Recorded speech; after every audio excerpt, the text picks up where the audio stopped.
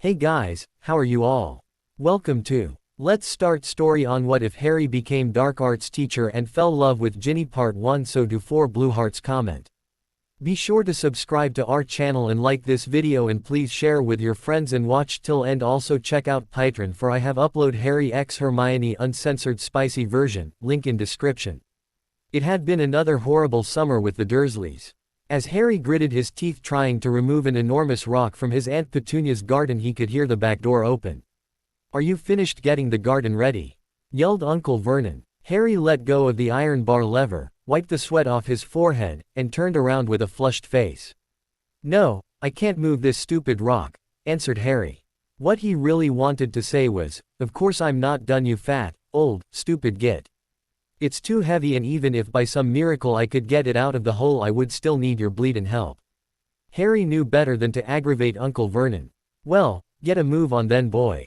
Your Aunt Petunia wants to get started on her garden so she can grow her own vegetables for Dudley," snarled Uncle Vernon.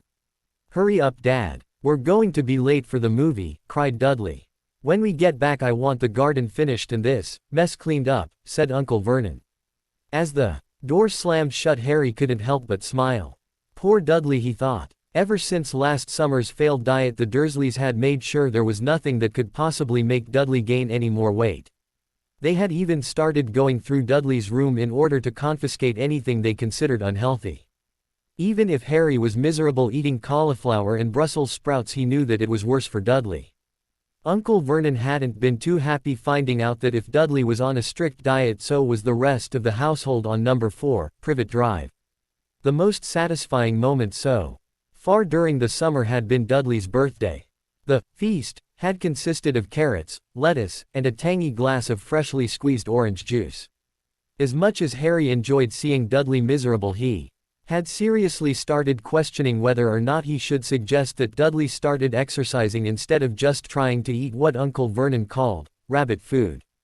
It was the beginning of July, and it had been a scorching summer, as Little Whinging, and the rest of England for that matter, had shattered temperature records.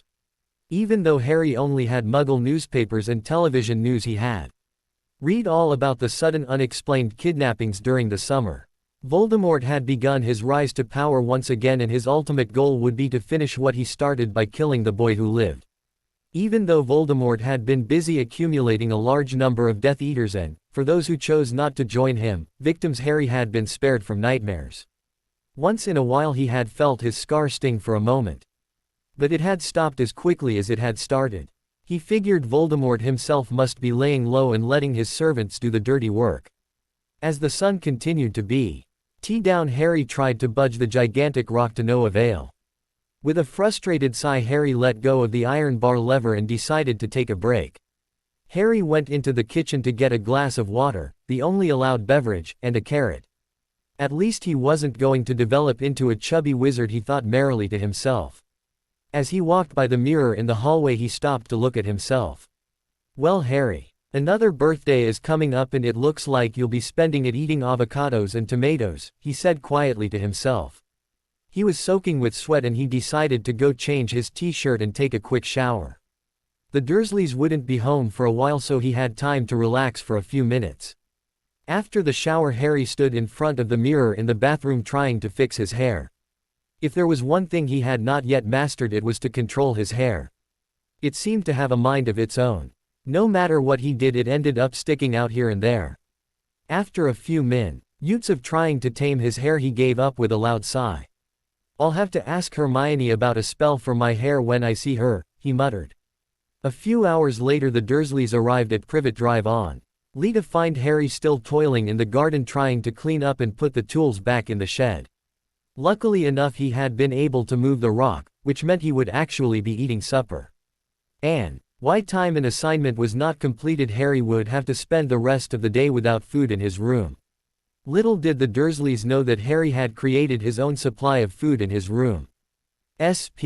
Ending every summer at Privet Drive had taught him that a meal was never guaranteed.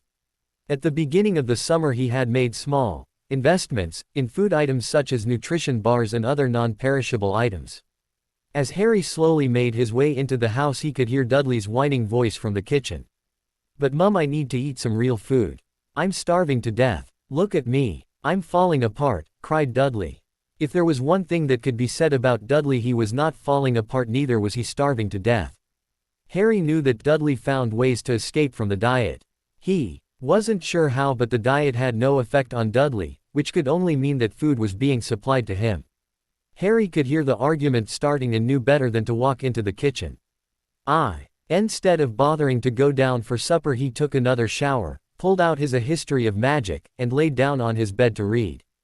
As he was reading, he came to a section concerning the killing curse, Avada Kedavra. Harry's first thought was Cedric Diggory. As much as everyone had tried to reassure him that it wasn't his fault that Cedric had died, he couldn't help but feel guilty. If only he would have taken the trophy alone. Cedric would still be alive and things might be different. He had gone over this a million times by now, but he always ended up feeling the same guilt. It pained him. Think about the previous year at Hogwarts. He started thinking about Cho Chang. Harry knew that she had liked Cedric, but he had not stopped thinking about her until after what happened during the Tri-Wizard tournament. He had once had a crush on Cho, but it had been replaced with a sense of sadness and shame. Every time that he had looked at Cho after that night, he could only feel shame and guilt. Whatever happened, he knew that his feelings for her had disappeared and he was once again alone. Of course he had his friends Ron and Hermione, but he had never felt like he belonged somewhere. He had tried to reassure himself that when he found someone he could share everything with, then maybe, just maybe, he could be happy. A familiar sound snapped Harry out of his thoughts as Hedwig came flying in through the window with a piece of parchment around her leg. She landed on Harry's arm and gently nipped at his left hand. Harry knew it had to be from Ron because he had sent a letter asking if he could come stay at the burrow before school started. He quickly opened up the parchment as Hedwig flew into her cage where fresh water waited for her. Oi Harry, I talked to Mum about letting you stay here before school starts and she said that it was fine with her. Dad told me he would have to make sure it was all right with Dumbledore. We are expecting an answer any day now. I'll you as soon as I know. Maybe you will be able to stay with us for your birthday. We all miss you, especially a special someone. Cheers, Ron. As Harry read the last part, he flushed a little, remembering the sing-ing musical card he had received from Ginny during his second year. I wish he was mine, he's really divine. Harry chuckled to himself. At least Ginny had been able to talk to him last year without constantly turning red. Harry quickly took out a piece of parchment and his quill to write a letter to Ron. Just as he was finished with his letter, another owl came flying in through the window, upsetting Hedwig in her cage.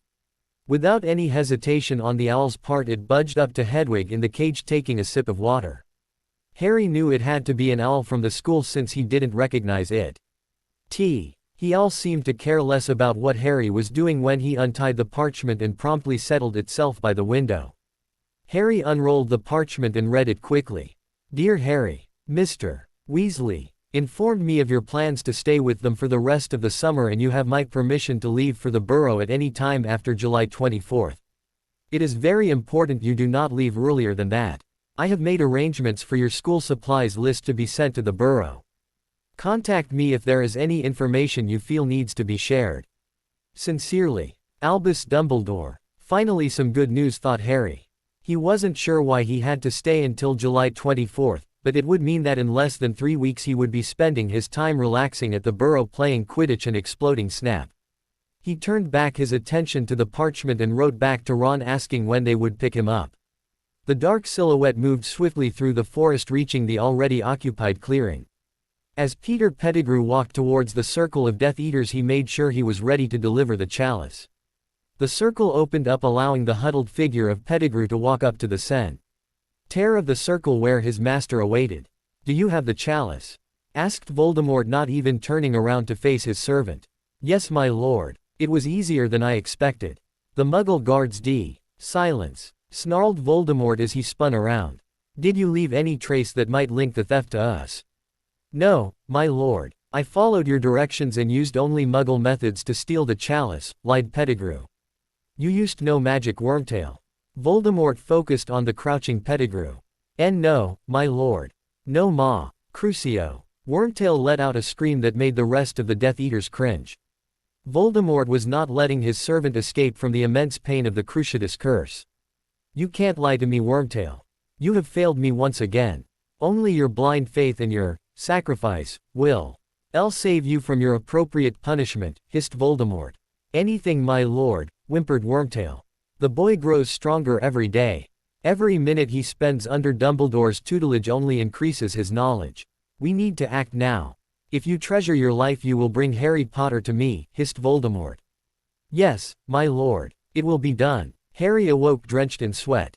His scar was throbbing with pain, and as he looked into the mirror in his room he could see it glowing dark crimson red.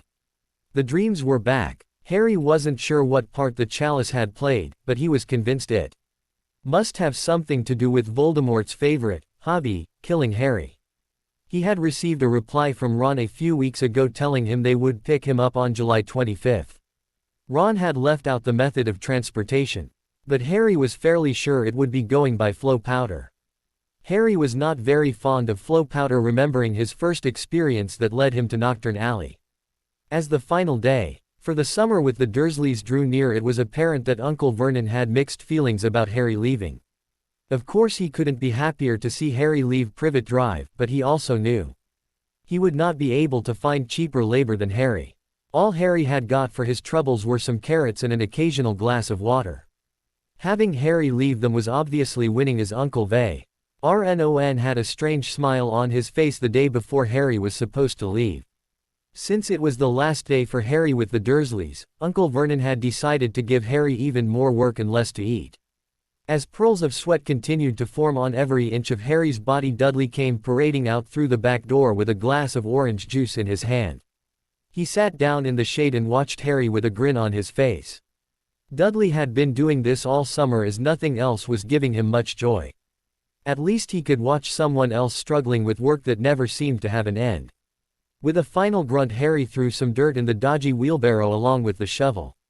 His work was finally done. Dudley had disappeared to his room a long time ago, probably busy eating some of his hidden chocolate. When Harry came out of the shed, he slowly looked around in the backyard. The garden looked ready to bloom on its own as the flowers and vegetables Harry had planted were starting to stick up. Quite proud of himself, Harry went up to his room to get ready for dinner. It was time for the Last Supper.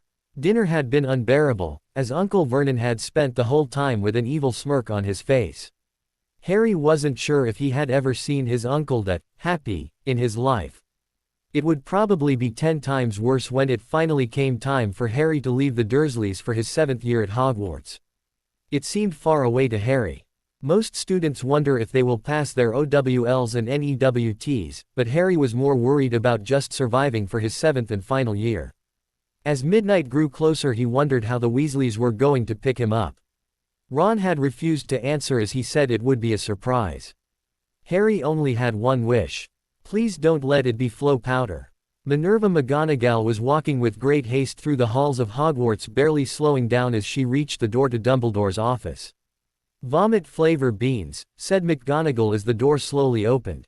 She stormed into the office expecting to find Dumbledore seated at his desk, but all she found was Fawkes sitting on his perch accompanied by the Sorting Hat.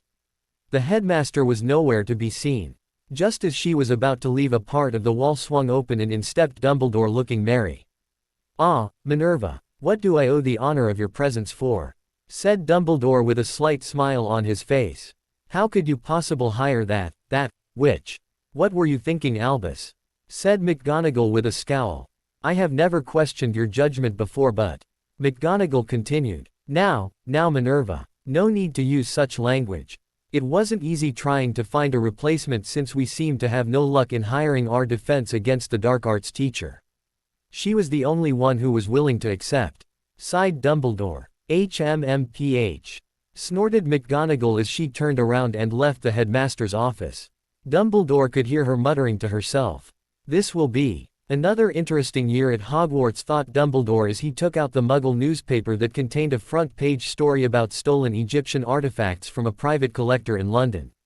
He read it several times, and every time he came to the same conclusion. Voldemort had taken his next step, and it was crucial that he took appropriate measures. There were good reasons for hiring the new Defense Against the Dark Arts teacher. It was true she had been one of the few to accept his offer, but she offered special abilities that would help strengthen the resolve of the students at Hogwarts and in particular Harry Potter. Alia I acta est, muttered Dumbledore. That Caesar had been a clever wizard, thought Dumbledore. If only he would have been good at divination. Harry awoke the next day in a hurry to pack up all his things. All he knew was that his method of transportation would arrive at 10 in the morning. As the clock struck 9 he was just finishing up packing his trunk and getting Hedwig ready when he heard Uncle Vernon and Aunt Petunia screaming from Dudley's room. "Explain yourself, Dudley," roared Uncle Vernon. All Harry could hear after that was Aunt Petunia sobbing amidst Dudley's whimpering voice while Uncle Vernon stomped through the house looking for more of Dudley's hidden food. "Just one more hour," said Harry to himself. Harry spent the last hour trying to figure out what Ron had planned. Before he knew it, the clock struck 10 and there was a knock on the door. Harry ran downstairs as fast as he could, but Uncle Vernon was already opening up the door. "Is Harry here?" a young girl's voice asked. "Who are you?" asked Uncle Vernon with a rude tone of voice. "I'm a friend of Harry's. I'm here to pick him up." "Is he ready?" said the voice again, this time a bit more determined. Harry tried to look around Uncle Vernon, a feat hardly easy, and managed to get a glimpse of strands of red hair. As Uncle Vernon finally stepped aside he could see Ginny Weasley standing on the front steps with a frightened look on her face. "Ginny," Harry said with a surprised look on his face. As their eyes met, Ginny's face started turning into the all-too-familiar Weasley red. She was barely able to look at him. "Oi, Harry," came a voice behind Ginny. Harry ran up to the door and saw the freckled face of his friend Ron Weasley. He had grown taller during the summer, Harry noticed. "Ron, it's great to finally see you again." "You too, Ginny," Harry added quickly, shooting a glance at her. "It's great to see you too, Harry," mumbled Ginny, her face glowing a bright shade of red. "Where is all your stuff?" asked Ron. "It's upstairs. Will you give me a hand?" said Harry, smiling. The two of them went upstairs as Ginny was left behind. They quickly gathered together all of Harry's belongings and dragged the trunk along with everything else down the stairs and out the door. Harry was about to turn around and say goodbye, but as soon as he had stepped over the threshold the door had been slammed shut and with a loud click, the door had been locked. Ron, Harry, and Ginny just stared at each other for a second before Harry broke the tension by a contagious laugh. Soon all three of them were standing on the sidewalk when it dawned on Harry. "How did you get here?" he asked Ron and Ginny. "Dad told us he wanted us to use some sort of Muggle transportation. He said it was called public transportation," sighed Ron. "It's public transportation," added Ginny, shaking her head. "Whatever it is slow and smelly," said Ron with a frown on his face. As they made their way to the bus stop, they only had to wait for a few minutes for the bus to arrive. "That'll be £25, sir," said the bus driver. "Here we go again," said Ron with an indignant sigh. "Harry, which one do I pay with?" asked Ron. Harry helped Ron to pay for their tickets, and as the bus rolled out of Little Whinging, the sun was shining brightly as if welcoming a new beginning. Finally, thought Har. Why, as he leaned back into his seat with Ron talking about the Chudley cannons and Ginny burying her head in a Muggle book.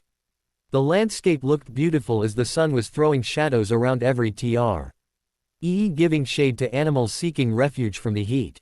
Harry blinked as Ron's voice broke through his serene trance. "Harry, I said, what do you think about this Crumb business?" asked Ron. Harry didn't help but smile as Ron was eager to hear Harry condemn Hermione's decision to go visit Victor Crumb in Bulgaria. During the Tri-Wizard tournament they had become very good friends, and there had been some tension between Ron and Hermione after Crumb had invited Hermione to visit him in Bulgaria. Ron had showed how much he disapproved of the whole idea, and the Yule Ball hadn't really helped the issue. Harry had not thought about it before last year, but it was clear Ron and Hermione liked each other more than friends. Harry thought he would torture his friend for a bit. "Well, I think it's great to see Hermione broaden her views by going to Bulgaria. After all, Dumbledore said that we had to form relationships across all borders," Harry said with a straight face. "I can't believe you, Harry," Ron cried. "If you think having Hermione go off to see that Crumb fella is good for relations, then why whoa." Ron was interrupted by Harry and Ginny rolling around in their seats laughing. Ron's face and ears turned a bright red as he frowned. "What are you two laughing about?" Ron asked with a slightly irritated voice. You and Hermione, Harry said between laughs. It is so obvious, Ron. What are you talking about? Ron said. The irritation was gone and Ron was starting to look worried that his secret might be out. Oh, never mind, Harry said, wiping the tears from his face. He hadn't laughed this hard during the whole summer with the Dursleys. As Ron turned his attention to Ginny, there was no doubt she knew all too well how her brother and Hermione felt. Harry shot a glance at Ginny, who was having a hard time stifling her laughter. Harry couldn't help but start laughing again. Stunned by the simultaneous laughter from his best friend and his sister, Ron was beginning to lose his temper. What are you laughing about? I want to know what's so funny. Ron's face was now beet red and his hair looked like it was on fire. Thankfully for the travelers, they were just pulling into Ottery Street. Catchpole as Ron decided to leave the two alone in their amusement. As they got off the bus, Mr. Weasley was waiting for them in his new Muggle car. Harry remembered the fate of the Preview Sly enchanted car that he and Ron had used to fly to Hogwarts at the beginning of their second year. That was the time he had learned about howlers. Ah, Harry, it's wonderful to see you again, said Mr. Weasley, smiling. Arthur Weasley looked tired as he had been working late nights at the Ministry of Magic. The escalation of Voldemort's activities had led to long days and nights, especially because Minister Fudge refused to believe Voldemort had returned. Harry knew that he and Mrs. Weasley would try to keep up a good mood with Harry at the Burrow. They had almost become his mother and father How Harry thought as he stepped off the bus dragging his trunk. It's great to see you too, Mr. Weasley, Harry said, flashing a smile. I am so excited about your trip. Now Ron, Ginny, you have to tell me all about this bus and how it works. Mr. Weasley said in an excited voice. While Ginny explained to her father how the bus worked and all about the fair, Harry was busy trying to calm down Hedwig. He hadn't been able to fly freely at the Dursleys, and it seemed like she could sense her opportunity to fly. After a few minutes, Harry was able to subdue Hedwig. Before he knew it, he could see the Burrow coming up. Just as they pulled up, there was a loud explosion from the house, followed by the all too familiar voice of Mrs. Weasley. Fred, George, I thought I told you there will be no more of your inventions in this house. A few seconds later, the door was flung open as the twins were fleeing for their lives. They ran past the car, with a quick hello to Harry, heading for Sanctuary down by the lake. Harry couldn't help but wonder whether or not the money he had given them had been a good investment for the rest of the Weasley family. Molly Weasley came stomping out through the door with an angry look on her face. Scanning the area, she could see the backs of the twins as she turned to the car. Harry, she cried out. Hi, Mrs. Weasley, Harry said, bracing himself for the hug. It's so good to see you again. Sometimes I wish we could trade you for two of ours, Mrs. Weasley said with a slight frown on her face. We couldn't do that to anyone. That would be cruel, said Ginny with a wicked smile playing on her face. Harry was surprised by the sudden burst of confidence and turned to look at Ginny with his mouth wide open. Ginny felt him staring at him and turned to look at him. I wouldn't mind trading though, she said, slightly blushing. Now, said Mr. Weasley. I'm sure they know what they will have to do when they get back. Let's get all of you inside. I'm sure you're all hungry after such a long trip, Mrs. Weasley said in a lighter voice. With Harry and Ron carrying the trunk up to the Burrow, Mrs. Weasley was making comments on how the Dursleys must not have fed Ari enough during the summer with the carrots and all. Finally home, thought Harry as he made his way up to Ron's bedroom. My lord, you wanted to see me.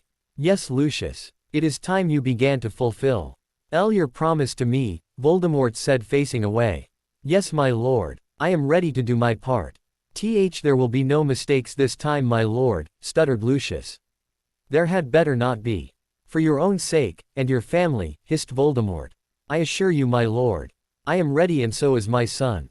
He will do what I tell him to do, said Lucius.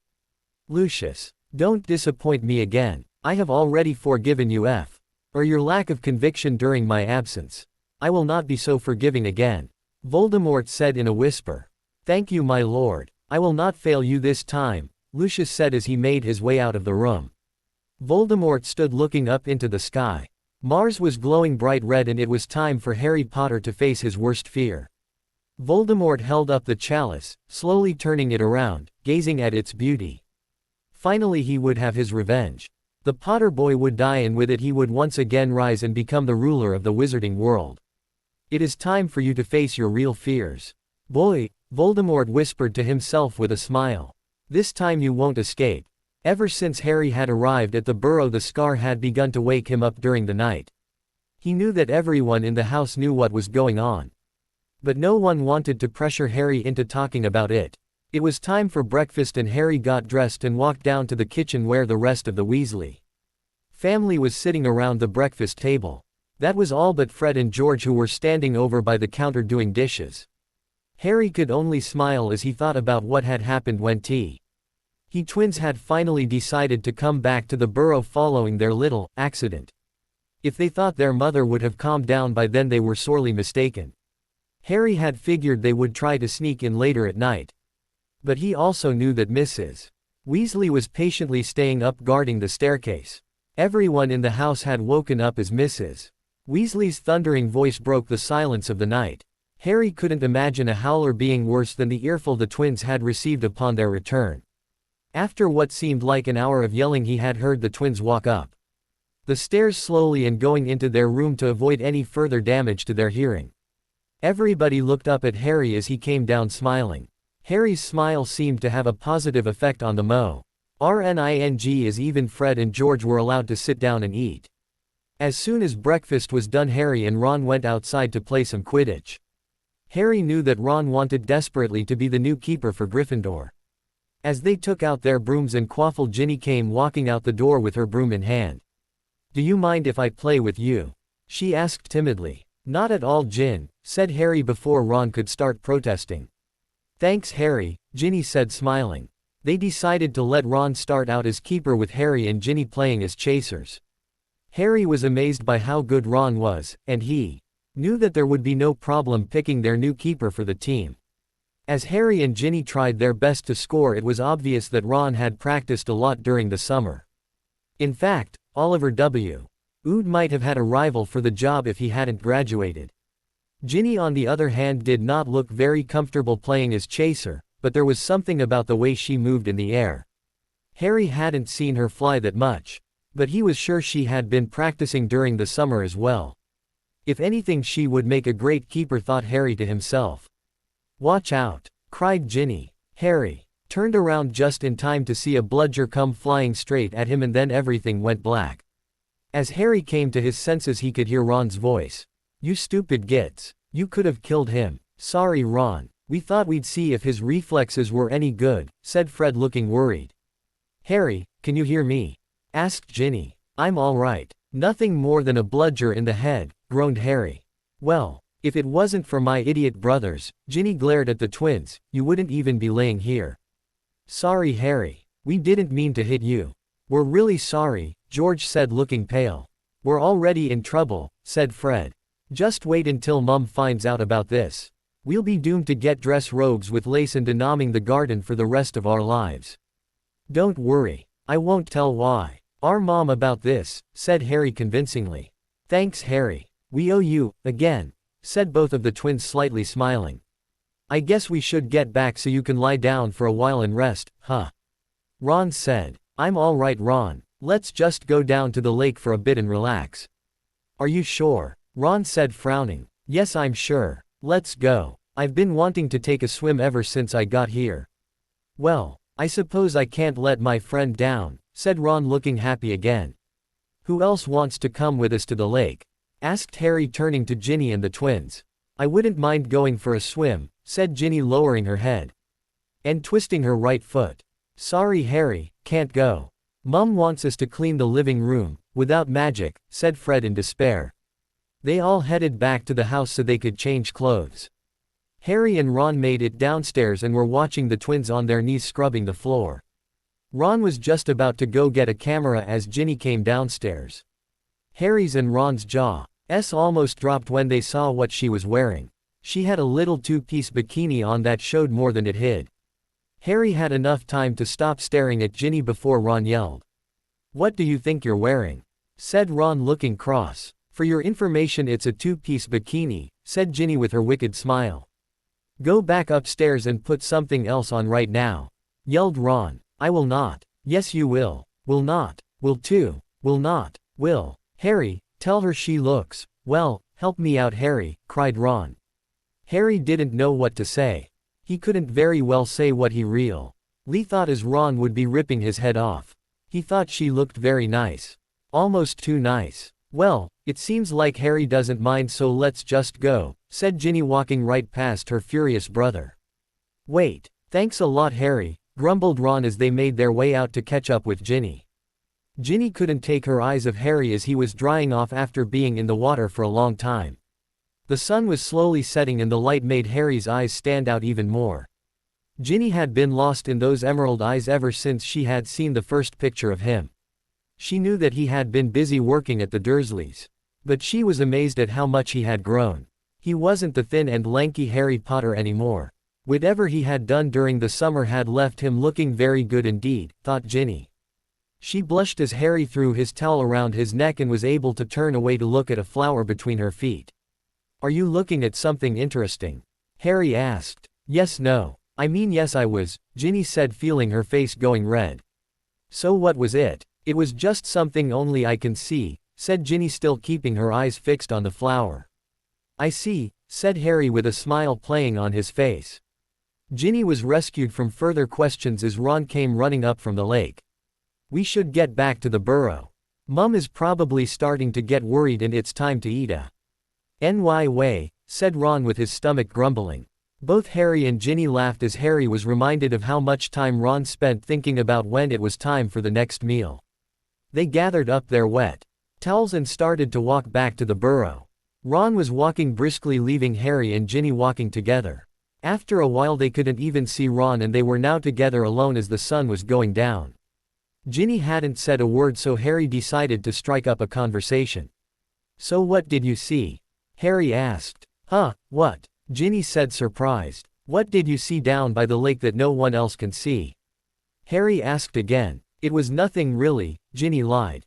You can tell me Ginny. I won't think you're crazy.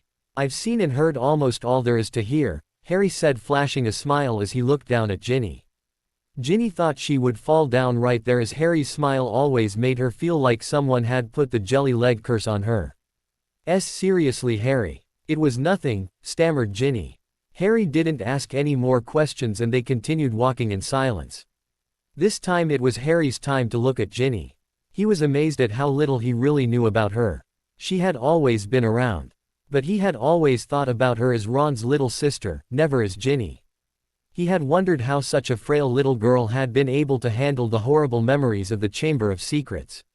He knew that she had been having nightmares because Ron had mentioned it to him when they had been denaming the garden with the twins. He wanted to ask her about it, but he felt it wasn't the right time. I'll do it later, thought Harry. She wasn't a little girl anymore though. Her hair was Weasley red, but she had a shimmer of what looked like gold in her hair. She had really taken him by surprise with her bikini, he thought to himself smiling. She had really looked good. What am I thinking? Thought Harry. She's Ron's little sister. But she did look very, very nice, said a voice in the back of his mind. What are you smiling for? Ginny asked looking at Harry with curiosity. Oh, nothing, said Harry feeling his cheeks burn. Harry turned away quickly as he set his eyes on the burrow and voices coming from the kitchen. Ginny was sure she had just seen Harry blush. Maybe things would be different this year. Maybe he would finally notice me, she thought to herself as they walked into the kitchen. After dinner Harry and Ron played a game of wizard chess leading to a demolishing victory where Ron's rook finished the game by ripping off the head of Harry's king. Your pieces are really mean, said Ginny disgusted. No they're not. They just play to win, Ron said. Want to play again Harry? No thanks Ron. I think my pieces have had enough of a thrashing for one night, Harry sighed. Besides, it's time to go to bed. They made their way upstairs with Ginny stopping at the third floor. Goodnight Harry, Ron, said Ginny as she opened up her door. Goodnight Gin, said Harry smiling at her. Night Ginny. Get up early tomorrow or you won't be able to come with us to Ottery Street. Catchpole. I'll be up early. Don't worry, said Ginny yawning. The boys hurried up to their room and went to bed. Right before Harry was about to turn off the light Ron sat up. Harry, what do you really think about Hermione? I mean, how do you feel about her? Caught by surprise, Harry sat up looking at Ron. What do you mean? Harry asked. Well, I mean, how do you feel about her? I mean, do you like her? Ron said, beginning to change into his usual Hermione pink color. Ooh, I see. Well, I like her as a very good friend, said Harry with a smile forming on his lips. That's great, Harry, said Ron, a bit too excited as he caught himself. I mean, that's good, I guess, Ron said, trying to sound laid back. I suppose it is, said Harry. Since you like her a lot more. Yes, what? Harry could see Ron's face glowing in the dark, and it was all he could do not to burst out laughing at his friend's situation. Good night, Ron, Harry said, stifling a laugh. Yeah, good night, Harry, said Ron, trying to hide the worry in his voice. Ginny was laying awake in her room thinking about the boy she had admired for years. He had started to call her Gin, and she really liked the way it sounded. Maybe things were going to be different, she thought. Things would change this year. She was sure of it. Gin, she whispered to herself as she looked out her window. Mars was bright tonight, she thought to herself. Severus Snape was walking towards Dumbledore's office and he ran into Minerva McGonagall, causing her to fall flat on her back. Watch where you're going, Minerva, sneered Snape. What? I have never, flustered McGonagall. Precisely, said Snape, walking past her. Severus, I demand an apology, cried McGonagall as she was getting up from the floor, but he was already gone. Snape walked into Dumbledore's office and saw the headmaster sitting at his desk, studying what seemed to be a Muggle newspaper. Dumbledore looked up with a tired look. Ah, Severus, how are you? Anything new to report? Dumbledore asked. Voldemort has been able to locate and acquire the chalice, said Snape quickly. Yes, I know, Severus. I read all about the theft in the London Times. It's quite incredible how little Muggles know about magic, yet they report vigorously when there has been a, shall we say, curious event. Dumbledore said with a sly smile forming on his lips. Then you know what he intends to do with it, added Snape. Yes, Severus, I knew this day would come. But I was hoping it would be later. Very well, it is time for us to prepare our students for the inevitable, sighed Dumbledore. I suppose that's why you hired the Defense Against the Dark Arts teacher, said Snape, irritated. Now, Severus, you know as well as I do that I need you to teach potions. You are one of the best, if not the best, student of potions to ever attend Hogwarts. Snape couldn't help but smile at the compliment. He had always wanted the Defense Against the Dark Arts position, but he did love potions. Next time you are looking for a new teacher, Albus, talk to me first. And that should be next year if we keep up our traditions, sneered Snape as he turned to leave. There is one more thing before you go, said Dumbledore. I need you to help out our new member with certain potions to keep her healthy, added Dumbledore. Snape only nodded as he whirled out of the office, muttering to himself. If anyone finds out about this, I'll be receiving complaints from every parent and ministry member. Thought Dumbledore. I hope he is ready for this year, or else there is not much hope for us. Fawkes flew over to Dumbledore and was looking around anxiously. Quote, even you can sense something evil is upon us, said Dumbledore, stroking Fawkes gently. I just hope he is ready, whispered Dumbledore again. Hermione had just got back from Bulgaria and it was time for her to go visit her friends at the Burrow. She had been owling Harry and Ginny all summer, but Ron had been a different matter. As soon as she had made it clear she was going to Bulgaria to visit Victor, Ron had stopped owling her. She had only received an answer to her owl reading. Hermione, I'll see you at King's Cross. Ron, she had been really hurt by Ron's letter. Usually they would all meet at the Burrow to celebrate Harry's birthday, but this summer Ron hadn't even invited her. It had been Ginny who had written to her asking her to come. She had of course had a wonderful time in Bulgaria with her parents and Victor. They had gone to see most of the sights and she had brought home several books on the history of Durmstrang and Bulgaria. The new food and people had been a great experience. Victor had wanted to spend all of his time with Hermione, and since she needed a translator it was a simple choice. They had gone out to watch the sunsets and the stars on several occasions, and that had been when they had a more serious talk. Ninny, I really like you. I like you too, Victor, Hermione said, still looking at the stars. I've been thinking about going to Hogwarts, Victor stammered. Hermione turned to look at him. Really? But why? I mean, you really like it here. Well, I was thinking it would be a good experience, Victor said looking down. Hermione could tell there was something he wasn't telling her.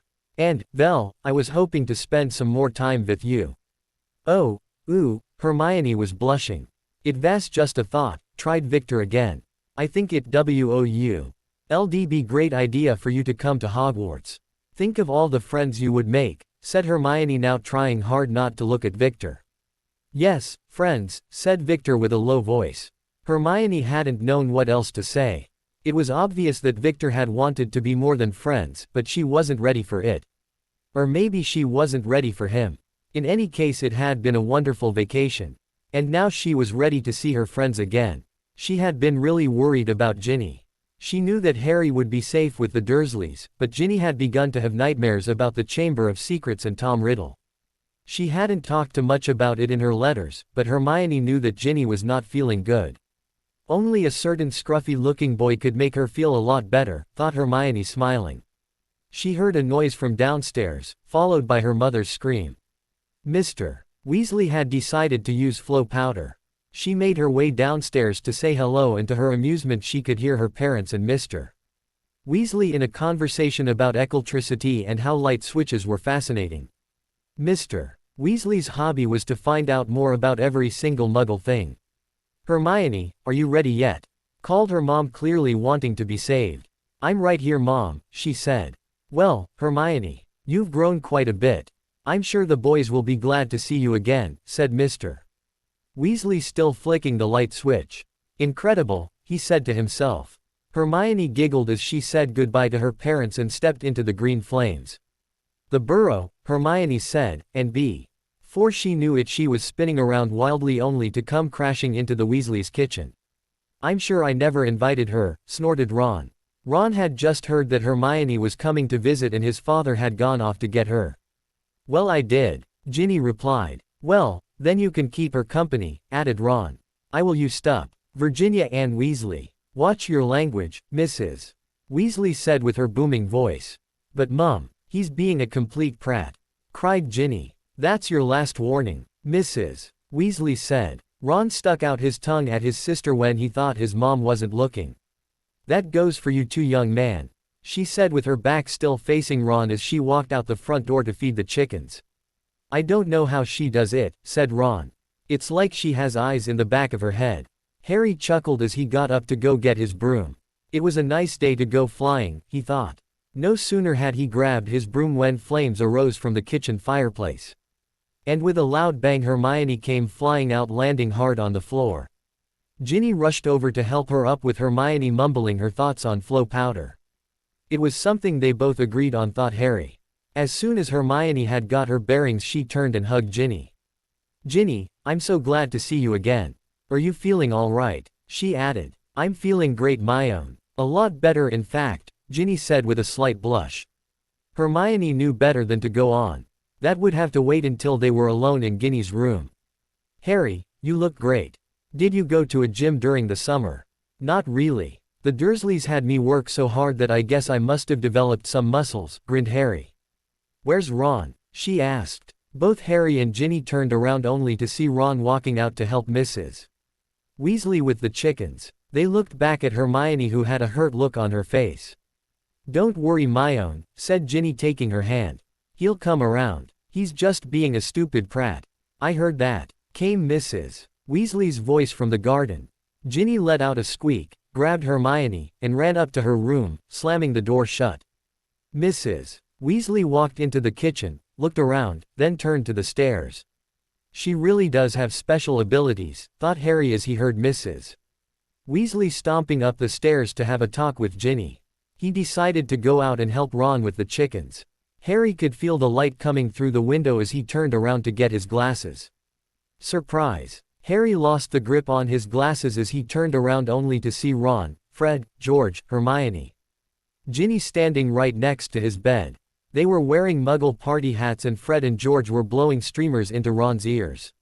He sat up, rubbing his eyes. Ginny had come up to give him his glasses. Thanks, Gin, he said. Hurry up, sleepy head, Ron chuckled. Mum's got a birthday cake for you downstairs and I'm hungry. Everyone filed out of the room as Harry got up to get dressed. When he came downstairs, the kitchen had banners hanging from the ceiling saying, "Happy birthday, O heir of Slytherin." This was no doubt the works of the twins. Mrs. Weasley gave both of them a STERN look as they quickly dodged out her reach. Everyone sat down around the table to have a piece of the chocolate cake Mrs. Weasley had made. Unfortunately for everyone, the twins had been up to their usual mischief. As soon as everyone had eaten their marzipan flour, there was a loud poof, and everyone had sprouted a tail and donkey ears. Mrs. Weasley was not amused as she grabbed a hold of Fred and George and force-fed them some of their own marzipan flowers. When it was time for Harry to open up his gifts, 2 owls came flying through the window, landing on the table. Harry knew that one was probably from Hagrid because it was a school owl. He had never seen the other owl, but he suspected it was from Sirius. His first gift was from Hermione, who had bought him a book on Bulgarian Quidditch players and their moves. He saw Ron's disapproving frown at the sight of the cover featuring Victor Crumb. Next up was Fred and George. They gently put their present on the table and stepped back a few steps. Harry knew better than to trust anything that the twins gave him, so he opened it up slowly and turned his head away just before some gray smoke came out of the box. When the smoke had cleared, so had the twins. Harry looked around to see the rest of them with bright red chicken feathers. Inside the box was a wooden box that said, "Weasley's Wizard Wheez's Wooden Wonderbox." It had every single item the twins had invented, with suitable descriptions to the effects of everything. "I wish those two would spend more time studying instead of trying to blow up the house," grumbled Mrs. Weasley. Ron stepped forward with a small package that was from the Weasley family. Harry opened it up and found a photo album with pictures of him with the rest of the Weasleys. It was hard for him to hold back the tears as he looked through the album, seeing all 9 of the Weasleys in one picture waving madly. Even Bill and Charlie were in the picture. "Thank you so much," Harry said, hugging everyone. "You don't know how much this means to me." Harry opened up Hagrid's package, and in it was a book called Ferocious Animals Who Are Nice, Unless They Bite Your Head Off. There was also a note wishing Harry a happy birthday. The last package only had a short note on it saying, "Happy birthday, Harry. Wish I was there. This will help you in your classes."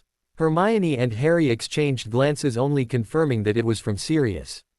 Inside was a black book with the title The Dark Arts, a History.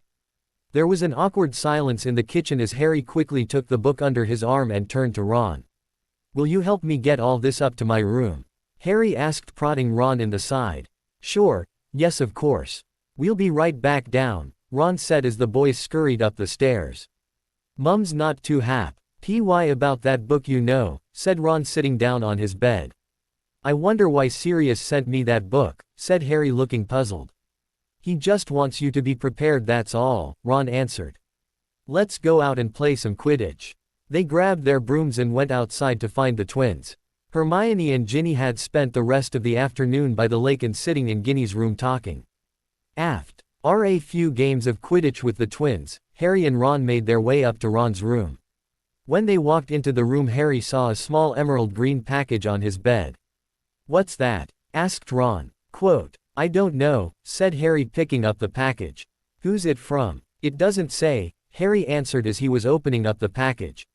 Inside was a little velvet blue box with a small note attached to it. "Happy birthday, Harry. I found this at an old antique store in town. The salesman said it would bring you good luck. I hope you like it. Love, Ginny." He opened up the box and inside was a necklace with a pendant that looked like the snake that had been guarding the entrance to the Chamber of Secrets. It had bright red eyes made out of rubies and a body that was curled up, looking like it was guarding something. "That must have cost a fortune," gasped Ron. "I can't accept this," said Harry quietly. "I'll go talk to Ginny about it."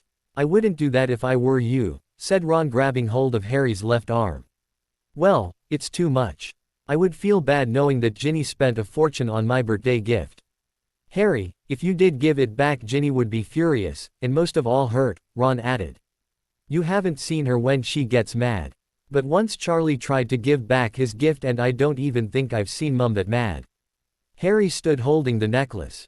"I guess I do want to live to see another day," Harry said, smirking. Meanwhile, Hermione and Ginny were sitting in their room talking about all the things Hermione had experienced in Bulgaria. Finally, the topic landed on Victor. "Sue, how do you feel about Victor?"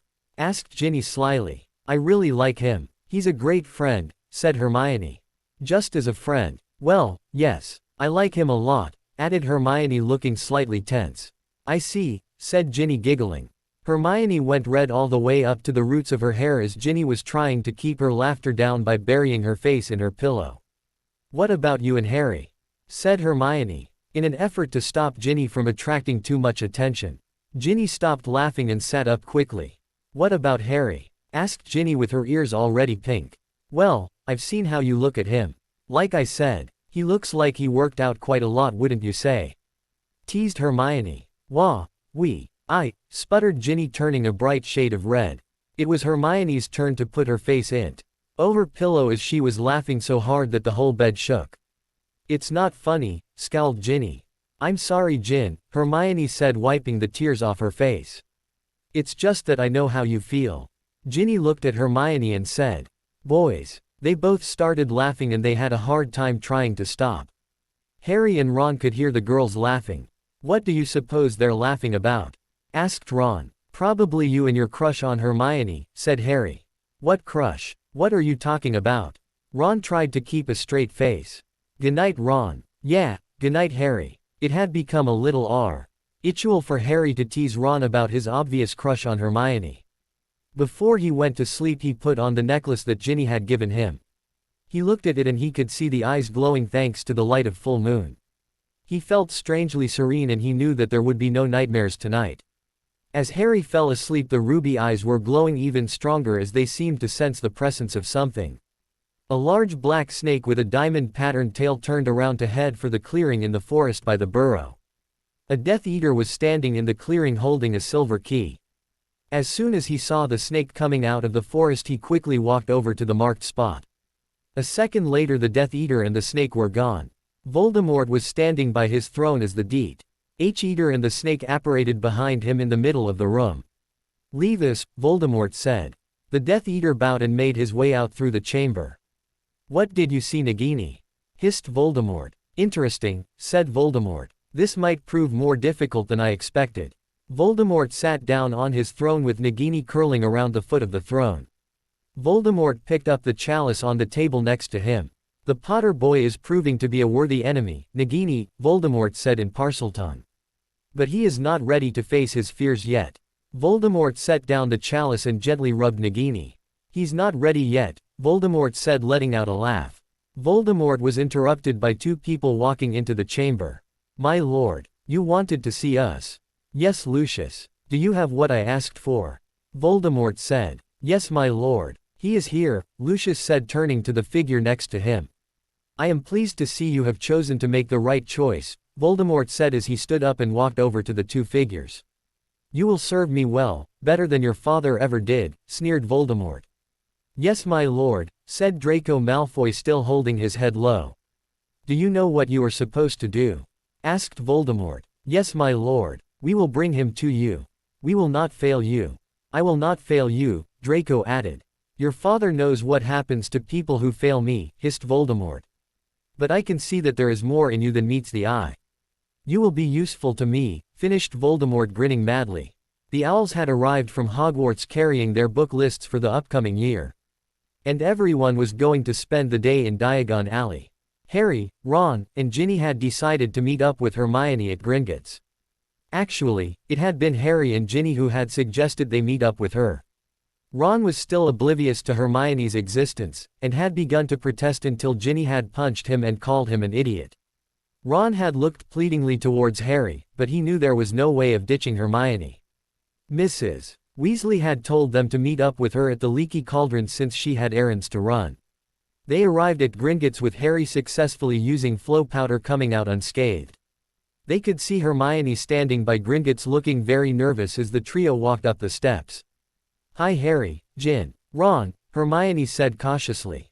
"It's so good to see you again, my own," Ginny said, rushing up to hug her friend. "Yeah, you look great, Hermione," Harry said. "Hi," Ron muttered, looking down at his feet.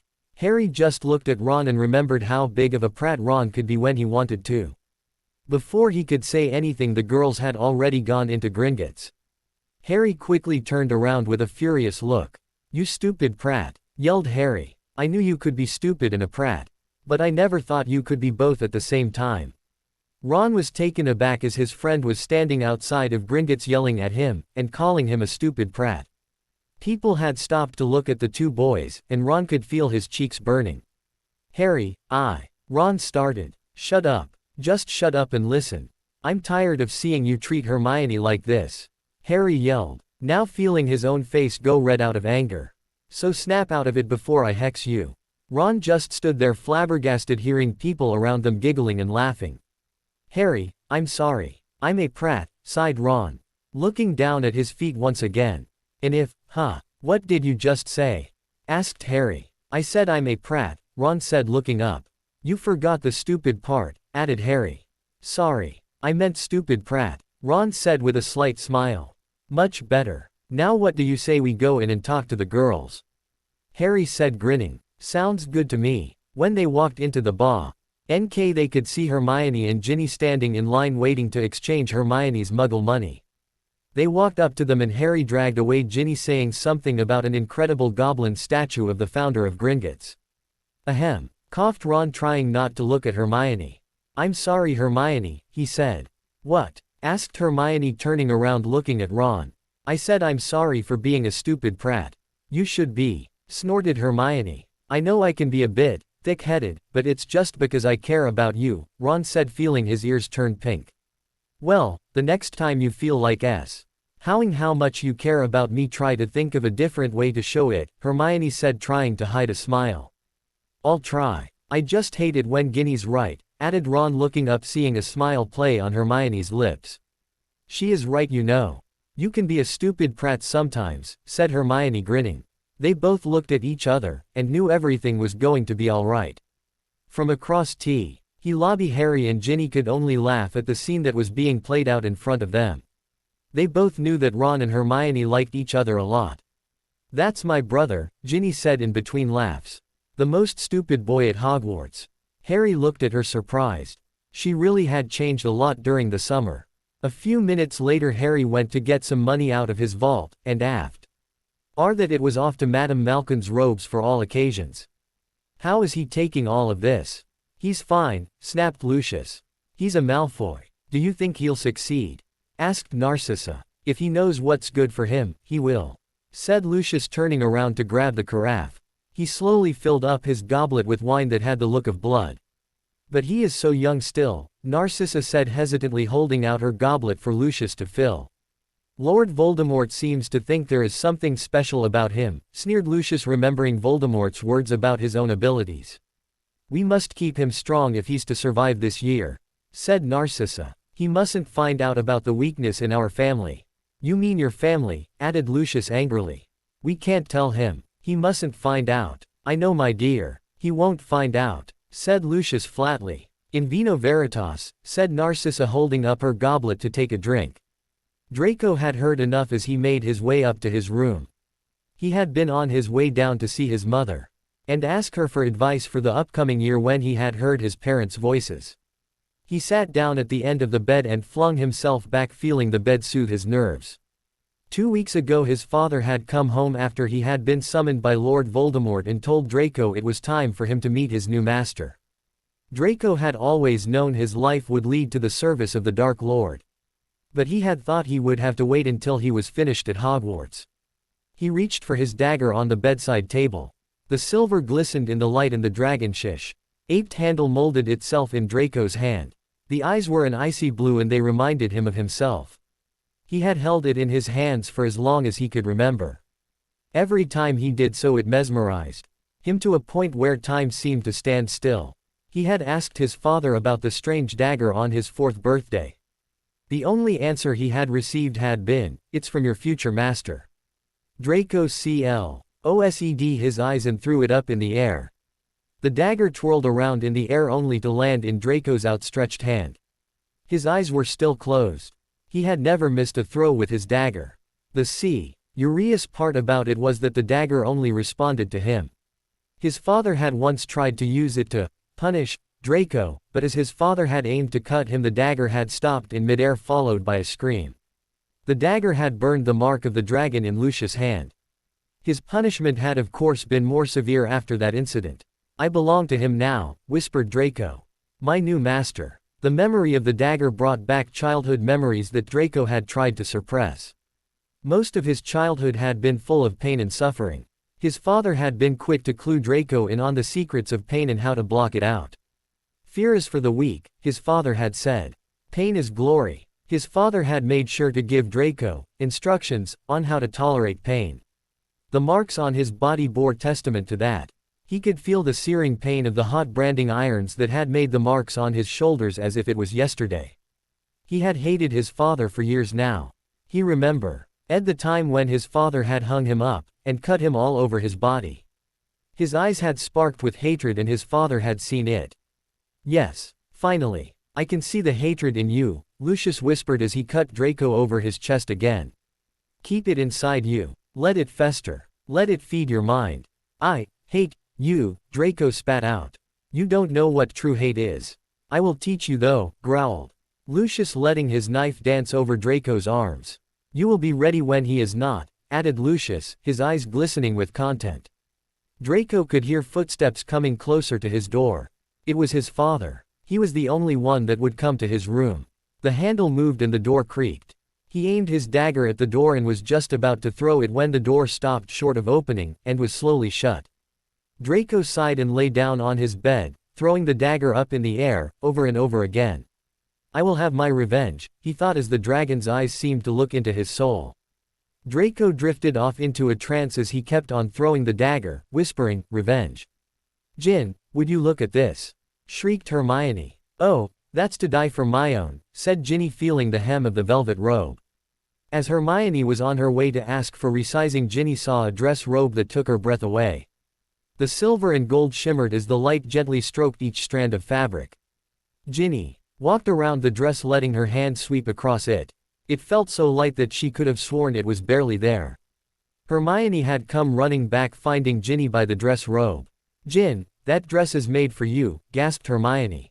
"I know. Isn't it beautiful?" said Ginny. "Too bad it's just a dream," sighed Ginny, letting her hand fall to her side. "How much is it?" asked Hermione. Ginny lifted up the price tag, letting it go with a dejected laugh. "A girl can dream, can't she?" she said, walking away from the dress, holding back her tears. "I never have anything new," she thought to herself, as she made her way over to the exit where Harry and Ron were waiting. Harry and Ron had known the trip to Madame Malkin's was inevitable, but little did they know that the girls were going to spend 2 hours looking at dress robes. At every shriek from Hermione or Ginny there had been an equally painful roll of the eyes from Ron, followed by groans from Harry. He and Ron had picked out their dress robes in 7 minutes. And that was counting the time it took to fit them. Ron had actually fallen asleep on the bench, no doubt put there for a reason, and Harry had sat down to look at the people walking by the store. After a while he had seen Hermione, with her bushy hair, come darting by looking for the seamstress. He had looked up to find Ginny standing by a dress made out of silver and gold. The sight took Harry's breath away. The dress looked like it would be a perfect fit for Ginny, and he had left his mouth hanging open. "She's definitely not a little girl anymore," he thought, still unable to tear his eyes away from Ginny. Hermione had went back to Ginny, and they had exchanged a few words until Ginny had come walking up to where Ron and Harry were sitting. "I'll be right outside. I just need to go outside for a while," Ginny had said as she walked out quickly. Hermione had come up to him looking sad. "What's wrong with Ginny?" Harry asked. "She saw this perfect dress," said Hermione sadly. "But she can't afford it." "It was really beautiful," said Harry, looking out the window at Ginny. Harry turned around only to find Hermione with an evil smile plastered on her face. "What was really beautiful?" asked Hermione, amused. Well, the dress," Harry stammered, feeling his cheeks go pink. "Uh-huh," said Hermione, nodding. "I'm sure you thought so," she added, giggling as she went up to pay for her new dress robe. Harry woke up Ron, who was talking in his sleep about quaffles and chasers.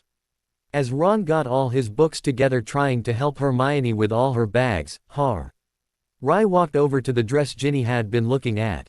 He looked at the price tag, and carefully looked at again just to make sure his eyes hadn't deceived him. He turned around and ran back to the do. Or where Ron and Hermione were trying desperately to get out without dropping one of their bags. They made their way up to the leaky cauldron and sat down to wait for Mrs. Weasley. All of a sudden Harry remembered something Mr. Weasley had asked him to do. "I'll be right back," said Harry, darting out of the leaky cauldron heading for the Muggle streets. "What's with him?" asked Ron, frowning. "Dad asked him to get something for him this morning," said Ginny, staring at Hermione's bag from Madame Malkin's. Hermione could see her staring at her bag, and she tried to shuffle around her bags in order to hide her new dress robe. The door opened again and Mrs. Weasley stood in the doorway looking flustered. She walked up to the trio and sat down, letting out an exasperated sigh. She looked around only to find Harry gone. "Where's Harry?" she asked with worry. "He just had an errand to run for Dad," Ginny said, snapping out of her sadness. She didn't want to make her mother feel bad about not having enough money to buy a new dress robe. At that moment the door flung open with Harry struggling to carry a huge box into the leaky cauldron. He waved his arms to catch Ron's attention, asking him to help him out. Ron ran over to help him out and was surprised at how heavy the box was. "What's in this ruddy thing?" he asked. "Ronald Weasley," started Mrs. Weasley. "Sorry, Mum," said Ron, coughing before he spoke again. "Harry, old chap, what, if I may so humbly inquire, is in that cube made out of reinforced paper?" Ron said with his best Percy impression. Harry couldn't help but laugh. Hermione and Ginny were giggling, but Mrs. Weasley gave Ron a stern look. "I'll let your dad show you when he gets home," Harry said, walking over to grab his bags. They made their way to the fireplace in the back with Mrs. Weasley going first, followed by Ginny and Hermione. "So what's in that ruddy thing anyway?" asked Ron again. Mrs. Weasley's head popped up in the fire to the boys' surprise. "Ronald Weasley, what did I tell you? Get back here now. You have chores to do," said Mrs. Weasley as she disappeared once again, leaving Ron looking horrified.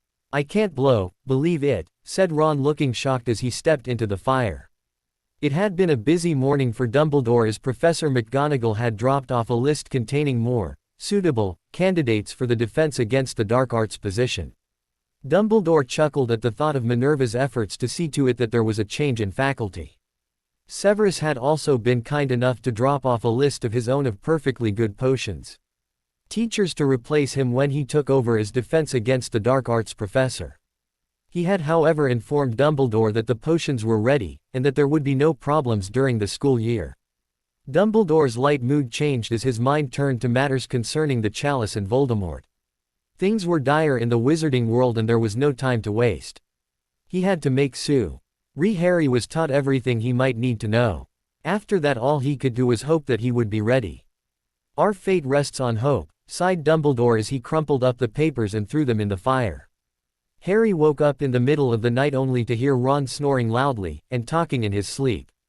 "Hermione," grumbled Ron as he threw his arms out and pursed his lips.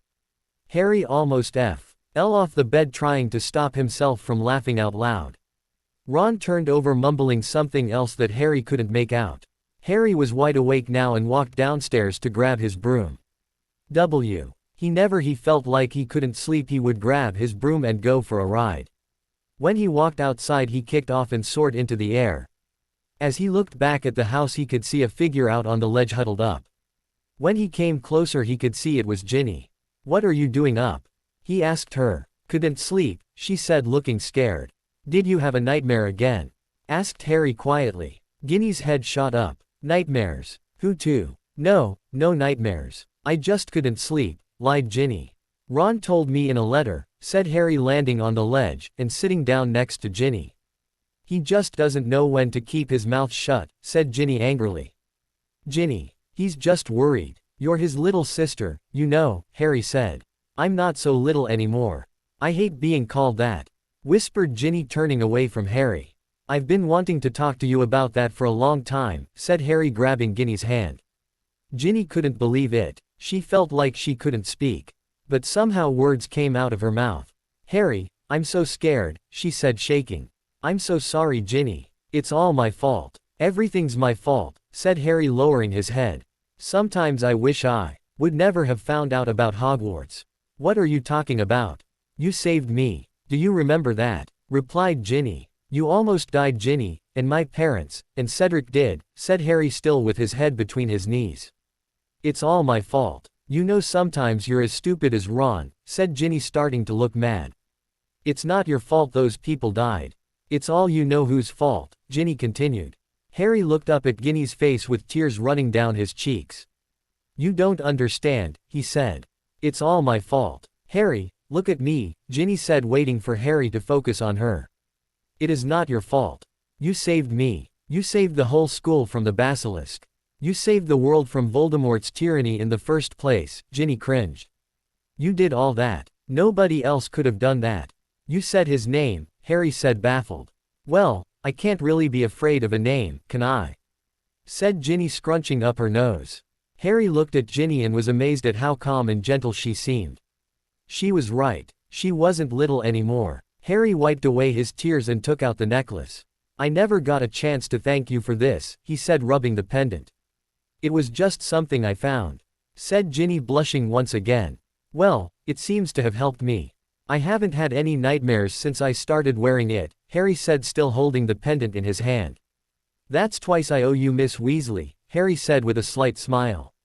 I'm happy to see you feeling a little better, said Ginny, feeling herself drown in Harry's smile. I suppose I should get back to bed again before any of your brothers wake up, and think we're up to no good, said Harry, getting up, putting the necklace back. I suppose you're right, said Ginny, grinning. You never know what my stupid prat of a brother would think. They both smiled as Harry got on his broom and soared out over the ledge. That's twice I owe you, Ginny, Harry said, turning around in the air. Thank you. With that, Harry flew down to the ground and made his way inside. Ginny was still sitting on the ledge looking up at the sky only to see a shooting star. She closed her eyes for a few seconds, and then got up and went to bed. The burrow was alive with commotion as preparations for the beginning of the school year were taking place. In less than 24 hours they would be on their way to Hogwarts for another year at Hogwarts. The twins were busy finding all their order slips as well as trying to figure out how to sneak them past Mrs. Weasley. Harry and Ron had decided to break their tradition and actually pack most of their things a day before. Books, books, and more books, groaned Ron as he threw his divination book into his trunk. At least we didn't have to buy any of Lockhart's books, said Harry, throwing one of his socks in Ron's face. Hey! Ron yelled, picking up a pair of his own socks, aiming for Harry, but missing his mark. It's a good thing you're not going to try out as a chaser, laughed Harry. Let's just get all this packing done so we can play some Quidditch, said Ron, turning his attention back to his pile of books. At least I have a new dress robe, said Ron, smiling. And it's a lot better than the one with lace. I don't know about that, Harry said, I thought it looked cute on you. Ron spun around, slightly red, only to see Harry with a giant grin on his face. That's not funny, Harry, grumbled Ron. We didn't have enough money to buy a new one, Ron continued, but I'm glad that Fred and George bought me this one. Come to think of it, paused Ron, I wonder where they got the money. Harry remembered how he had given Fred and George the money from the Tri-Wizard tournament, and he had made them promise to buy Ron a new dress robe. Of course, the experiments that the twins had done during the summer really left Harry thinking it might not have been such a good idea. They probably got it from selling some of their stuff last year, said Harry flatly. Yeah, you're probably right. Well, I'm done. What about you, Ron? Just one more book, Ron muttered, throwing in his copy of the Dark Arts, a history. They ran down the stairs clutching their brooms in one hand, and a quaffle in the other. They spent the rest of the evening giving Ron some practice, and when it was time to eat supper they were sweating and starving. I think I'll go take a shower, panted Harry as he walked up to the bathroom, feeling tired, but content. Hurry up. I'm starving, yelled Ron as he went into the kitchen to steal a piece of food, only to find his mother's watchful eye on every morsel of food. I have called you here today to make sure everything is going according to plans, said Voldemort, looking around at his circle of Death Eaters. I have made sure that nothing will stop us this time, by recruiting an insider at Hogwarts. I am ready, my lord, said a figure wrapped in a black cloak. Come here, hissed Voldemort. The figure made its way from the circle into the middle where Voldemort was waiting. Bow to your master, said Voldemort. Yes, my lord. Now feel the pain, added Voldemort as he raised his wand. Crucio. The dark figure let out a scream as the pain seemed to make its way through every limb. After a few seconds of agonizing pain, Voldemort lowered his wand. Beg me not to do it again, hissed Voldemort, his red eyes glowing with satisfaction. Please do not do it again, my lord, gasped the figure. Please, my lord. Hold out your arm, commanded Voldemort. Voldemort grabbed a hold of the outstretched arm and began to murmur an incantation. He let his wand glide across the arm, which was followed by another scream. As he let go of the arm, what looked like a searing wound was the dark mark. The dark figure was still bowing down when Voldemort turned around. You are part of us now, said Voldemort, and you know what is expected of you. Yes, my lord. Now leave. And remember, Voldemort snarled, I have people watching you. Yes, my lord. I will not fail you. The circle opened as the figure walked into the woods. Mars was shining brightly, and all that could be seen of the figure was a silver fang glistening in the darkness of the forest. They arrived at King's Cross and walked through to platform 9 3/4 with ease. Harry remembered his second year when he and Ron had been forced to take Mr. Weasley's flying car to Hogwarts. Harry, Ron, Gin, came a familiar voice. Hermione was standing by the train waving madly, trying to get the trio's attention. Hurry up so we can get a compartment, yelled Hermione, trying to get her bags on the train. They managed to find a compartment and settled down just in time before the train began to move. Harry looked out to see Mrs. Weasley standing at the platform waving with a worried look on her face. She had been very concerned with all that had happened last year, and Ginny's nightmares hadn't made it easier for her to see her children leave home. A few nights before it was time to leave for Hogwarts, she had asked Harry to try to keep an eye on all of them, but especially Ginny. Harry had promised her that he would try to keep all of them out of trouble. Especially the twins. The door slid open and Fred and George popped their heads in. Mum thought she got all of it, grinned Fred, but she didn't know about our secret compartments in our trunks. Ow, what did you do that for? Shouted Fred. Well, it's not a secret anymore thanks to you, said George, glaring at his brother. Oh, well, we can trust all of them not to tell Mum, said Fred, scanning the compartment. His eyes stopped at Ginny, who obviously had no intention of letting an opportunity like this go idly by. Gin, my favorite sister, smiled Fred. What do you say? Why? Oh, you won't tell Mum about our little secret, will you? That all depends, said Ginny, smiling. We'll do anything, said the twins in chorus. Anything? Asked Ginny. Well, almost anything, said George hesitantly. Promise me you won't give me any trick gifts for 2 years, said Ginny, or else I'll tell Mum. 2 years. Ginny, that's not. Fine, snorted Ginny, turning away. The twins looked at each other for a brief moment before they agreed on the terms, and left to go harass someone else. Gin, you just keep on surprising me, said Harry, smiling at her. Well, you learn a lot when you grow up with 6 older brothers. Giggled Ginny. Hermione was absorbed by her copy of the dark arts, a history, while Ron was absorbed by Hermione. Harry exchanged a glance with Ginny only to find that he was having trouble holding back her laugh. Harry was about to give Ron a nudge when the compartment door slid open again. This time an unwelcome guest was standing in the doorway. If it isn't Potty, Mudblood, and the Weasels, sneered Draco. Ron started to take out his wand, but Harry held him back. Not now, Ron. He's not worth it, growled Harry. What do you know about worth Potty? Snapped Draco. I know you're nothing but a little ferret, said Harry, still trying to keep Ron from jumping Draco. Draco's lips formed into a thin line as he quickly withdrew a dagger from his robe. I warned you before, Potter. You should have chosen your company more careful to begin with, said Draco angrily, and now you'll have to pay the price. What are you going to do, Malfoy? Use your knife on me, said Harry, feeling his anger building inside. When the time comes, I won't have to, said Draco smugly. I warned you. Watch your back, Potter. Draco turned around and slammed the door shut. Just NCE, I would like to turn him back into a ferret, scowled Ron, taking his hand off his wand. Don't worry about it, Ron, said Hermione, letting her hand touch Ron's arm. Like Harry said, he's not worth it. I don't care, said Ron, blushing. Nobody treats my friends or you that way. Both Harry and Ginny had noticed what Ron had just said, but decided not to make things worse for Ron, who was already looking like he was going to explode any minute unless Hermione removed her hand from his arm. To everybody's relief she did so, but not before brushing her hand against his hand. Ginny spent the rest of the journey looking out the window as she started thinking about her nightmares. They were getting worse. It had begun with her remembering small fragments of what had happened during her first year. But lately the dreams had become very real, and sometimes the outcome had been different. She shuddered to think that Harry and her would have died in that chamber. What scared her the most was not Voldemort or the basilisk.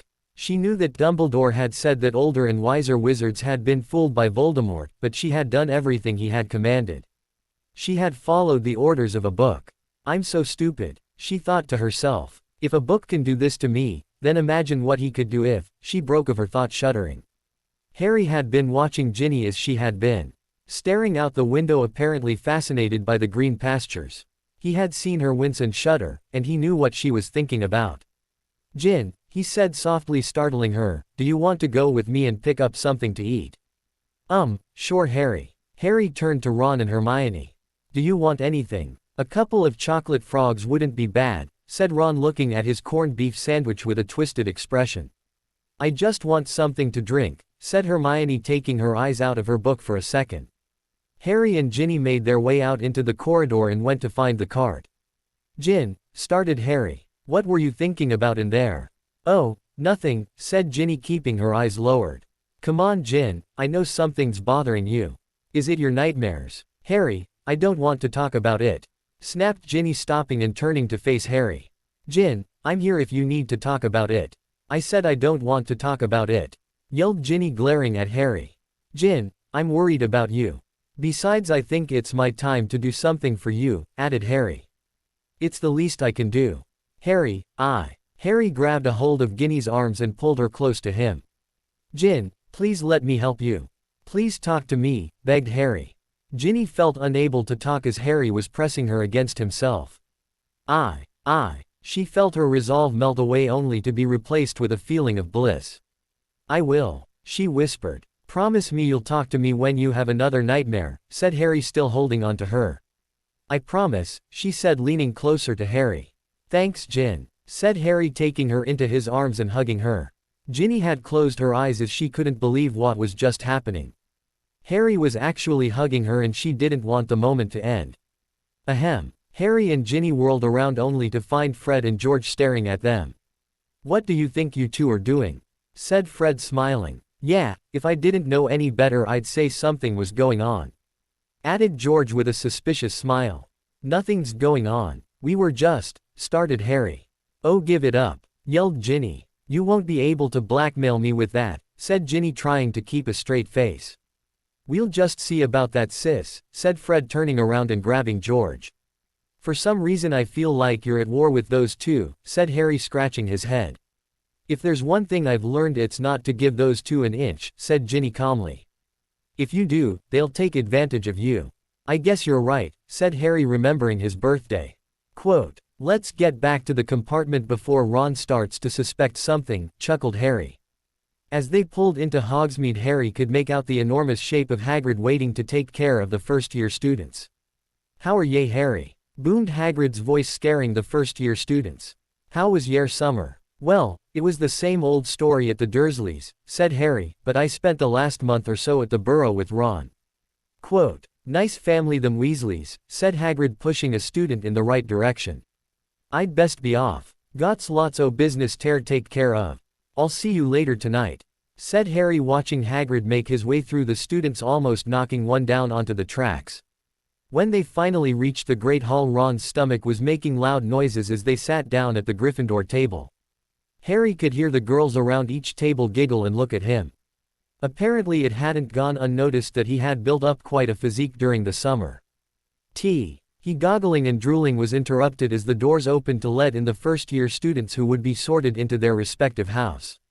When the last two new students entered the Great Hall, Harry's mouth dropped with the rest of the students. In walked Fleur Delacour, followed by Victor Crumb.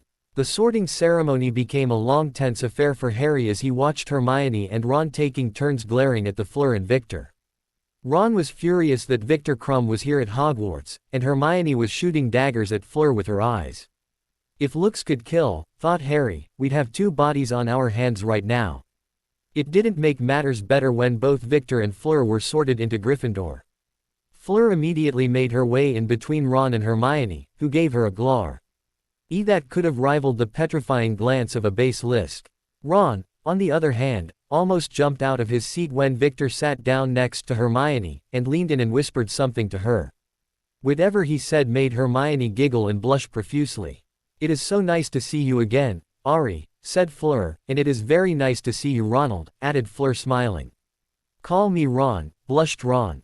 I will call you Ron Zen," said Fleur, happily grabbing hold of Ron's hand. Hermione had turned her attention back to the girl from Beauxbatons. Harry could almost see the smoke coming out of Hermione's ears. He was just happy he wasn't sitting between the two of them. "Hermione Ninny," said Victor. "I'm so glad to see you again." Hermione turned around, her face still red with fury. "Victor," she said, leaning in towards him. "I've missed you." "I have missed you too," said Victor, letting his arm go around Hermione. If Hermione had looked furious, then Ron was looking like he was about to explode. Harry could see Ron clenching his fists as if ready to start a fight. They were interrupted by Dumbledore, who stood up from his chair as the Great Hall fell silent. "My dear students, it is with great pleasure that I see all of you return for another year. The rules are the same as before. The Forbidden Forest is, of course, forbidden. Visits to Hogsmeade will be limited to third-year students and above. The Inter-House Quidditch Cup will of course be taking place this year, as there is no Tri-Wizard tournament." At this the Great Hall erupted into cheers, only to die down as Dumbledore continued. "I am also pleased to be able to introduce your new defense against the dark arts teacher. I am sure she will provide each and every one of you with interesting lessons," said Dumbledore with a smile curling on his lip. At that moment the doors to the Great Hall opened and in walked a silver-haired woman wearing tightly fitted black robe. Her blue eyes were focused on Dumbledore as she made her way up to the table. The boys looked like when they had seen Fleur walk into the Great Hall. Most of them were staring at her with their mouths wide open. She moved so swiftly that it almost looked as if she was floating in midair. When she reached the table, she turned around to face the Great Hall. There was a stunned silence as the first female defense against the dark arts teacher was surveying her new students. "May I introduce to all of you, Miss K. Miala," said Dumbledore, gesturing towards her. There was no clapping, not a sound. "Well, after that warm greeting, I think it's best we sit down and eat our meal," said Ms. Miala, walking up to the empty chair and sitting down. With slight hesitation the Great Hall broke into applause, but it was obvious this was something very unexpected. Even from Dumbledore. The rest of the meal went smoothly, and as the students filed out of the Great Hall to find their quarters, there was a buzz about the new teacher. "She's a woman," Harry could hear Draco complaining. "She looks fairly young," said George, looking at Fred. "And she's really good looking. Did you see the way her," added Fred, only to receive a hard punch accompanied by a glare from Angelina Johnson. As they reached the portrait of the fat lady, Hermione stepped up and with a worried expression said, "Slimy Snape." The door flew open to the giggling and chuckling of the rest of the Gryffindors. The discussion about the new teacher went on until it was time for everyone to retire to their respective dormitories. As Fleur made her way up to her room, the Gryffindor boys stared at her climbing the stairs. Their adoring looks were of course accompanied by the less than enthusiastic glares from the girls. The same procedure, but with roles reversed, followed as Victor went up to his room. As Harry laid down to sleep, he gently rubbed the pendant. "This is going to be another interesting year," he thought as he closed his eyes, listening to Ron snoring. As the morning light shone upon Hogwarts, one of the Slytherin beds was empty. The owner could be found in the common room. The fire flickered for a moment from a gentle breeze. Draco Malfoy was sitting in a chair watching the flames dance in the fireplace. He was gazing at the fire, and the reflection of the flames could be seen burning with hatred in his eyes. He winced as his left arm brushed against the arms of the chair. Two unmistakable figures came into the common room to join Draco. "Crabbe, Goyle, this is the year when we prove ourselves," said Draco. "Has he talked to both of you?" "Yes," said the two boys, nodding. "Then you know what to do. We must wait until we have received word." "My father will see to that," added Draco. Draco sat up and walked down to the Great Hall accompanied by Crabbe and Goyle. This will be my year, thought Draco, and nobody will stop me. Harry, wake up. Go away, mumbled Harry trying to hide underneath the covers. We're already late as it is, sighed Ron. And it's only the first day of school. Oh, fine, Harry grumbled, staggering out of bed putting on his robe. Hurry up. I'll be in the Great Hall waiting for you, said Ron as he went downstairs into the common room. A few minutes, and 2 stubbed toes, later, Harry emerged from the 5th-year boys' dormitory only to run straight into someone else who was as late as he was. Both of T.H.M. tumbled down the stairs and ended up in one big pile with limbs in a tangle. Harry got his bearings straightened out and looked to see who he had shared this death-defying stunt with. Groaned Ginny with one hand on her head. Are you all right? Asked Harry with a worried look. I think so, replied Ginny as she tried to stand up only to fall back down, tripping on Harry's right leg. OWW. A few more words that were fairly unsuitable followed as Ginny tried to get up once again. Harry, who was already on his feet, stretched out his hand to help her up. I can get up on my own, thank you very much, Ginny said, irritated.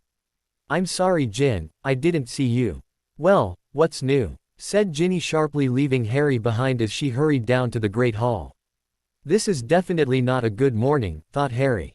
At least it can't get any worse than this. Harry had been wrong. Things could get worse. A lot worse. He sat down at the Gryffindor table to find Hermione sitting by Victor. And Ron squeezed in by Fleur, who was surrounded by most of the Gryffindor boys. Ginny was sitting at the other end of the table concentrating on her food. Harry decided to sit down across from Hermione. So what classes do we have this morning? Asked Harry, making sure he wasn't interrupting anything.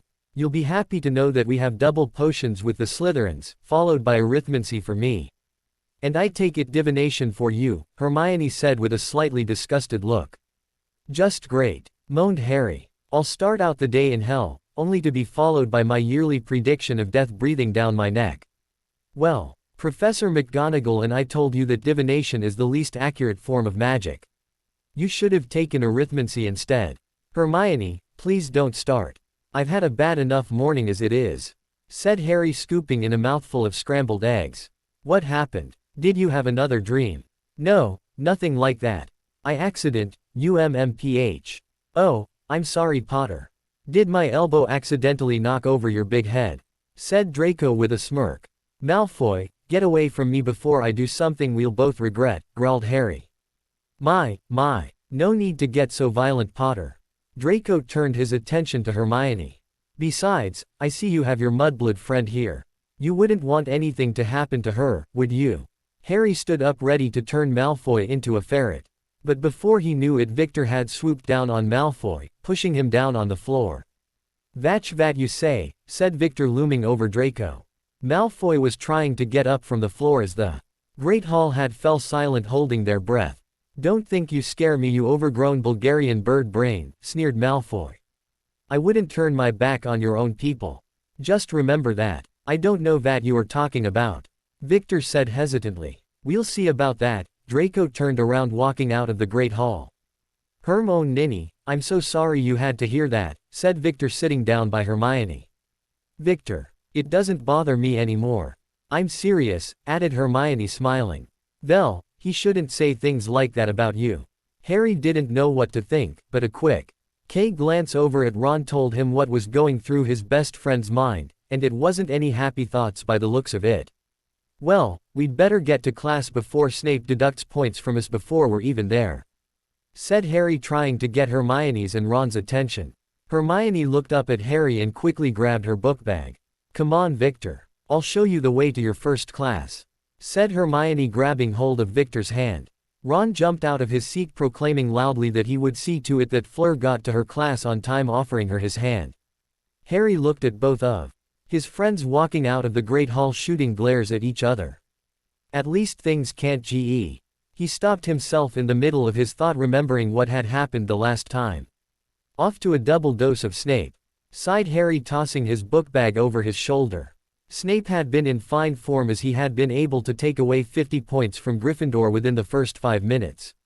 Harry had walked in a fraction late, and Snape had given him the usual sneer, followed by a lecture about how the great Harry Potter doesn't think he has to follow rules. He had lost 25 points for being late, and an additional 25 for not knowing 20 uses for finely minced salamander tails. The first class with Snape had turned into a 3-hour lecture with almost every student walking out of the potions dungeon with hands cramping. Ron and Hermione hadn't so much as looked at each other for 3 hours, and Hermione was off to her arithmancy class before Harry could talk to her. Ron and Harry walked up to the North Tower and settled down in Professor Trelawney's mist-filled classroom. Right before class was to begin, Professor Trelawney floated in, humming. "I can see we will have long year," she said in her trance. Harry and Ron just looked at each other, knowing all too well what was coming next as Trelawney turned her attention to Harry. "My dear boy, your future does not look bright," sighed Trelawney. Yes, muttered Ron. "You'll be dead again, Harry." Harry could barely keep himself from laughing while Trelawney gave both of them a look, letting them know how serious things were. After an hour of death predictions for Harry, they headed down for lunch. Harry ended up eating alone since Hermione sat with Victor and Ron drooled over Fleur. Right when he was sitting there playing with his food, someone sat down beside him. He looked up to see Ginny. "Harry, I just wanted to say I'm sorry about what happened this morning." "Sorry? You shouldn't be sorry. I'm the one who ran into you, and landed on top of you." "Well, I shouldn't have said what I said," answered Ginny, twirling a strand of her red hair with her fingers. "Just forget about it, Gin," said Harry, smiling. "So how's your day going so far?" she asked, wanting to change the subject. "Well, I lost 50 points for Gryffindor, I'm going to die a horrible death, and my two friends aren't talking to each other anymore." Harry glanced over at Hermione and Ron. "Sounds like an exciting day," laughed Ginny. "Yeah, well, I could do without all this excitement," grumbled Harry. There was an awkward silence after that, and Ginny left to get ready for her next class.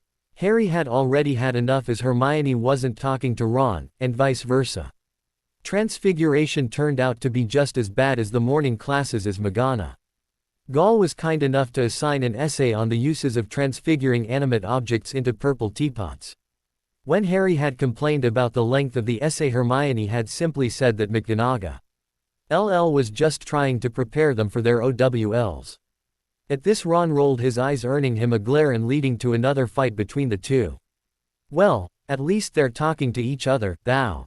GHT Harry as he went up to his room while the odd couple fought in the common room.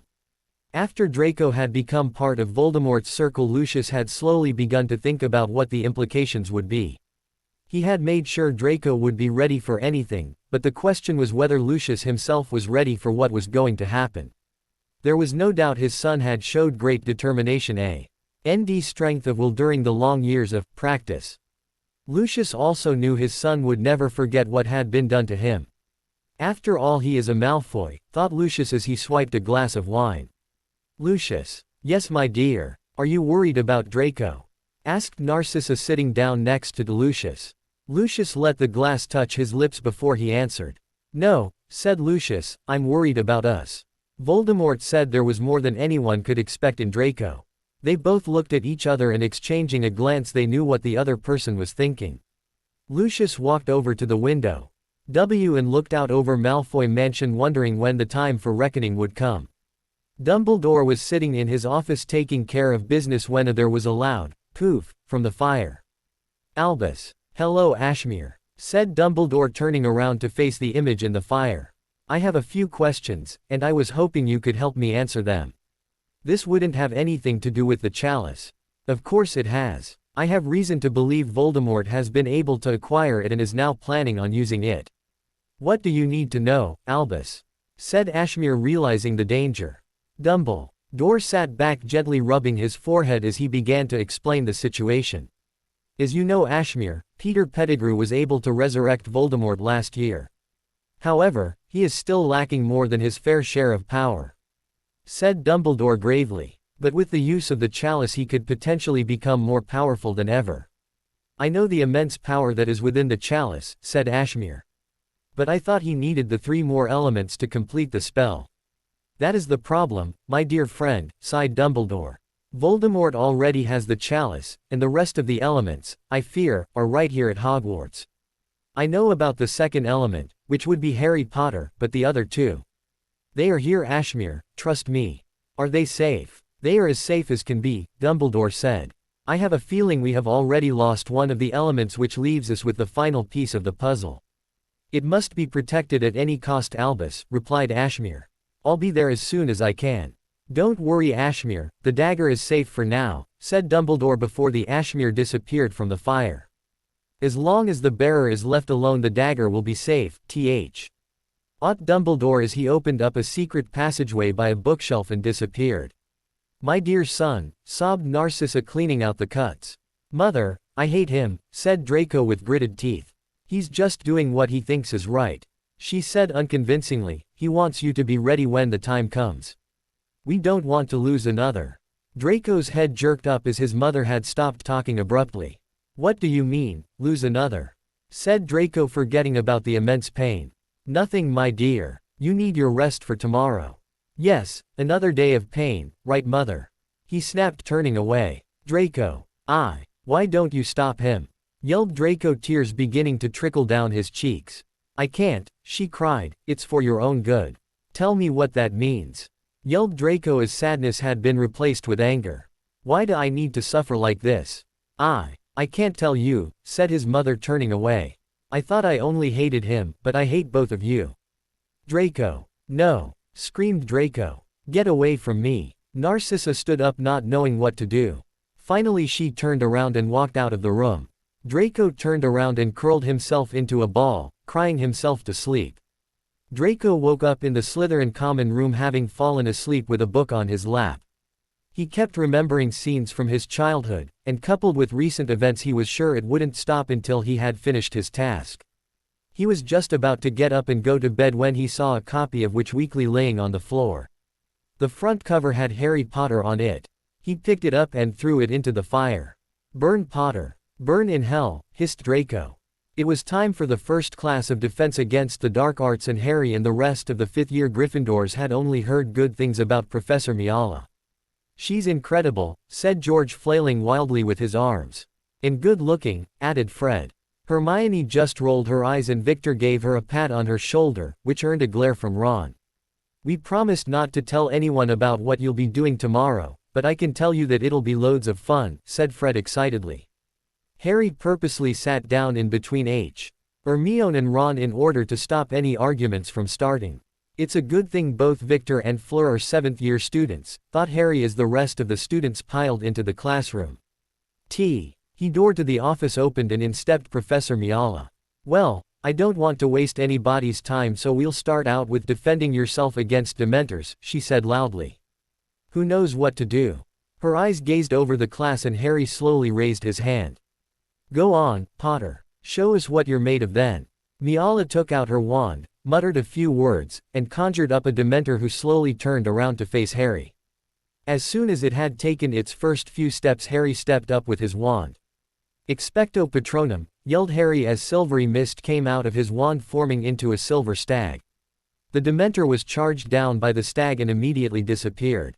Thank you, said Professor Miala as she gestured for Harry to go sit down. Can you tell the rest of the class how to perform the Patronus charm? She asked, turning to Harry. There are 2 steps, I suppose, said Harry, blushing a bit. First you have to think of a really happy memory, and then say the words Expecto Patronum. Very good. 5 points to Gryffindor. Now today you will be practicing your Patronus, so let's get to it.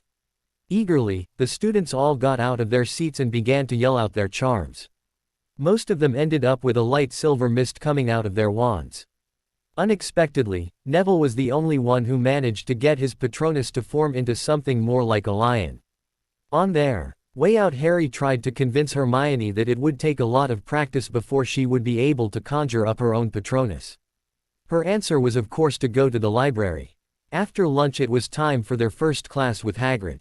I just hope it's something interesting this year, sighed Ron, pulling out a muffin from his pocket. This is Fleur's favorite, he said dreamily. For your information, I think Hagrid is wonderful. Scowled Hermione, obviously not liking the Fleur comment. Before they could get any further, Hagrid had walked out of his cabin and was dragging a large wooden box. Hi Hagrid, what are we doing today? Asked Harry, sitting down by the box. Well, ye'll be surprised to know that I did some research, said Hagrid in between grunts as he pulled out the next box.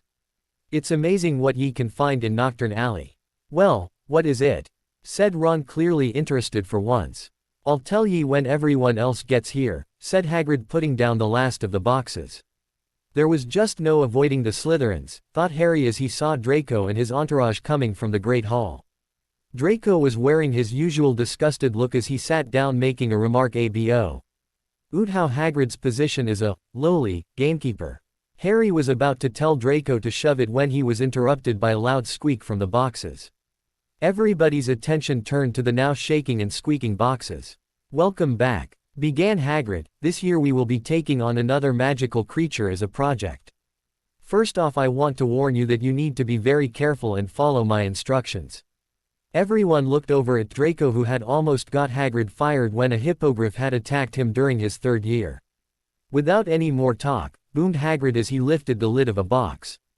I would like to introduce your newest pets. A pair of eyes popped out of the box, followed by several others. Hagrid picked one up and it looked like a cross between a wolf and a bat. It had 4 legs and yellow eyes. But the skin looked like that of a bat. Its 3-inch fangs were perfectly made to suck the living out of anything, and the group slowly moved away from the boxes. Now who can tell me what these beautiful creatures are? Hermione's hand shot up quickly. It's a Lupertalio, said Hermione, still backing away. Very good, Hermione, 10 points to Gryffindor. Hagrid set down the Lupertalio in the box and closed the lid to everyone's relief. These are very gentle and kind creatures. You can find all the information you need on page 251 in your book, said Hagrid, holding up his copy of Ferocious Animals Who Are Nice. They react much like hippogriffs, added Hagrid, snapping Draco out of his rude comments. If you treat them nicely, they will be your best friend. If you don't, well, they won't be nice anymore. Half of the students were reminded of the latter part of the book title, and grimacing they let one of their hands feel their neck as to make sure their head was still there. Hagrid decided to let one student come up at a time, and finally everyone had picked out their own Lupertalio. Harry had limited success with his, but he was just happy to see Draco almost getting his finger bit off. After a long hour of trying to get to know their pets, they set off for the Great Hall. At least they're not Scroots, said Ron, hearing his stomach grow. The early Quidditch Cup would be held this year, and McGonagall had taken the liberty to remind Harry they needed to find a new keeper as well as determine who the new captain would be. She had suggested the 6 players who were still here should meet and vote for their new captain. A week into the school year and Harry was already finding himself buried in work, Quidditch, and quarreling friends. There was no need to worry about most of his schoolwork because the lack of time spent with his friends made him spend more time with his books. As he flung his bag on his shoulder, he swiftly grabbed his firebolt and bolted out the portrait. With all that was on his mind, he felt strangely liberated when he saw the stands of the Quidditch field come into sight. The rest of the Gryffindor team was already there, and the Y had turned their attention to the oncoming Harry. Harry, hurry up, yelled Fred, giving Angelina a friendly push. Yeah, we want to get this voting business done as quickly as possible, bellowed George. Besides, we've got better ideas of what to do with the ladies. Harry chuckled as George's comment was followed by 3 hard punches. Well, I'm sorry to take you away from your business, said Harry, smiling. But McGonagall ordered me to do this as soon as possible. Let's get on with it then, shall we? Said Katie. How do we do this? Asked Harry. It's quite simple really, Harry, old chap, said Fred, smiling. All we do is nominate someone and then we vote. We figured we'd make it easier for us by discussing this before we came down here, added George, so we nominated and voted earlier today. Congratulations, Harry, said Alicia, patting his back. But, what? Sputtered Harry, unable to find words. Well, don't let it get to your head, or else we'll have to give you the same badge as Percy got, said George, reminding Harry of the big head boy badge. Harry was about to ask why they had selected him because he thought either of the twins would be better at this when Angelina spoke up. We figured it would be best this way. We're all leaving after this year, and we thought it would be best if you would get some experience before you have to find new players to keep in line. Yeah, I mean, you won't find any beaters as good as us, smiled Fred. But we thought this might give you a chance to get used to the idea, added George. I don't know what to say, said Harry, still shocked. Then don't say anything at all, said George. Besides, we've got some business to take care of. With that, the rest of the team left Harry alone on the Quidditch field. Who was still unable to grasp the fact that he was now the captain of the Gryffindor Quidditch team. He quickly turned around and yelled, "Practice at 5:30 tomorrow." The twins stopped in their tracks, turned around looking at Harry in disbelief. Sharp. He could see the twins throw their hands up in the air, and turn around dejected, heading for the common room. I guess it's not that difficult to be captain, thought Harry as he made his way across Hogwarts. When he came into the common room, he was greeted by cheering as everyone had found out about his captaincy. He made his way through the room only to find Ron sitting with Fleur on the floor. "Congratulations," said Ron, jumping up to give Harry a slap on the back. "Thanks, Ron. We're going to have tryouts next week for the keeper spot." "Are you going to try out?" "Absolutely. I haven't been pro-sitting all summer to sit and watch you play." "Congratulations, Ari," said Fleur, smiling. "Thanks," said Harry. "Where's Hermione?" "Oh, she's off with Vicky doing something," snorted Ron. "Not that I care." Ron sat down next to Fleur again as the rest of the Gryffindors mauled Harry once again with cheers of, "We're gonna win the C!" echoing loudly throughout the common room. A few minutes later, the portrait swung open and in stepped McGonagall. "What is going on here?" she asked sternly. "We're celebrating our future reign as Quidditch Cup champions," chimed Fred and George. "Well, please do so quietly. I do not want to take points away from my own house unless I am forced to." With that, she stepped out of the portrait hole again. And with that, the room quieted down. Harry was relieved to see another familiar face sitting in the corner, apparently busy reading her book. "Hi, Gin, reading anything interesting?" asked Harry. Not really," said Ginny, peering out from behind her book. There was an awkward silence for a minute before Harry broke it. "So, there'll be tryouts next week for the keeper spot," started Harry. "And I thought you might like to give it a try." Ginny looked up surprised. "I don't think I will. I'm not very good at Quidditch. I watched you at the Burrow and you looked great to me," said Harry, feeling his cheeks burn slightly. "You watched me?" Ginny said with wide eyes. "Well, I mean, I saw how you looked." Harry was beginning to feel very uncomfortable. "And well, I mean, what I'm trying to say is I think you would stand a chance," finished Harry, wishing he had his invisibility cloak. "If you think so," said Ginny, blushing, "then maybe I'll give it a try." "Well, then, I'll see you there," added Harry before turning around to go up to his room. He ran up the stairs and flung himself onto his bed. "What is wrong with me?" he muttered. "It's just Gin, Ron's little sister." "Harry." Ron peeked into the room. "Are you all right?" Yeah, nothing to worry about. I'm just thinking about practice tomorrow," said Harry hastily, not wanting to tell Ron what was really bothering him. "I heard the twins talking about you becoming another Oliver Wood," chuckled Ron. "Practice at 5:30 and all. They think they might have made a mistake," added Ron, grinning. "Hey, I'm not as insane as Wood was," said Harry, sitting up. "Well, from the looks of it you're starting to sound more and more like H. Oomph." Harry had thrown a pillow with deadly accuracy, and the ensuing fight led to feathers flying wildly around in the room. The next week it was time for the Quidditch team tryouts. Seeing as there was only one position open, there were not that many hopefuls that showed up. Ari found himself feeling a bit disappointed as he looked over the people who had showed up. Seamus Finnegan, Dean Thomas, and Ron were the only ones there. "Why isn't she here?" thought Harry. "I wish she was." Harry slapped himself mentally, reminding himself that she was, after all, Ron's little sister. "You just keep repeating that to yourself," said another voice in his head. Before he had any more conversations with himself, he decided to get everything started. "Each of you will show us how well you fly, then you'll be trying to stop our chasers from scoring," said Harry, looking at the three of them. "Seamus, you're up first," said Harry, looking at Seamus. It didn't take long for Harry to see that Seamus was excellent in the air on his Nimbus 2000, and he was able to deflect most of the early shots thanks to his speed. When Harry gave the sign for Alicia and company to turn up the tempo, Seamus had some problems keeping up with the rapid movements of the chasers. Harry finally blew a whistle and let Dean Thomas give it a go. Dean wasn't as good in the air and he immediately had problems with some of the easier throws. When it finally came to Ron, he knew what was going to happen. He had already seen Ron fly during the summer, and he knew that Ron's logical mind was perfectly suited for the keeper position. He had no problem stopping the first attempts, and after it was over, he had only let 2 quaffles slip past him. "Thanks to all 3 of you. We'll inform you tomorrow of the new team," said Harry as the 3 of them left.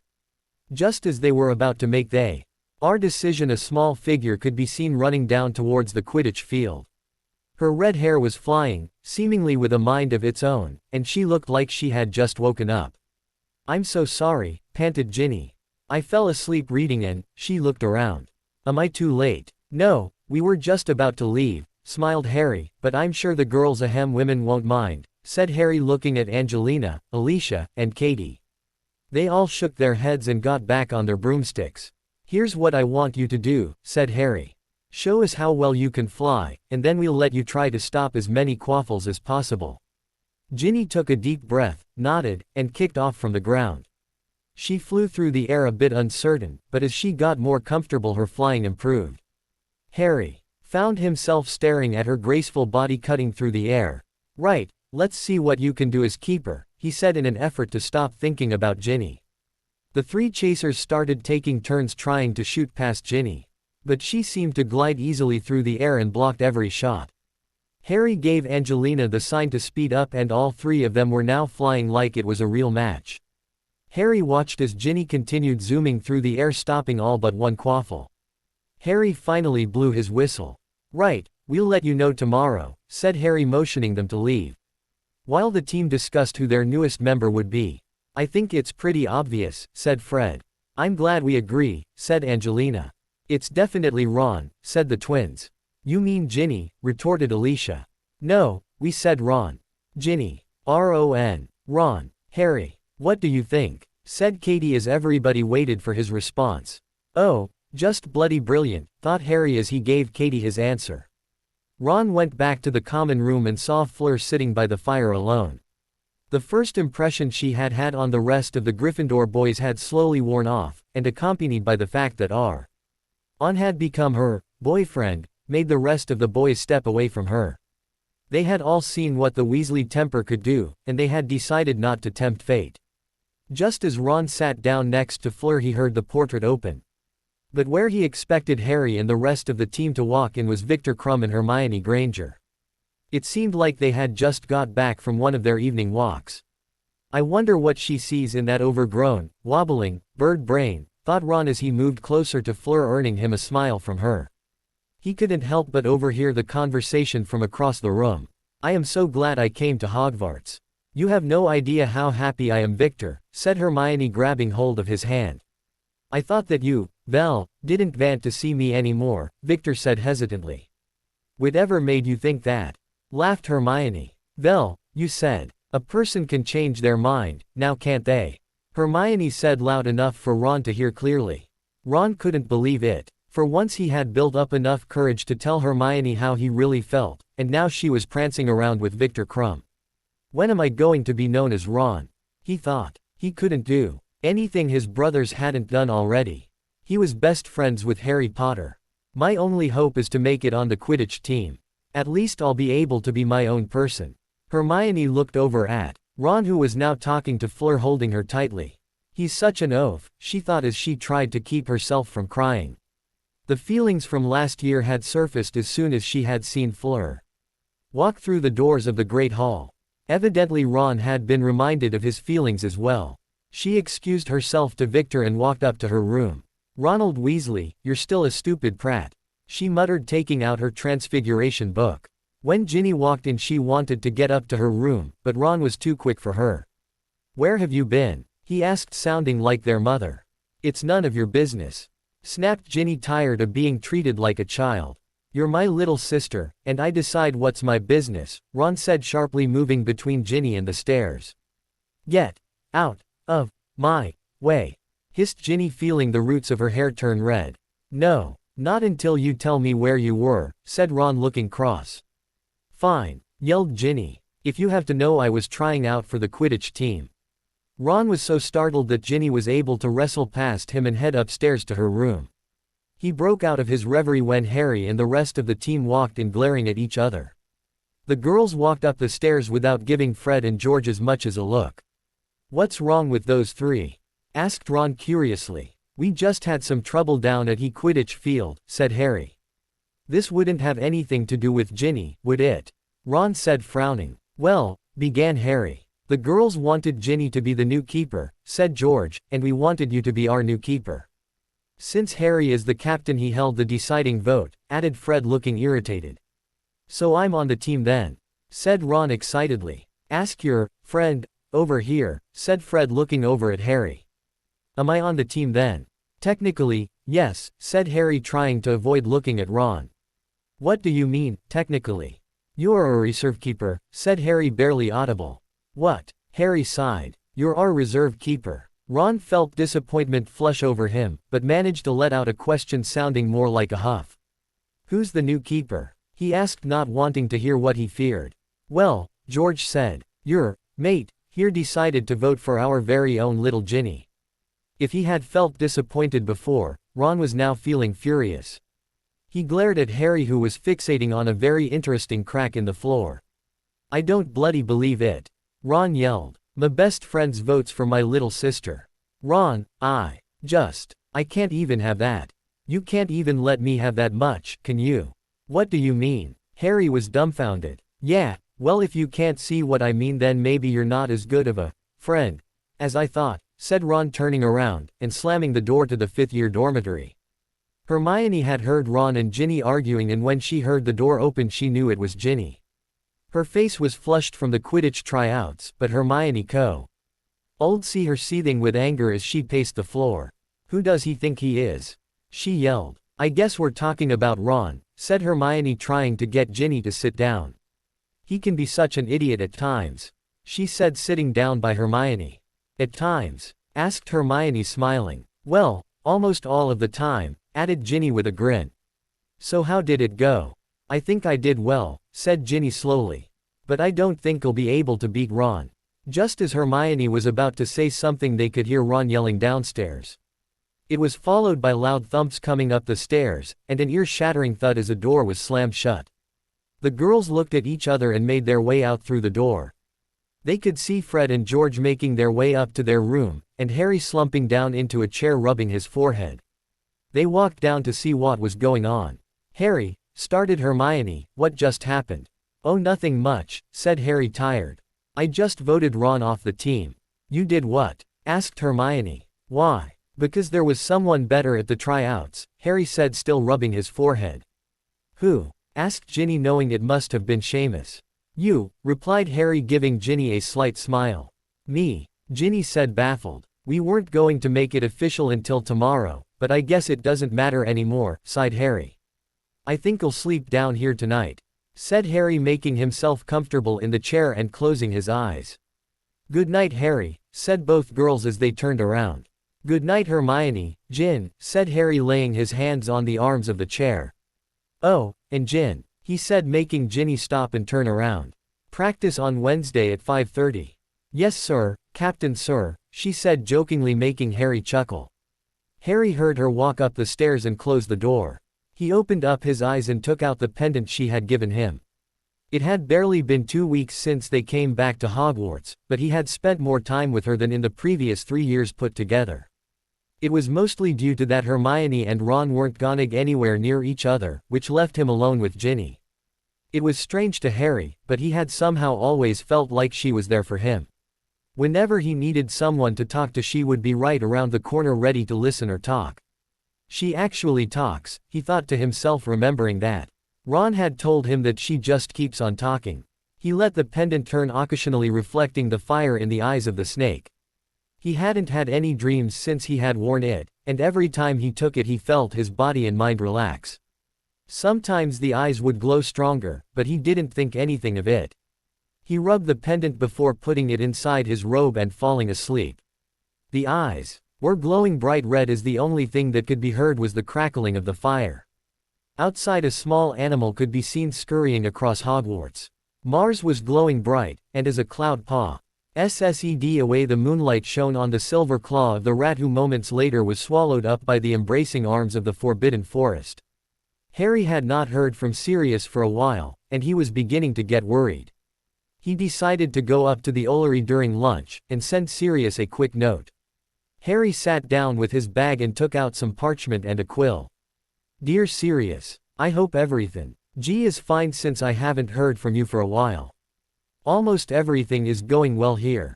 First of all, I've been made Quidditch captain, and the twins are calling me Oliver Wood Jr. Apparently I learned more from Oliver than I thought. We had to have tryouts for a new keeper since Oliver left 2 years ago, and it turns out there'll be another Weasley on the team.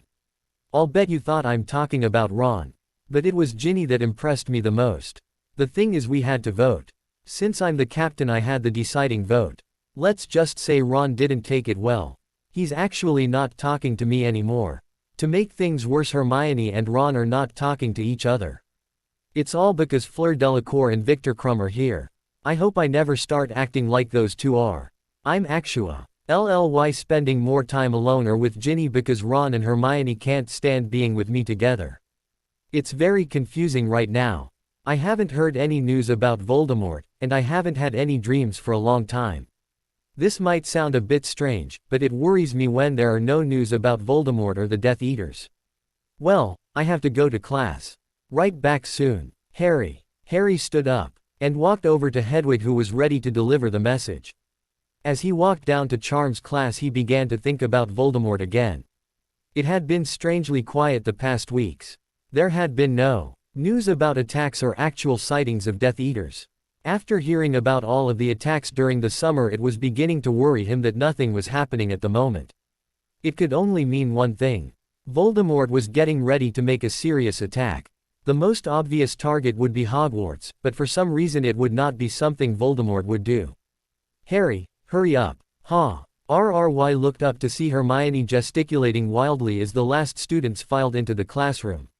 He quickly dropped his train of thought, and made his way into Professor Flitwick's class. A light was shining in an old abandoned lighthouse close to the cliffs of Dover. Inside, a man was quietly reading the Daily Prophet while drinking the contents of a smoking goblet. All of a sudden, a white owl me flying in through the window and landed on the table right in front of Remus Lupin. He quickly recognized the owl, taking the parchment off and giving Hedwig some water and food. Sirius. Yes. A drowsy voice from the next door room. You have a letter from Harry, said Sirius, getting back to his paper. There was a loud noise as the door flew open, revealing a tired-looking Sirius Black. Where is it? Said Sirius, squinting, trying to adjust to the light. It's right there on the table, Sirius said, gesturing at the letter. Sirius sat down and grabbed the letter, reading it anxiously. Why now? Remus was growing more interested in the letter as he had not heard anything from Harry for quite a while. When Sirius finally finished the letter, he let out a quiet laugh. What's so amusing? Read it yourself, said Sirius, handing over the letter. Remus quickly read the letter and looked up. I think my godson and his friends are having some trouble growing up, chuckled Sirius. For once, he's having some normal problems in his life. Let's just hope he doesn't do what James did, said Sirius, smiling at the memory of his best friend. Or you, added Remus, laughing. I guess I did my fair share, Sirius said, leaning back in his seat. I'd say you were the scourge of Hogwarts. Both of them laughed as they recollected the past, and all of Sirius' strolls by the lake and embarrassing moments. As the laughter died down, Remus suddenly looked worried. I'm worried about the rest of his letter though, said Remus, frowning. Me too. It's too quiet out there. Severus told me some news when I picked up this, said Remus, holding up the goblet. He was kind enough to give me some more information concerning the chalice. What did he say? It turns out Dumbledore believes the fourth element is kept safely at Hogwarts. Quote. Sirius stood up and started walking around in the room. Let me get this straight, said Sirius, still pacing. The chalice is the first element. The dagger is the second, and Harry is the third. So far, so good. Then what is the fourth element? I don't know, Sirius, Remus said. Severus didn't tell me, and I don't think even he knows. Whatever it is, Dumbledore had better not let Voldemort get his hands on it, said Sirius, sitting down again, running his hand across his face. If he does, we're doomed. Not if he's ready. You know as well as I do he's not. Yelled Sirius. Calm down, Remus said. Have more faith in him than that. You're right, said Sirius, I'm sorry I yelled at you. You'd better write Harry back to settle his nerves. Yeah, you're right. I'll get right to it. Sirius took out a piece of parchment, a quill, and began writing. Remus turned back to his newspaper, but felt an urge to look up into the sky. Soon it would be time for him to become a werewolf again. He hated the taste of the wolfsbane potion, but the transforming without it was unthinkable. The pain would be so severe that he doubted he would be able to survive it anymore. He remembered what he had seen in the mirror of her eyes.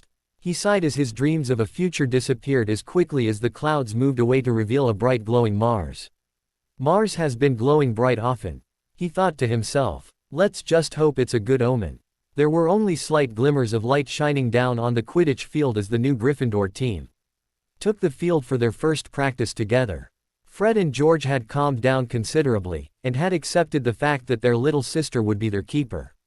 A few deadly looks from Angelina had swayed Fred, and in turn George.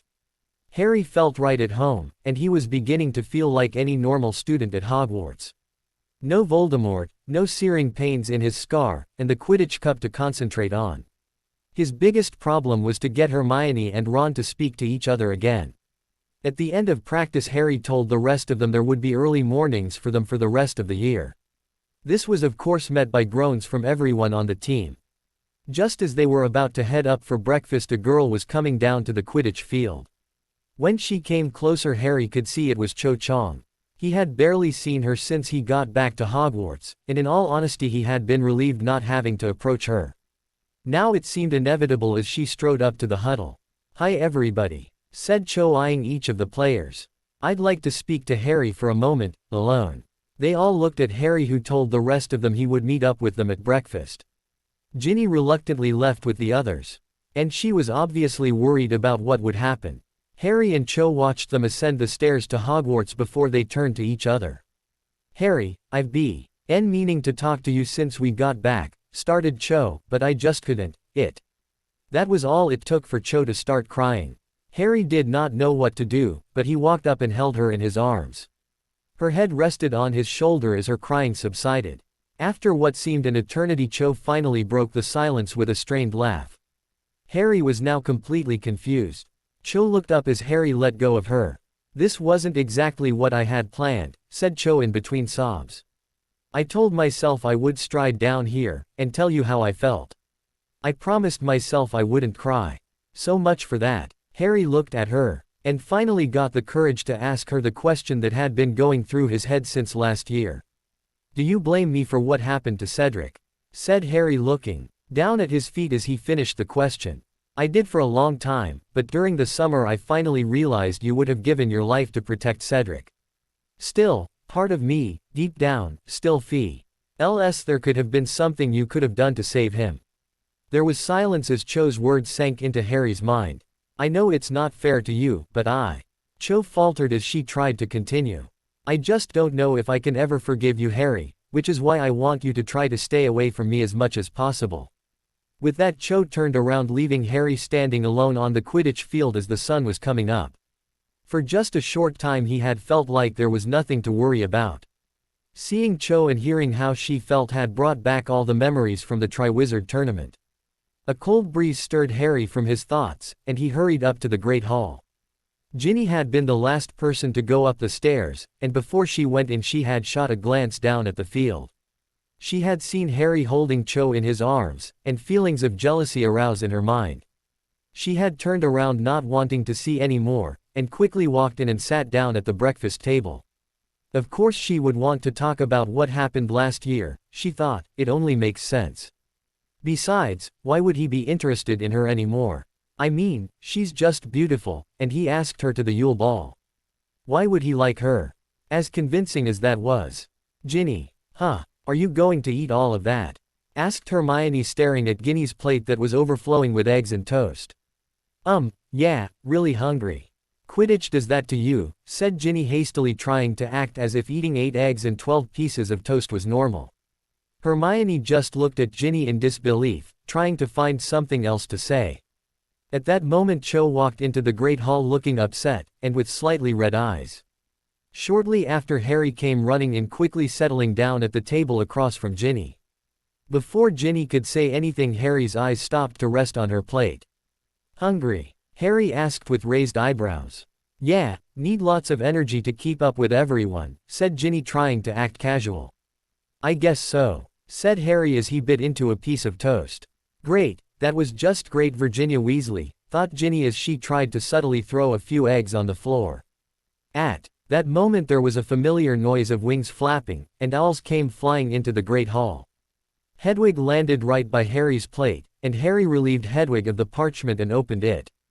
"Dear Harry, I haven't been able to write to you because we have been on the move. There has been increased interest in me, and I've had to watch my communications more carefully. Remember not to send Hedwig again as it might arouse suspicion. Congratulations on becoming captain of the Quidditch team. I was happy to see that the team will continue on with its tradition of having insane captains who don't understand what sleeping in means.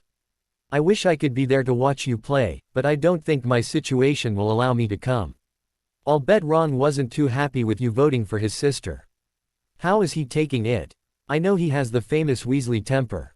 I couldn't help but laugh as I read your letter. I suspected there was something between Ron and Hermione, but I guess only time will tell what happens. They kind of remind me of a close friend of mine who always used to say the wrong things to girls. Don't worry about them, they'll figure it out sooner or later. So you're spending more time with Ginny Weasley. Do I sense my godfatherly duties calling to talk to you about the birds and the bees? There have been no news about his movements, but you're right. It scares me when I hear nothing. Especially since there have been so many incidents during the summer. I'm glad to hear that you haven't had any dreams lately, but don't forget, constant vigilance. If anything happens, or if you have any dreams, you have to go tell Dumbledore. It's very important that the headmaster knows everything he needs to defend you, and the rest of the wizarding world. Don't trust anyone else but Dumbledore. As far as I know, his circle of servants has increased dramatically, and I fear there might be several of them working for him at Hogwarts. I'll try to write back soon. Remember to trust Dumbledore with everything." Hermione and Ginny had watched Harry carefully as he read the letter, and Harry gave Hermione a glance that confirmed her suspicions. Harry did not know whether or not to tell Ginny about Sirius. But he decided that he would tell her when the time was right. He quickly folded up the unsigned letter, and shoved it into his pocket before getting back to his breakfast. Ginny wanted to ask Harry who the letter was from, but decided not to. She turned her attention back to her plate and played around with her eggs by making a smiling face with 3 eggs. As she looked up on her plate, she saw Harry staring across the table at Cho. Just great, she thought as she stabbed her fork into an egg, and shoveled it into her mouth. Ever since the first class, Professor Miala insisted on all students learning the Patronus spell before they proceeded any further. By now most of the class had been able to summon a fairly misty Patronus.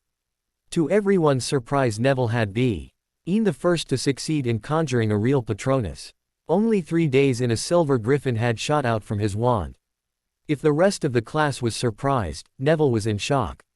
Miala had awarded Gryffindor 20 points for having the first student to successfully conjure a Patronus. Instead of having Harry and Neville practice their Patronus, they were helping the rest of the students. Luckily for Harry, he had not been forced to help out Draco, because the latter had been able to conjure a Patronus resembling a dragon. Hermione was really struggling, and Harry had taken it upon himself to help her.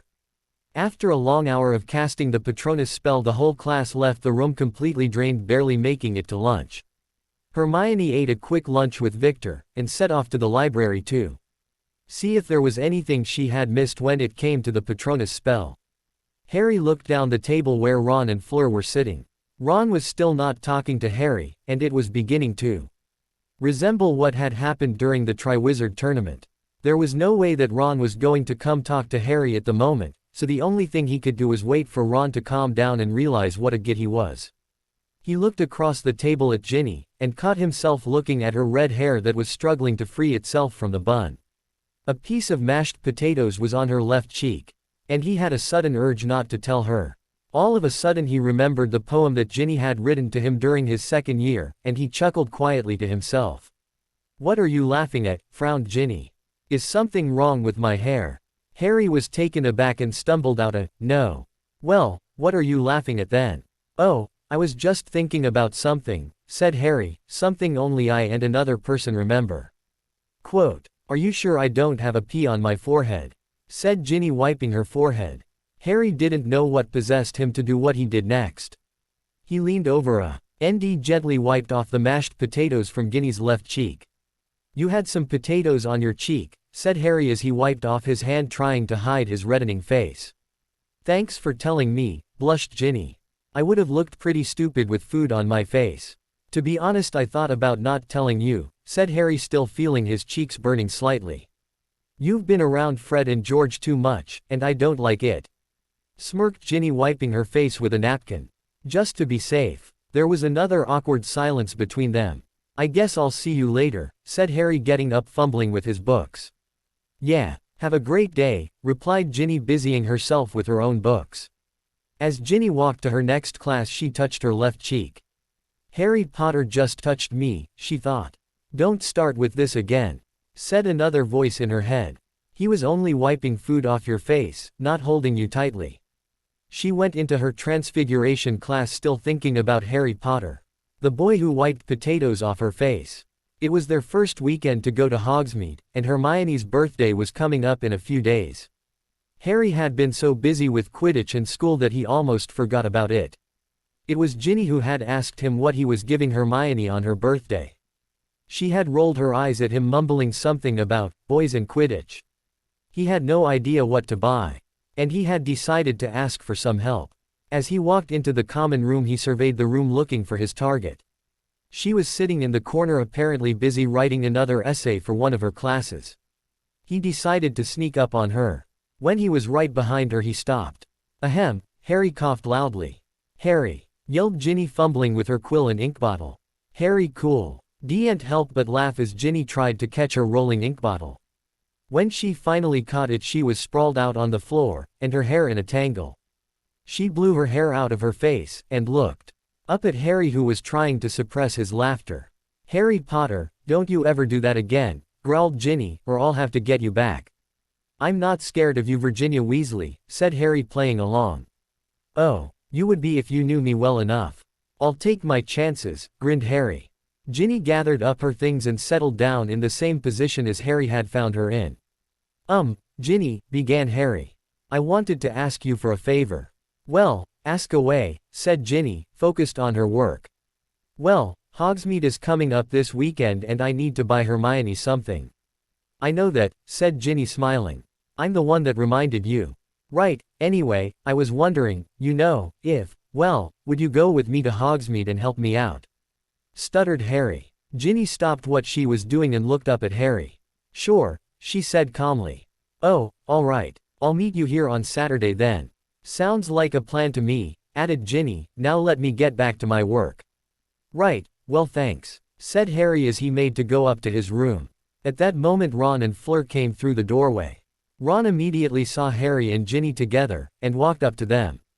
What's going on here? He asked angrily. Nothing, said Ginny. Now go away, I'm trying to do my work. It looked like you two were having quite a chat, continued Ron. What exactly were you talking about? Harry was getting tired of the way Ron had been acting since the Quidditch tryouts. It's really none of your business, but we were talking about Hermione, snapped Harry. What about her? Well, since you don't know, or care, said Harry with gritted teeth, I suppose I should tell you her birthday is coming up. Ron's face went blank, but was replaced by the all too familiar shade of furious red. Well, she's got her Vicky to take care of her, doesn't she? Yelled Ron, slamming his fist into the wall next to Harry. So why should I care? You really are stupid, replied Harry. Harry barely had time to finish his sentence before he was tackled to the floor by Ron. Harry tried to roll Ron over, and they proceeded to roll all over the floor, hitting each other every now and then. Fleur and Ginny were yelling and trying to separate them, but the two boys were intent on letting the other know just how they felt. They were interrupted by a familiar voice. Mr. Potter, Mr. Weasley, yelled McGonagall. What is going on here? Everybody stopped in their tracks and looked at Minerva McGonagall, whose lip was twitching furiously. Ron let go of Harry and they both stood up slowly with blood running down their faces. "Ms. Weasley," said McGonagall sharply, "please tell me what happened before all of you are given detention for the rest of the year." Began Ginny. "Harry was started Ron. Before he was interrupted by McGonagall. "Mr. Weasley, I suggest you let your sister speak before you lose more points for your house." "Yes, Professor," replied Ron letting his head drop. "Go ahead Ms. Weasley," said McGonagall in her usual tone. "Well, Harry and I were having a discussion when my brother came barging in." Ron started to open his mouth, but McGonagall gave him a stare that could have made a Scroot recoil with fear. "Mr. Potter and Mr. Weasley, you are to report to my office on Saturday morning to serve your detention." With that, McGonagall turned around sharply and left the room. As soon as the door had closed, Ron stormed up the staircase, giving Harry a push on his way up. Fleur left the room silently as she made her way up to her room. "I guess I can't get anything for Hermione now," said Harry as he sat down on the sofa. Ginny sat down next to him, letting out a sigh. "Well, if you want me to, I'll find something for you. It's the least I can do to redeem the Weasley name," added Ginny, pulling a face. "Well, it's not your fault your brother doesn't use his only brain cell," said Harry, shaking his head. "It's just too bad because I was looking forward to," started Harry before he corrected himself, "to go down to Hogsmeade and have a butterbeer." "I'll bring one back just for you then Harry," said Ginny, getting off the sofa and putting her things in her bag. "Thanks Ginny. I don't know what I would do without you," smiled Harry. Hermione was surrounded by books at her usual table in the library. Madame Pants had almost decided to just reserve it for Hogwarts' own student librarian. With a frustrated sigh, Hermione let one of the books drop on the table, earning her a SSSH from Madame Pants. Just as she was about to leave, Ginny walked in asking for books about protective charms and amulets. After she had been given directions of where to find her books, she turned around only to find Hermione in her usual spot. "What are you doing here, again?" said Ginny, smiling. "I just thought I'd get caught up with studying for my OWLs, sighed Hermione, "but I can't seem to concentrate." Hermione Granger. Not being able to concentrate. "We'd better get Rita Skeeter here," laughed Ginny. They both started laughing, and apparently it was a little too loud as Madame Pants gave them another SSSH. "So, what's the matter?" asked Ginny, sitting down next to Hermione. "Well, I just feel horrible." "What happened?" "It's about Victor," started Hermione. "I'm not being fair to him. He feels differently about me," she continued. "I don't feel the same way about him, and..." All of a sudden Hermione started sobbing, and Ginny took her into a hug. After a few minutes Hermione had calmed down and was able to continue on with their conversation. "I never thought I'd be like that," sniffed Hermione. "Now, you have to tell me what you mean," said Ginny. "I thought that if I got Ron jealous he would say or do something," said Hermione, sitting up, "but instead he went to that villa," Hermione added with disgust in her voice. "Everything just went wrong, and now I'm going to have to tell Victor all about it, and Ron hates me. Ron can be pretty thick-headed. But judging from what just happened up in the common room, I'd say he still cares a lot about you." Hermione looked up at Ginny. "What happened?" she asked eagerly. "Well, Ry and Ron both got detention this weekend for fighting with each other over you," Ginny said, grinning. "Over me?" said Hermione, putting her hands to her face. "It was actually about your birthday," added Ginny. "My stupid brother was acting like the stupid prat he is and Harry called him on it." "You should have seen their faces when McGonagall walked in," said Ginny, laughing. Hermione gave a strained laugh, but was eager to find out more details. The two girls huddled together behind the books, and continued talking about how to solve the problem with the red-haired stupid prat. It was Saturday morning and the sun was doing its best to warm up the chilly morning. Harry and Ron had not spoken after the incident, and as they were waiting for Professor McGonagall to come back to her office they were still not talking. Ron was paying great attention to a brick on the wall, and Harry was fervently studying his right foot. They both turned around as the door swung open. "Please, do sit down," said McGonagall sharply. "Now, I have heard accounts from Ms. Weasley and Ms. Delacour, and both of you will serve weekend detentions for the next 4 weeks. "Phoo," started Ron. "Did I hear 5? said McGonagall, her lips in a thin line. 5 weeks it is then, and 50 points deducted from your house, each. Yes, Professor, said the two boys in glum unison. Report to Filch in 1 hour, and he will take care of you. Hopefully this will make you think twice about getting into a scuffle. Yes, Professor. You may leave, added McGonagall, turning her attention to a stack of essays needing to be corrected. Harry and Ron got up and left the office, heading for the Gryffindor common room to change into suitable attire. Thanks for the extra week, Ronald, mumbled Harry just loud enough for Ron to hear. Watch it, Potter, snapped Ron, or I'll have to knock you down again. Just try it. Just as they were about to get into another fight, there was a familiar voice. Sue, Potty and D. Weasel are having relationship problems, drawled Draco, earning a chuckle from Crabbe and Goyle. Malfoy, just go hide behind your daddy and his money, said Ron as he pushed himself past Harry and Draco. Well, Potter, tutted Draco, I told you to choose your friends carefully. Sod off, Malfoy, before I turn you into a ferret, said Harry, drawing out his wand. The three boys stepped back quickly and turned around, heading for Hogsmeade. When Harry got up to the common room, he saw Ginny waiting for him. Harry ran up to his room and grabbed a handful of galleons. When he came downstairs, Ginny was talking to Colin Creevey. Hi Harry, said Colin, looking extremely happy. Hi Colin, Harry said nonchalantly, here's the money Ginny. Do I have the freedom to buy anything I want? Asked Ginny with a wicked smile. Well, I don't really have any other options, but I have faith in your judgment. Don't worry, Harry. I'll get her something she'll never forget, added Ginny as she followed Colin out the doorway. There was no time to waste for Harry as he hurried up to his room to get changed and meet up with Filch to serve his detention. There was no doubt Filch was enjoying having two students stay behind during the weekend when they could be down in Hogsmeade enjoying a butterbeer or two. Not only was he grinning widely, but Harry could have sworn he was singing and skipping down the hall with Mrs. Norris after the work orders had been handed out. The two of them were to scrub every single staircase, and dust off all the paintings.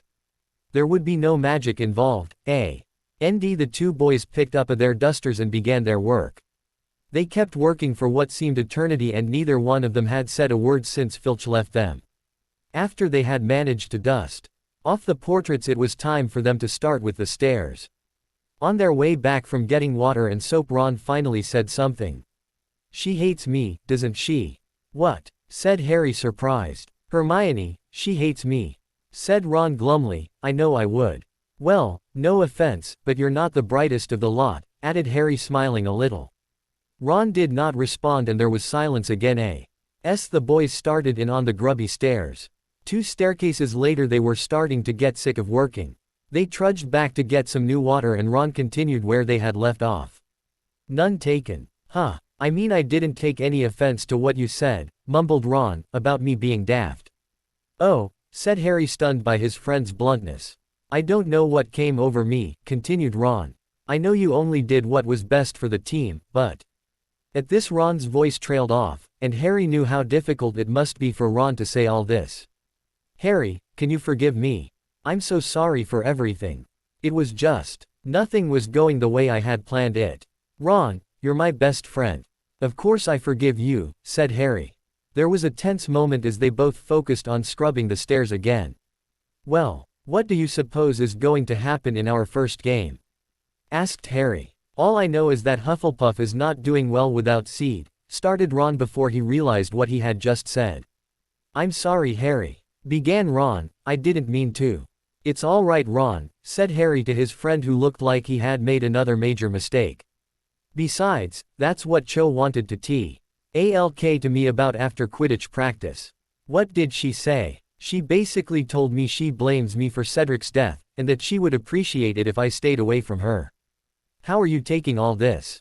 Well, come to think of it, not too well. At first I guess I was shocked, but now I feel even worse about the whole deal. But it wasn't your fault Harry, Ron said, shaking his head. I know, but I should just have taken the trophy instead of sharing it. If I would have done that, Cedric would still be alive, Harry sighed. It was obvious Harry did not want to talk about it any further. So Ron went back to scrubbing the steps diligently. They went up to fill up their buckets again, and Harry was just about to say something to Ron when he felt a surge of pain running through his scar. Losing his grip on his bucket, he fell down on the floor writhing in pain. He could hear Ron calling him, but the pain was so intense that he was unable to make out what Ron was saying. He remembered hearing Ron say something about Dumbledore before the pain took over, and lay a veil of darkness over his body and mind. "My lord, your orders have been executed." "Good, now all we have to do is wait for the results," hissed Voldemort. "You may begin the next step." "Yes, when will we initiate contact?"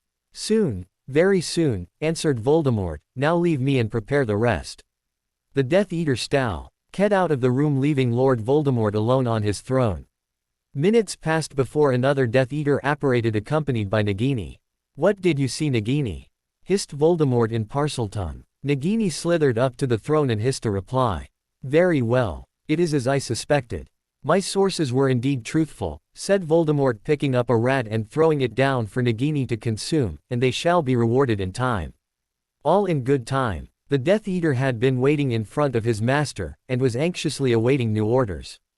"Lucius, I will leave you in charge of our next endeavor, as it will be of great personal joy for you," hissed Voldemort. Lucius looked up at Voldemort, smiling madly. At the same time as Harry and Ron were scrubbing the stairs at Hogwarts, Ginny was walking down High Street in Hogsmeade when she noticed a new store called All the Things You Never Knew You Wanted. She decided to go inside since she really had no idea of what to get for Hermione. She had of course already found her gift, which was a brand new, no-spill ink bottle. As she entered the store, she was met by an older lady smelling like cabbage. Well, if it isn't little Virginia Weasley," said the woman. "But my, how you've grown. How do you know my name?" asked Ginny nervously. "Oh, I would say I know most wizards and witches around," added the woman with a huge smile on her face. "But what might you be looking for, young lady?" "Well, I'm not quite sure, to be honest," said Ginny, still a bit unnerved by the fact that a complete stranger knew who she was. "It wouldn't happen to be for Ms. Granger, would it?" Ginny started backing away from the lady, edging closer to the door. How do you know all this?" stuttered Ginny, grasping for the doorknob. "Don't worry, my dear," said the woman. "My name is Mrs. Fig. Pleased to meet you again," said the woman, holding out her hand. They did not get any further in their introduction as a loud noise was heard coming from Honeydukes, followed by voices screaming in panic. Ginny rushed out through the door and she could see several dark hooded figures closing in on students. "Death Eaters, they're here, how? Thou!" GHT Ginny as she saw students falling to the ground one by one as the Death Eaters focused their attention on anyone trying to resist them. All of a sudden there were several loud popping noises as staff from Hogwarts apparated to protect the students. It looked like the Death Eaters had a clear advantage, but as suddenly as they had appeared they disappeared, leaving behind a path of destruction. Ginny made her way down High Street and was met by Parvati Patil. "Ginny, it's horrible," cried Parvati. "What happened?" yelled Ginny, grabbing hold of Parvati, trying to calm her down. "Death Eaters, out of nowhere. A lot of students are injured, or maybe worse." Ginny did not hear what Parvati said after that because she saw Victor climbing out of the demolished Honeydukes carrying a pale Hermione. She ran past Parvati and fought her way through the crowd of people gathered around the disaster area. Victor was kneeling by Hermione, who was not moving or breathing. "Hermione!" cried Ginny, tears streaming from her face. "My lord, the first step has been taken as you ordered." "Excellent. Were you able to dispense of both of them?" "No, my lord, we did not have time before help for the students arrived," whimpered the Death Eater, cowering from the expected punishment. Instead of fury there was a sense of satisfaction in the eyes of Voldemort. He was studiously looking over his and possibly trying to choose the appropriate punishment. "Very well, no harm done. It is all for the better, prolonging the suffering and fear," said Voldemort nonchalantly with a smile forming on his lips. Without a word the Death Eater made to leave the room, relieved he had escaped the wrath of his master.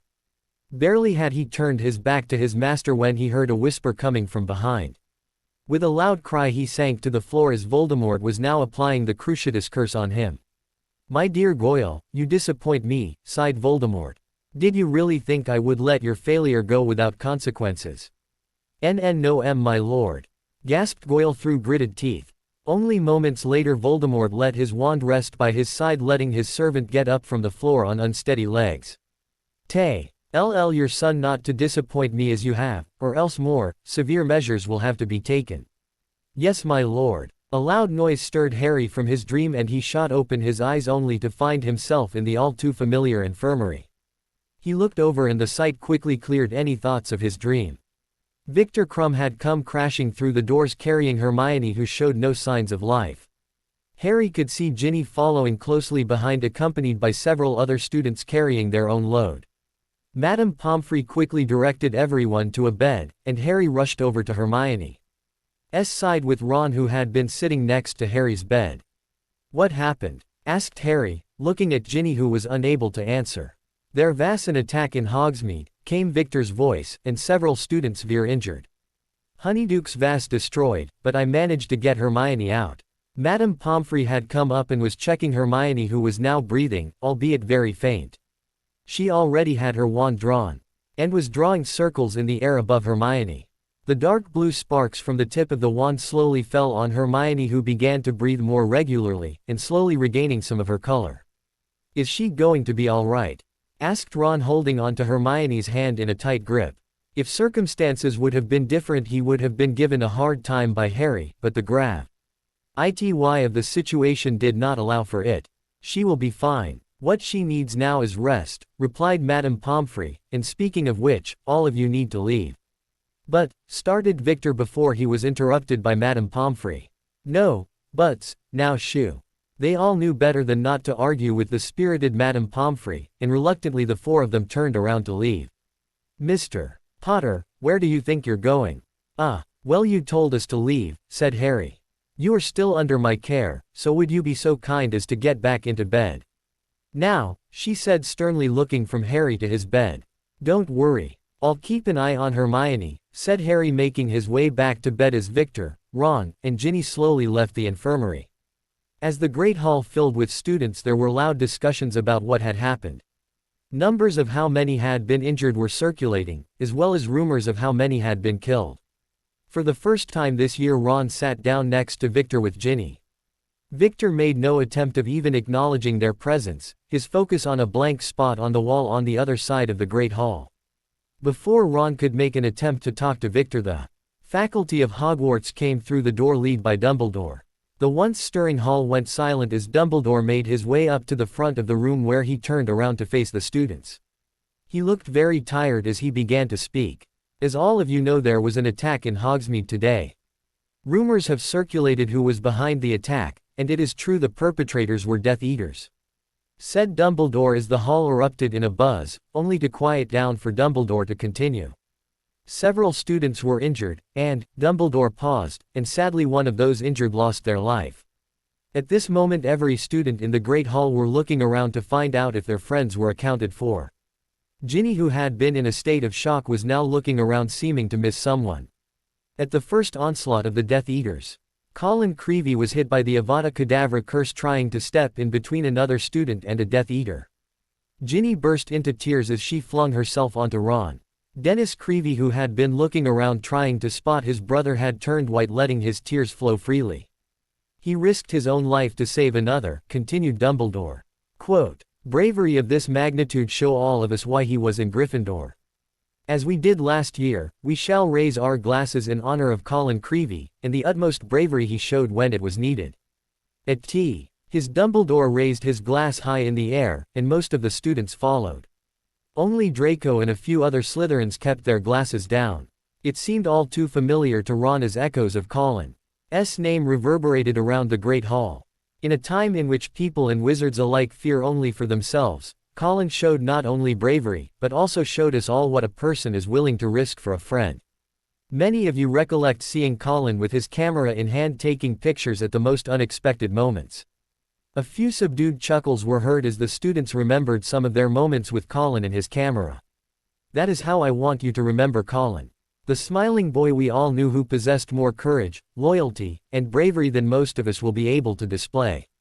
In his honor I raise my glass again," Dumbledore said, once again raising his glass, being joined by the rest of the Great Hall. After dinner was over, most of the students had already left the Great Hall when Draco came sauntering up to the Gryffindor table with Crabbe and Goyle by his side. "I heard all about your mudblood friend and how she got what she deserved," drawled Draco. "Shut it, Malfoy, or else," growled Ron. "Too bad about Creevy, I suppose," continued Draco, not taking notice of Ron's warning. "I guess any Gryffindor will do, but I was rather hoping it would be your mudblood friend." Before anyone had time to react, both Ron and Ginny threw themselves on Draco, pushing him down on the floor. Ron, who was both taller and stronger than Draco, had the upper hand, and begun to punch Draco violently while Ginny clawed at his face. Crabbe and Goyle had been taken by surprise, but were now trying to drag Ron and Ginny off Draco. Just as Ron was about to deliver another blow, he heard Dumbledore's voice. "Mr. Weasley, would you please be so kind as to let go of Mr. Malfoy?" Ron stopped in midair with his punch, looked at Dumbledore and back at Malfoy, before he decided to get up. Ginny had already freed herself from Goyle's grip on her by kicking him on his shins. Draco got up slowly, with blood dripping from his mouth, waving away the helping hands of Crabbe. "Watch it, Weasley, or I might just have to put you in your rightful place," snarled Draco, wiping some blood on the sleeve of his robe. "Mr. Malfoy, that will be enough. Both of you are to report to me tomorrow morning.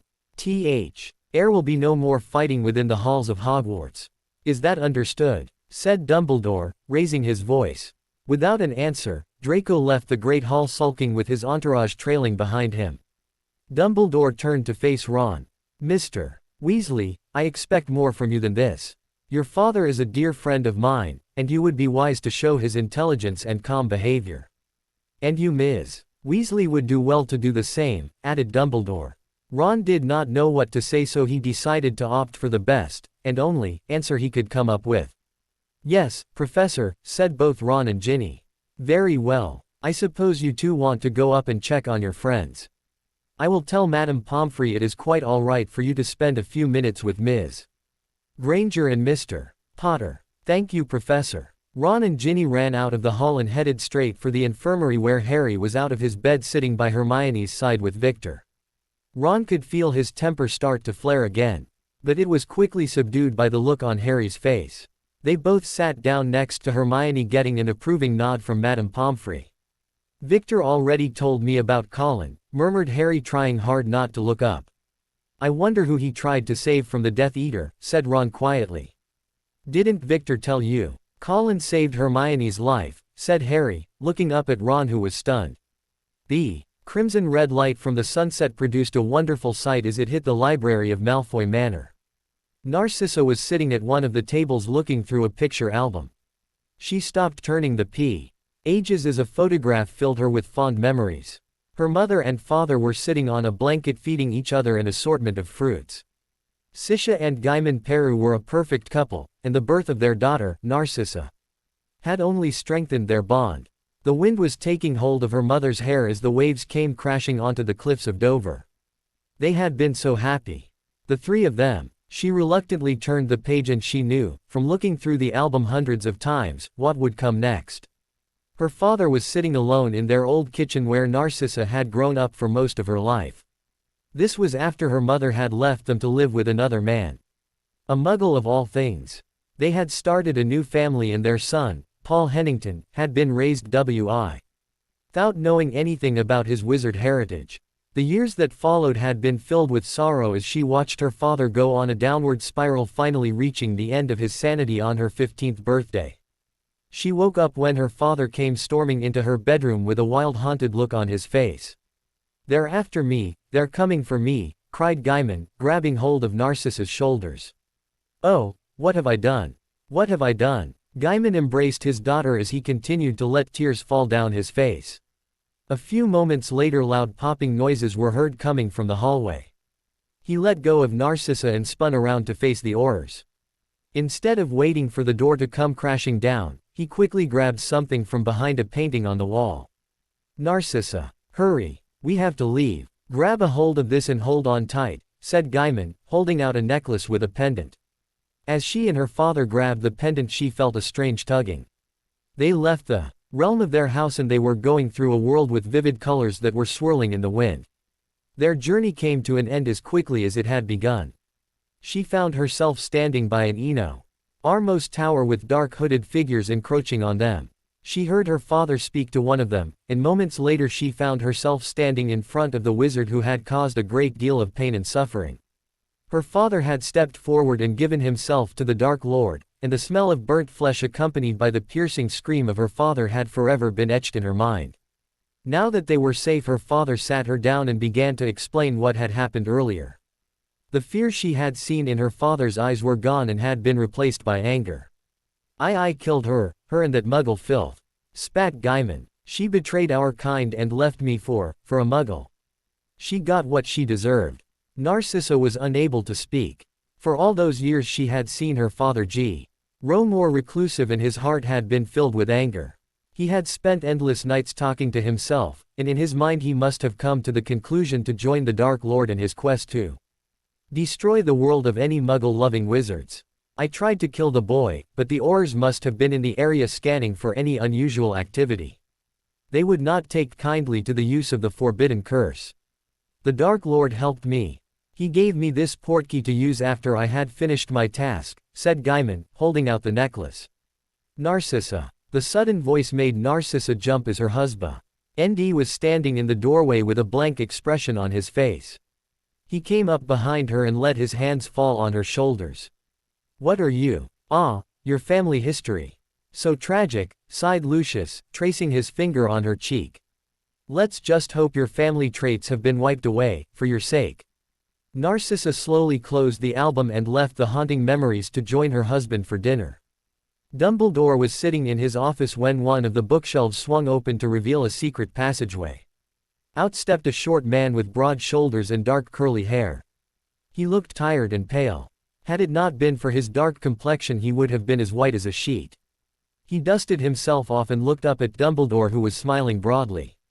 "Ashmere, it is so good to see you again," said Dumbledore as he got up from his chair and rushed over to embrace his friend. "Albus, it has been far too long. I am sad to see the circumstances that bring us back together. We must weigh the good against the bad. We have finally begun to mend the rifts that begun after the first retreat of Voldemort," said Dumbledore, inviting Ashmere to sit down across from him. "Thanks to Hagrid we have been able to regain the confidence of the giants, and he also acquired the Guardian for the dagger. However, I still have questions concerning the fourth element," continued Dumbledore. "We cannot be sure as to the actual fourth element. The scrolls were lost a long time ago, but my people have told me what they believe it is," said Ashmere gravely. "Ashmere, I am also worried about the students and their families. Earlier today there was a Death Eater attack in Hogsmeade. One of our students were killed, and several others are badly injured. One of my most trusted operatives should be joining us any minute now." The door swung open and in stepped an out-of-breath Arabella Figg. "I'm sorry if I'm late, but there was the business of setting up more protective charms around Hogsmeade," Arabella said weakly, looking at Ashmere. "Arabella, this is Ashmere. He is a friend of mine who is an expert in ancient artifacts. He is here to lend us a helping hand, as well as establish a connection with the Middle East wizarding community. Seeing as we need all the help we can get. So it is as we feared then?" asked Arabella. "I believe this was the first attempt by Voldemort to find out exactly what it would take to." Green smoke came out of the fireplace as the face of Remus Lupin appeared. "Albus, we just received your message. What do you want us to do? Remus, we need you and Sirius too. Make your way to Egypt as quickly as possible. Go to a place called Egyptian Folklore, and ask for Mamubi. He will inform you of the task that lay ahead of you. We will leave immediately. With tea." Hat Remus' face disappeared and Dumbledore turned his attention back to Ashmere and Arabella. "I am very grateful for all the work you have done for me during these years," he said to Arabella. "You know I would do anything for you. Especially since the boy is very close to my heart. Besides, I always wanted to have my very own shop," smiled Arabella, trying to lighten the mood. "Ashmere, I am sure you are tired from your long journey. Would you be so kind as to show our guest the way to his room?" Dumbledore asked, eyeing Arabella. "I will take him to the usual room on my way out. I still have charms that need to be put in place. Even though I doubt there will be another attack. Constant vigilance, my dear. Constant vigilance," said Dumbledore, brows furrowed as he watched the two of them leave. Sirius. We need to leave immediately, yelled Remus, as he began to get all his things together. Where are we going? Our next stop is Egypt. Albus didn't tell me what we were going there for, but I have a feeling I know why.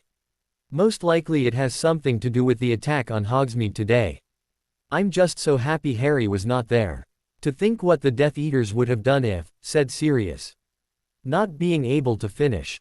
I know Sirius, but there is no time to dwell on what might have been. What will come, paused Remus, but we must leave for Egypt.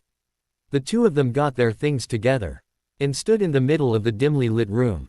I'll see you in Egypt then, unless you're split and half of you ends up in France, said Sirius smiling. When will you ever learn that I have the brains? And the brute of this team, replied Remus before apparating from their room. Just wait until I get my hands on you, Remus, grumbled Sirius as he apparated leaving behind the message they had received from Dumbledore. Friends, there was an attack on Hogsmeade today. Harry was not there. Students were injured and one fatality. Contact me urgently. I have a feeling he will try to strike at the very core of Harry's fears. It had been a week since the Death Eater attack and Hermione was still in bed unconscious.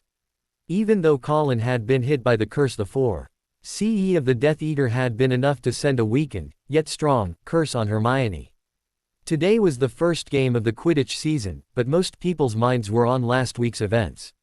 Every time he would walk into the hospital wing, he would see Victor sitting by Hermione's side. He wondered how Victor had managed to get permission to stay with Hermione all the time. When he really thought about, he did not even know what classes Victor was taking. For the first time since the beginning of the school year, Ron was actually thankful for Victor being with Hermione, keeping an eye on her. In one visit he had even talked to Victor, even though the conversation was very short and full of one-syllable words. As Harry put on his Quidditch robe, he looked up at his team. Fred and George were bantering around as usual. But there was definitely a subdued feeling about playing Quidditch among all of them. He was not sure whether or not they were expecting an inspiring speech, so he just stood up and looked at them until there was silence. He motioned for them to gather around. Well, I've never done this before. Never mind, he said, closing his eyes, gathering his thoughts. Today is for Colin, a true hero. Let's make him proud. With that he put his hand up into the middle of the circle, followed by the rest of the team. To Colin, they said in unison before splitting up the circle and getting ready to mount their brooms. Harry looked over at Ginny, who had her head down. Gin, how are you feeling? Asked Harry stupidly. I'm all right, lied Ginny. Gin, it's going to be fine. Trust me. You're great, Harry said, feeling his cheeks burn slightly. Ginny looked up at Harry with a pink tone on her face as well. Thanks Harry, she trailed off, but I just keep thinking about Colin. Why? Harry did not know what to say. There was no sense to what Voldemort was doing. There was no reason to attack Hogsmeade unless there was something to target. Maybe that was it. There had been a reason for the attack, only Harry could not figure out why. He wished the greatest witch at Hogwarts, Hermione, could be there to help him. He turned his attention back to Ginny, who was looking like she was close to tears. I don't know why, but I promise you, I'll find out. As the doors opened and the loud cheers were heard, the Gryffindor team quickly flew out to the applause and joy of the rest of the Gryffindors in the stands. Harry circled the pitch high up in the air, hearing another loud cheer, this time from the Hufflepuff side, as their team made their way out. As they soared around Madame Hooch, Harry looked across at Robert Goodrich, the new Hufflepuff captain who played Chaser. He immediately thought about Cedric. I shouldn't be here, thought Harry as he stopped listening to Madame Hooch instructing both teams to play a good, fair game. Her whistle brought Harry out of his reverie, and the game begun. It was obvious they missed the leadership of Cedric as the Gryffindor Chasers were scoring so quickly that Jordan Lee had trouble keeping up. The score was quickly 70-0 to Gryffindor, and it was clear it would become an embarrassing defeat for Hufflepuff. Right, Katie scored again. Harry decided to take a timeout. The rest of the team looked very confused as they gathered around Harry on the pitch. What's wrong, Harry? Asked Fred. Yeah, we're beating them into the ground. Did something happen? Frowned George. No, nothing like that. I just thought we should try to end this quickly. It's obvious they're not going to score, and I just thought we shouldn't embarrass them. I'm sure you would feel the same, Harry said firmly. The rest of the team looked at each other, and they knew what other motives were behind this unexpected behavior of their captain. They decided not to press the issue and just gave Harry a nod. They decided to keep scoring until they were beyond reach even if Harry would not catch the snitch, however unlikely that was. After that it was up to Angelina, Katie, and Alicia to keep the quaffle while Harry searched for the snitch. Madame Hooch blew her whistle to signal the end of the timeout, and the game continued in much the same fashion as it had before. Harry was flying around the stadium trying to spot the snitch, but there was no sign of it. He looked over at Ginny who was looking, if possible, bored out of her mind. Hufflepuff had only been able to get off 3 shots so far, and Ginny had blocked them with ease. They locked eyes and they exchanged a brief smile before she turned back her attention to the game. When she had soared up by her hoops at the beginning of the game she had looked determined to focus on the game and nothing else. Harry heard Lee Jordan screaming as Alicia spun around to score for the 5th time. The score was now 160-0 and Harry saw the familiar glimmer at the far north side of the pitch. He quickly checked to see if Laurie Clemens had seen the snitch, and then dove turning himself into a blur as he sped across the pitch. Ginny had felt very uneasy about playing Quidditch after what had happened last week. Colin had died, and Hermione was still laying in the hospital wing unconscious. When Harry had asked her how she was doing she had been close to breaking down and just running out of the room. The promise he had made her and the thought of doing this for Colin had given her strength and determination. It turned out to be a rather boring first game for her Quidditch-wise. She had only had to stop 3 shots, and it did not look like she was going to have to touch the quaffle until their next practice. After the timeout she had forced herself to show some kind of interest in the game, but her eyes strayed towards Harry who was flying high above the rest of them. He finally came to a rest over by the Gryffindor supporters. She heard Lee Jordan proclaim that Katie Bell was one of the finest chasers ever to come through Hogwarts as she scored again. She watched as the quaffle was quickly taken by Alicia from Paget, one of the Hufflepuff chasers. And here we go again, she thought to herself yawning. She turned around where Harry was hovering and they exchanged smiles before she went back to watching the blue sky trying to figure out exactly what shade of blue it was. Just as she was about to start a serious conversation with herself about the different shades of blue she heard Lee screaming out Alicia's name and the score. Only moments later she saw a streak of scarlet fly through the air coming to a halt at the other side of the field. Harry was holding up the golden snitch and Madame Hooch sounded the whistle to signal the end of the game. The Hufflepuff team looked happy to finally have the torture over with, and the Gryffindor side was busy celebrating their win. Before anyone was able to storm the pitch, Harry signaled for the team to join him up in the air. Without a word they came together in a circle once again only to soar high in the air in silence for a short time thinking about Colin and the rest of the Creevy family. The Center for Apparition Arrivals in Cairo was bustling with activity, and Remus was trying to find the way out into the Muggle world. Sirius was being inspected by an Egyptian apparition officer who apparently found the very sight of Sirius suspicious. "I don't speak, whatever you people talk, try," said Sirius as he was feeling under pressure. This would not be good if he was arrested on foreign soil. The officer kept twisting Sirius' wand and finally gave it back waving to Sirius to leave. With a sigh of relief Sirius went to find Remus. Thankfully most of the signs had been translated into English, and within a few minutes he found his friend standing by the exit. "Well, that was nerve-wracking," sighed Sirius, as he glanced at a few of the women who were giving him a wink. He smiled broadly at them and puffed out his chest. "If you didn't look like a criminal," Remus paused, "everything would have been fine." He looked over at the women who were getting Sirius attention. "Come on you big lug, we have somewhere to be, if you don't mind," grunted Remus. "Oh, yes, I know. I just thought I'd get acquainted with the locals. If you know what I mean," Sirius said winking. "I know exactly what you mean Padfoot, and that's why we're leaving right now. You wouldn't want the Vienna incident to happen all over again, would you?" "Hey, that wasn't my fault," huffed Sirius. Remus just shook his head and went to buy some suitable clothes at one of the many shops at the Apparition Center. They decided to split up in the shop and meet by the exit in 10 minutes. Remus had no clue as to what or where he should go, but he decided to ask one of the officers what shop was the most respectable. He was directed to Khalif's clothing for men, where a salesperson was very helpful in picking out clothes that were a perfect fit for Remus. The beige robes actually looked similar to his wizard robe, but he decided it was better to blend in with the rest of the people. A few minutes later, Remus was standing by the exit wondering what was taking Sirius such a long time. He heard some people ahhing as the crowd was parting to give way for someone. Nothing could have prepared Remus for what he saw next. Sirius was walking through the crowd wearing a bright green turban and a pair of robes that could only be described as shocking. The neon pink stripes were clashing horribly with the green, and everybody's eyes turned to watch this spectacle of horrible clothing. Remus was still standing with his mouth wide open when Sirius came up to him.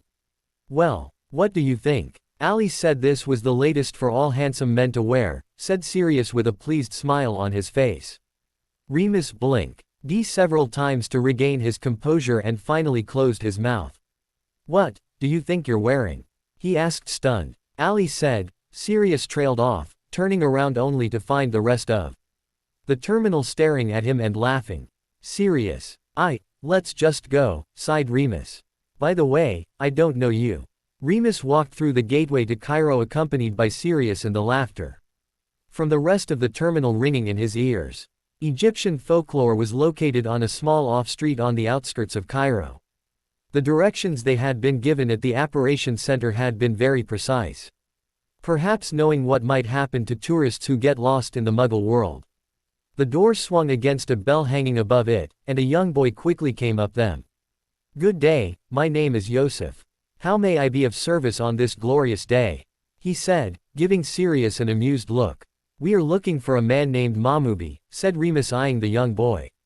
"One moment please." The boy disappeared behind the counter and voices could be heard coming from the adjacent room. Shortly after, an older man came through the doorway. His burly face and white teeth were accentuated by the dark tone of his skin. "I am Mamubi. How can I help you?" he said in an inquisitive tone. "We were sent here by a mutual friend, Ashmir," Remus whispered. Mamubi's eyes went wide, and he quickly looked around as to make sure no one had heard their conversation. He gestured for them to follow him, and told the young boy to keep an eye on the shop while he attended to some important business. They went back into another room where a small wooden table with 4 chairs around it was the only focal piece. It was dimly lit and there was a faint smell of tea leaves. Mamubi invited them to sit down. "No need to introduce yourselves," said Mamubi. "Ashmir has already informed me about all the details. Here are your identification papers in case anyone should ask," he said, handing over 2 neatly folded papers. "You should find everything is in order. Here are your instructions. We have reason to believe there is a spy amongst us at Gringotts here in Cairo. We also believe one of the people working there is in grave danger. Your job is to keep an eye on any suspicious activities as well as protect our operative. Here are the rest of your instructions." He handed them a blank piece of paper, earning a couple of raised eyebrows and 2 questioning looks. "Just say Appar, and the text will be revealed. Only you will be able to read it," said Mamubi, reading into their faces. "Transport at Ion is waiting for you outside to take you to your new home. Now I bid you farewell, and good luck." Mamubi rose from his seat and shook hands with Remus and Sirius. Outside of the shop a car was waiting for them, and they got in without knowing where they were going. After the match, Harry made his way up to the Gryffindor common room with the rest of the students. Usually huge celebrations were in order after such a fantastic display, but it did not feel like the right thing to do. The death of Colin Creevey had affected everyone deeply. For some, they had lost a dear friend, or as in Dennis' case, a brother. However, most students were now worried about the powers Voldemort must have to be able to strike at Hogsmeade, a place that was so close to Hogwarts. Congratulations were given and received, but the fear that was seeping into the minds of all the students was getting the better of them. All of a sudden the portrait hole swung open and Professor McGonagall walked in, stopped and searched the room. Then headed straight for Harry, Ron, and Ginny. "Mr. Potter, Mr. Weasley, and Ms. Weasley, I thought I would inform you that Ms. Granger is awake. Mr. Crumb is currently with her, I thought you might like to go visit her." Madame Pomfrey of course objected, but I persuaded her to let you have a few minutes with Ms.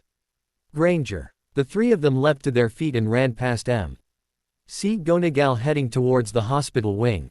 When they arrived, Hermione and Victor were having a conversation, while Madame Pomfrey was giving Victor a disapproving look. She turned to look at who else might be disturbing her patients, but let out a resigned huff when she saw Harry, Ron, and Ginny. It must have taken all her resolve to let one, let alone 4, people visit one of her very tired patients. Just a few minutes. And that's it, she said sharply, shuffling through some papers. Ginny did not listen as she ran over to Hermione and embraced her in a hug that made Hermione gasp for air. Gin, need to breathe. She gasped. Sorry, said Ginny, tears forming in her eyes as she let go. Harry went over to give Hermione a friendly hug while Ron was standing back trying to decide what to do. Finally he walked over by her bed and gently patted her hand. Harry could only smile as he saw how embarrassed the two of them were. I'm glad to see you're all right, said Ron, being careful not to let his eyes wander from her hand. We were so worried. We care so much about you. It's good to see you awake again. Ron's ears were now turning pink and Harry could have sworn he saw Hermione give Ron's hand a squeeze. The fact that Ron's face was turning the same color as his ears only confirmed it. Hermione, I really wanted to talk to you about something, said Harry, smiling at his two friends who were having problems telling one another how they really felt. Harry did not get any further than that as Madame Pomfrey rose from her desk and set her sights on them. Knowing this was not the time for it, Harry simply looked at Hermione and mouthed, later. Now all 4 of you, yes even you Mr. Crumb, need to leave. Ms. Granger needs to rest, Madame Pomfrey said, sounding like her usual self. Get on. Victor slowly got up to leave and leaned in and gave Hermione a kiss on the cheek that made her blush. Ron's eyes flashed with anger, but he was able to control himself by clenching his fists. Good night Hermione, I'll be back tomorrow morning so they can finish talking, said Victor, turning around giving Madame Pomfrey a scowl. Madame Pomfrey escorted them out of the hospital wing and she was kind enough to close the door right behind them. They all headed back to the Gryffindor common room where Victor quickly went up to his room. Ron flopped down in one of the chairs, and Harry sat down next to Ginny whose eyes were still a bit red. Harry instinctively put his arm around Ginny, startling her. He quickly drew back, not knowing what had possessed him to do such a thing. He was grateful that Ron had been busy studying the fire, or else he was sure Ron would have ripped his arm off. They sat there for a few minutes without anyone saying a word. The crackling from the fire was all that could be heard. Suddenly Ron rose out of his chair and went up to his room without a word. Harry was not sure what to do. He was feeling very uncomfortable sitting so close to Ginny. Thankfully Ginny got up and said goodnight before heading up the stairs, leaving Harry alone on the couch. He looked at his hand that had done the unspeakable act. What are you doing? He muttered to himself, putting his head in his hands. When he looked up he could see Dean and Seamus in the middle of a heated discussion about Quidditch and football. When he came up to his room, Ron was already lying in bed. There was no one else up there and Harry quickly got ready for bed, lying down exasperated. Harry. Yes. Do you think I'm a stupid prat? No, you're just a prat, chuckled Harry. He turned around and put his glasses on his bedside table. Harry. Yes. Why did you put your arm around my little sister? Harry was now in a state of shock and panic. I just thought she looked like she needed a hug, stuttered Harry, instantly slapping himself for not managing to come up with something better than that. Just wanted to ma. Sure you weren't trying to do something, said Ron suspiciously. If you were, I'd kill you. Ha ha. Me. Trying to do something. Very funny, said Harry with a strained laugh. Yeah, I guess so. Good night Harry. Good night Ron. Just so you know, I'd kill you. Ron turned over and within a few minutes he was asleep, snoring loudly. Harry, however, was having trouble sleeping as he pictured himself getting his arms ripped off, and his head fed to a Lupertalio by a furious Ron. The month of September had gone by surprisingly fast as Harry spent every waking hour thinking about homework, Quidditch, and Sirius. There had been no word from Sirius since his last letter, and Harry was getting worried. He knew his godfather was probably out on one of his missions, but he had not heard from him for over a month. He remembered what Sirius had said in his letter and decided to go and ask Dumbledore for information. This would of course have to wait, as it was time for Quidditch practice. Harry was up early, a habit he had never had before becoming the Gryffindor captain. He used to wonder how Wood could be up so early and always ready to drive the rest of the team insanely tired. Now he knew. He had begun to take responsibility for their performance, and the twins had been nice enough to Oliver Wood Jr. on the back of one of his robes. He had of course made them practice even harder after that, earning him grumbles from Fred and George. It was still dark outside as Harry reached the Quidditch pitch. Classes had been worse than ever as Snape had requested 5 parchments about the possible use of something. Harry was so confused that he could hardly remember all the things he had to do. The stressful reality of school had made Harry put aside his feelings about the death of Colin and the attack on Hogsmeade. He had even forgot to ask Hermione who, or what, she thought might have been the target. He reminded himself to do that later today. Another thing I have to do, Harry sighed, rolling his eyes. The sudden release he felt as he soared into the air on his firebolt was indescribable. As soon as he kicked off from the ground he could feel all his troubles sift away. Almost as if they were left on the ground. The only thing he knew was the crisp morning air flowing through his messy hair. At times he wished no one would show up for practice. He came out early just so he could enjoy some time alone. Without Hermione getting on him about his homework or Ron asking him for help about Hermione. At least they were talking now, he thought. They had all prepared a small birthday party for Hermione since she had missed her real birthday, and Ron had taken her aside to talk to her. Whatever he said must have made difference because they had begun to mend their friendship. Victor and Fleur had actually been mostly absent from the Gryffindor dorms. Harry made a note to ask Hermione if she knew what was going on. No. Stop thinking. Just fly, he said to himself. Enjoying the last few moments of solitude as 6 people were dragging their bodies across the grounds. It was really a beautiful morning. The sun was coming up and the morning dew gave the grass a magical sparkle. Harry found himself perched on his broom high above the others. His eyes drifted from Fred and George to the chasers who were in full swing trying to beat Ginny. She had been having a strange effect on him lately. He was not sure whether he liked it or not. Most of the time he would feel very comfortable around her, but sometimes she made him feel very uncomfortable. He had found himself thinking about giving her more hugs than were really needed. He was able to regain control of his body by Ron's voice in the back of his head reminding him the fate that awaited any person trying anything funny with Ginny. Fred and George were up to no good as usual as they had conspired with Angelina and Katie to turn Alicia's broom pink. An unexpected side effect had been that Alicia actually turned pink as well. They had dropped their bats and ran for their life as Alicia sped towards them with a bludger and a bat in her hands. The spell had finally worn off, but Alicia had caught up with them and they were now hanging from a tree upside down begging for forgiveness. Harry and Ginny had been the only 2 not involved in the whole ordeal, and as they watched the thing unfold, they were laughing every step of the way. Harry looked over at Ginny who was right next to him and found that his arm had made the journey across her back, and his hand was on her waist.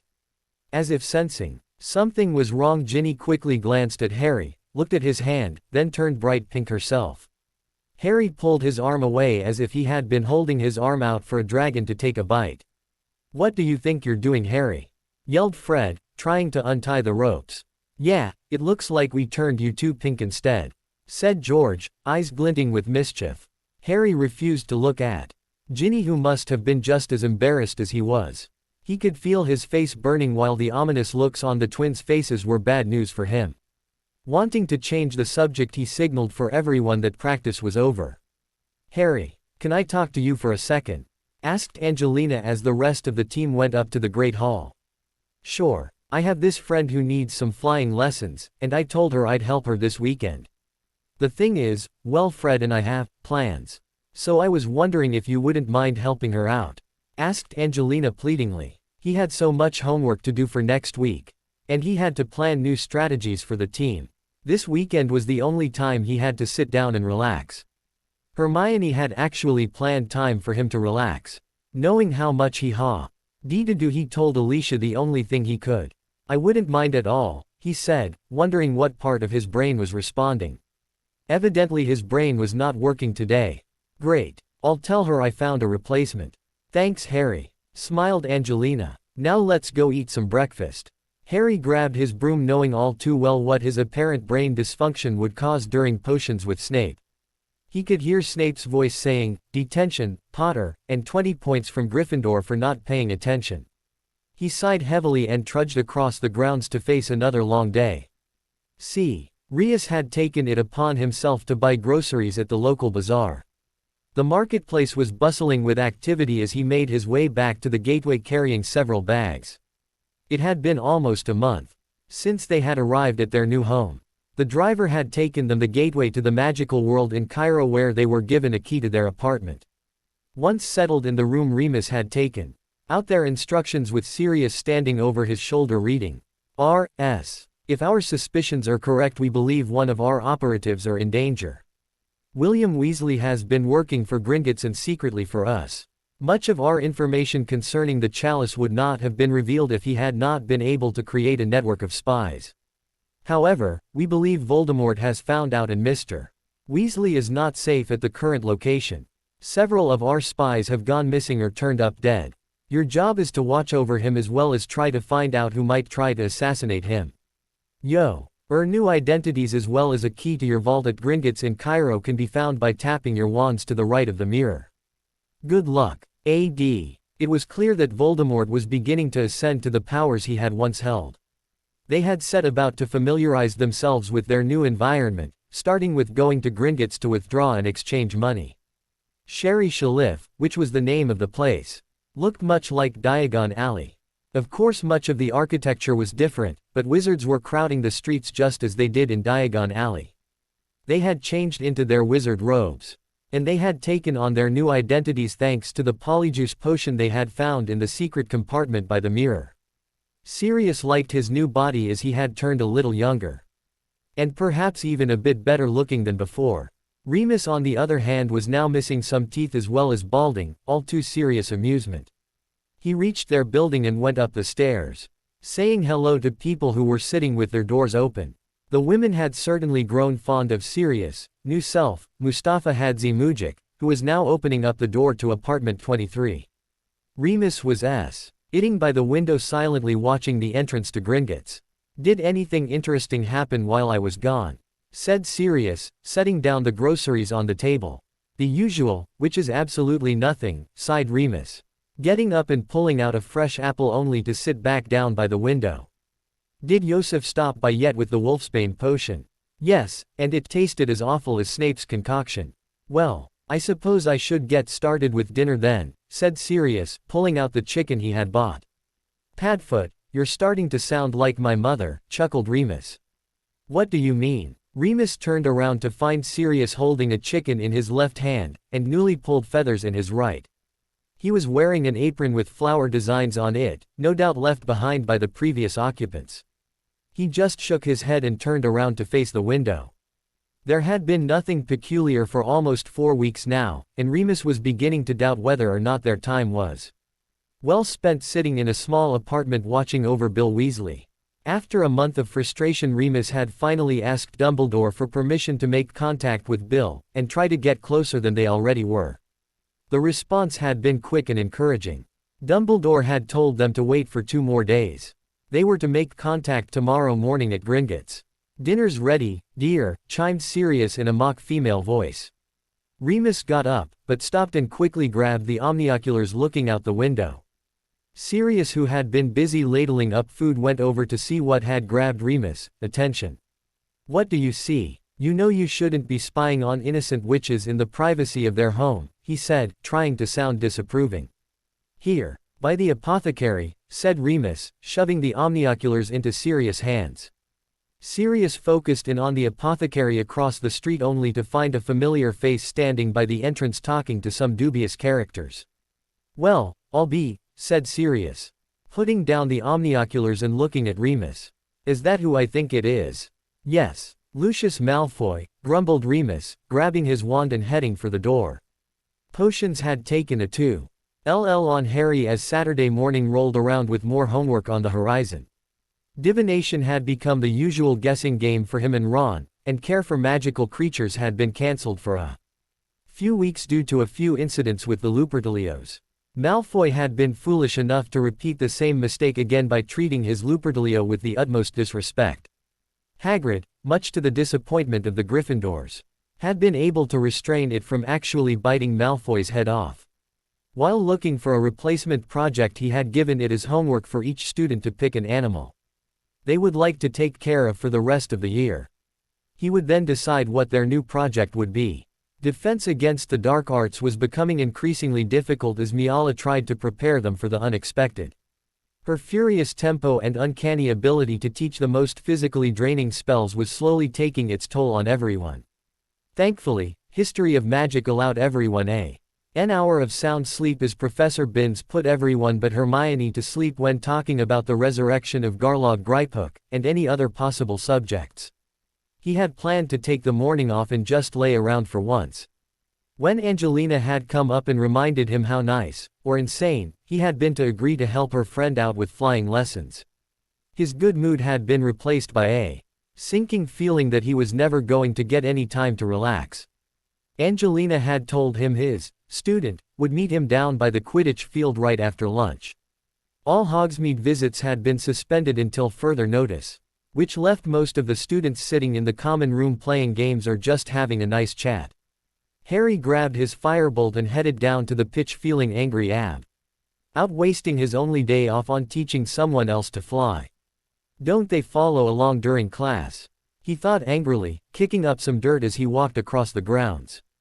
All those thoughts disappeared as he saw who was waiting for him.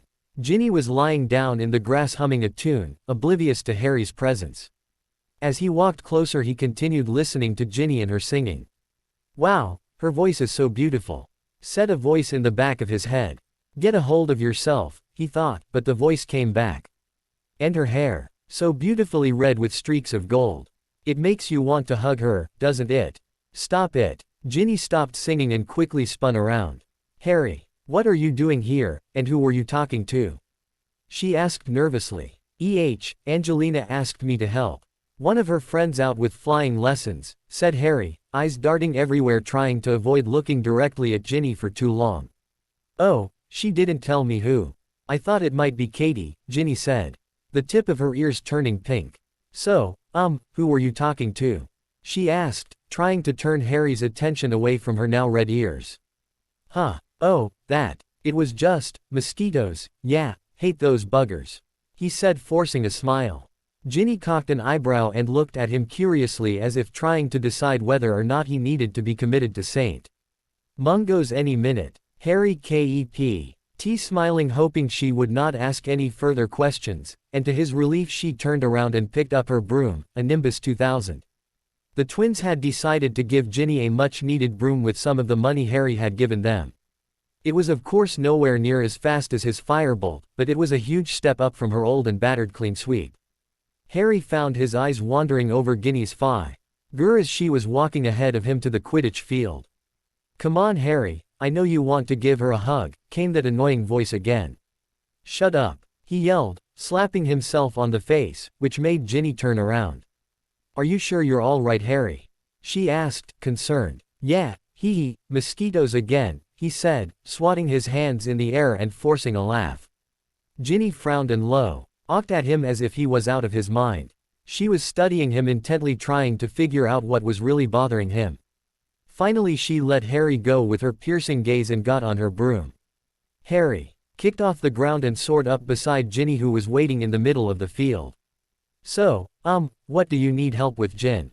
I think you're great at flying," Harry added, feeling like lunch was going to make a quick round trip. "Well, I wanted to learn how to do a few of the more difficult moves, like the Cardochian cross. Basically anything you can teach me now that I have this new broom." Harry nodded and began to give Ginny step-by-step instructions on every move he could possibly think of. It took Ginny a while before she could actually perform the Cardochian cross, but after several tries it looked like she had it down. The uncomfortable feeling he had had before slowly disappeared, and they spent a full hour working on moves Ginny could use playing as a keeper. They had both started to work up a sweat, and Harry felt like he needed to go take a shower. "Harry, Would you mind showing me the Wronski feint? Ginny asked out of nowhere. Harry was taken aback as there would be no use for her to know that move as a keeper. Why? Are you going to try to kick me off the team? He said jokingly. No, I just wanted to learn how to do it.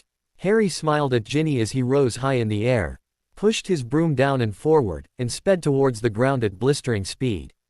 Just when it seemed like he was going to hit the ground, he pulled up, coming only inches from ending up as a small puddle on the ground. He rose to where Ginny had been watching, feeling strangely proud of himself.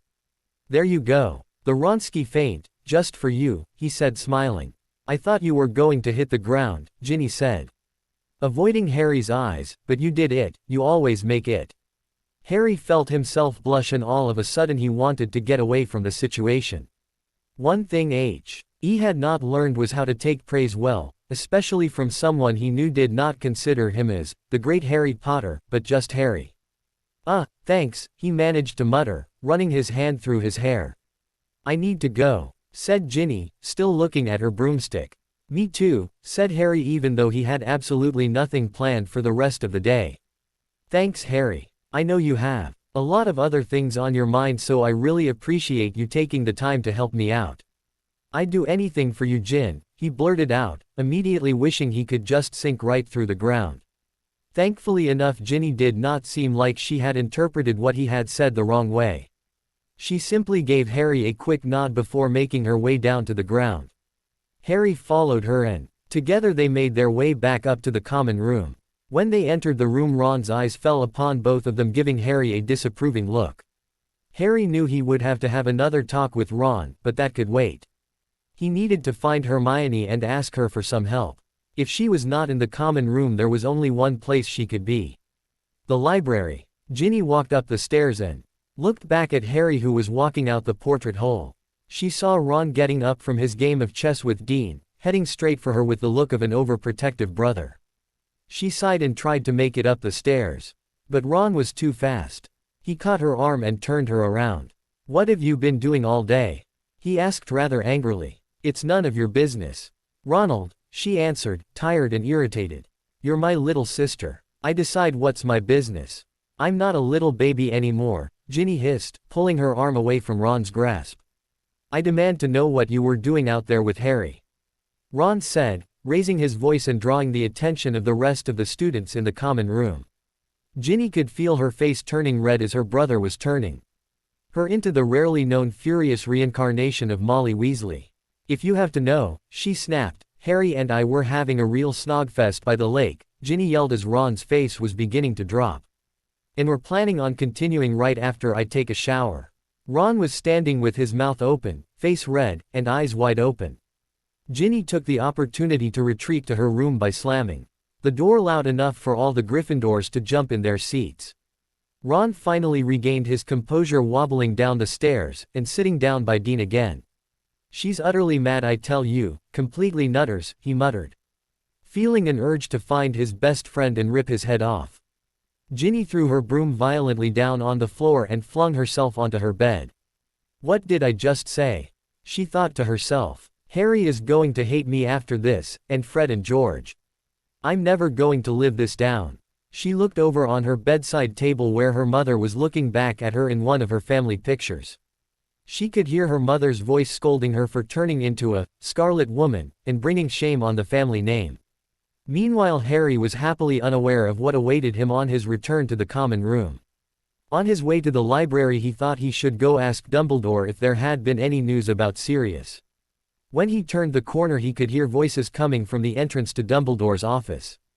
And Fleur and Victor walked out together, engulfed in a heated discussion. Harry quickly drew back behind a closet as Fleur and Victor walked the other way. When their footsteps had faded away, he came out from his hiding place and walked straight to the library to find Hermione, forgetting all about talking to Dumbledore. The library was unusually crowded since no students had been allowed to leave for Hogsmeade. Harry knew where to find Hermione, but to his surprise she was nowhere to be seen. He even asked Madame Pants, who told him, looking like a proud parent, that he had just missed the wonderful Ms. Granger by a few minutes. Harry decided to go back to the common room where Hermione was probably busy studying for her OWLs. One thing was certain. She was determined to get the most OWLs in Hogwarts history. Harry chuckled to himself as he thought of Hermione's expression when she had her own section in her favorite book, Hogwarts, A History. As he entered the portrait hole, he could not see Hermione anywhere. He did see his other best friend zeroing in on him with deadly steps and a look of murder in his eyes. Ron came to a dead stop, with his face only inches away from Harry's. "What did you do with my little sister?" he hissed, jabbing his finger into Harry's chest with each word. "Me," replied Harry, bewildered. "Yes, you," Ron said, gritting his teeth and continuing to jab Harry. "Well, first off, stop poking your finger in my chest," Harry said, swatting away Ron's hand. "Secondly, I don't know what you're talking about." The rest of the students were now fixed on the two of them as Ron looked ready to tear Harry apart. Ron's face was blending in well with the crimson red of common room, looking like a volcano ready to erupt. "My little sister just told me you and her were having," he paused, with a face of disgust, "a snogfest," he spat out. Whatever Harry had expected Ron to say, this was certainly not one of them. "She told you what?" he flustered. "You heard me. Snogfest," he yelled, eyes blazing with fury. But, you have 3 seconds before I rip your arms and legs off." "Potter," Ron growled menacingly. The shock of hearing what Ginny had told her brother was slowly ebbing away, and it was beginning to be replaced by anger. Ron didn't trust him. He always overreacted to everything. How could he even think I would do something like that? Harry straightened up and looked straight into Ron's eyes. "So what if we were? I'm pretty sure we were enjoying ourselves. Now get out of my way." "Weasley," Harry said angrily. "Where do you think you're going?" yelled Ron, grabbing a hold of Harry's arm and whirling him around. "To see Ginny and pick up where we left off," Harry yelled furiously, snatching his arm out of Ron's grasp and stomping up the stairs. For a brief second Ron was stunned, but quickly gathering his thoughts he made to follow Harry up the stairs. At the top of the stairs, Harry was about to open up the door to the boys' dormitory when his body decided to walk over to the door leading to the girls' dormitory. Without a thought he opened up the door and PPED into more trouble than he could have ever imagined. By the time Remus and Sirius had made their way down into the street, Lucius Malfoy had disappeared without a trace. Instead of waiting another day, they immediately went straight to Gringotts in order to warn Bill about the impending danger. Everything seemed to be normal as they walked into the bank. Remus went up to a desk with a goblin busy working on some papers. After a short conversation, the goblin disappeared for a few seconds and reappeared to inform them that Bill was out of the office for the rest of the day. They were sure to find him at his apartment where he spent a great deal of his time. They hit the street, running down the streets of Sherry Shalif with one goal in mind: to get to Bill Weasley before Lucius Malfoy. Out of breath, they finally reached the blue building where Bill lived, and ran up the stairs only to find the door to apartment 18 was open. Fearing the worst, they drew their wands and crashed through the doorway, ready to face the Death Eaters.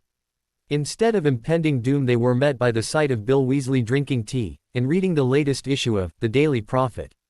Actually, he was no longer drinking tea because the sudden crash of the door had made him drop his cup and the contents burning him.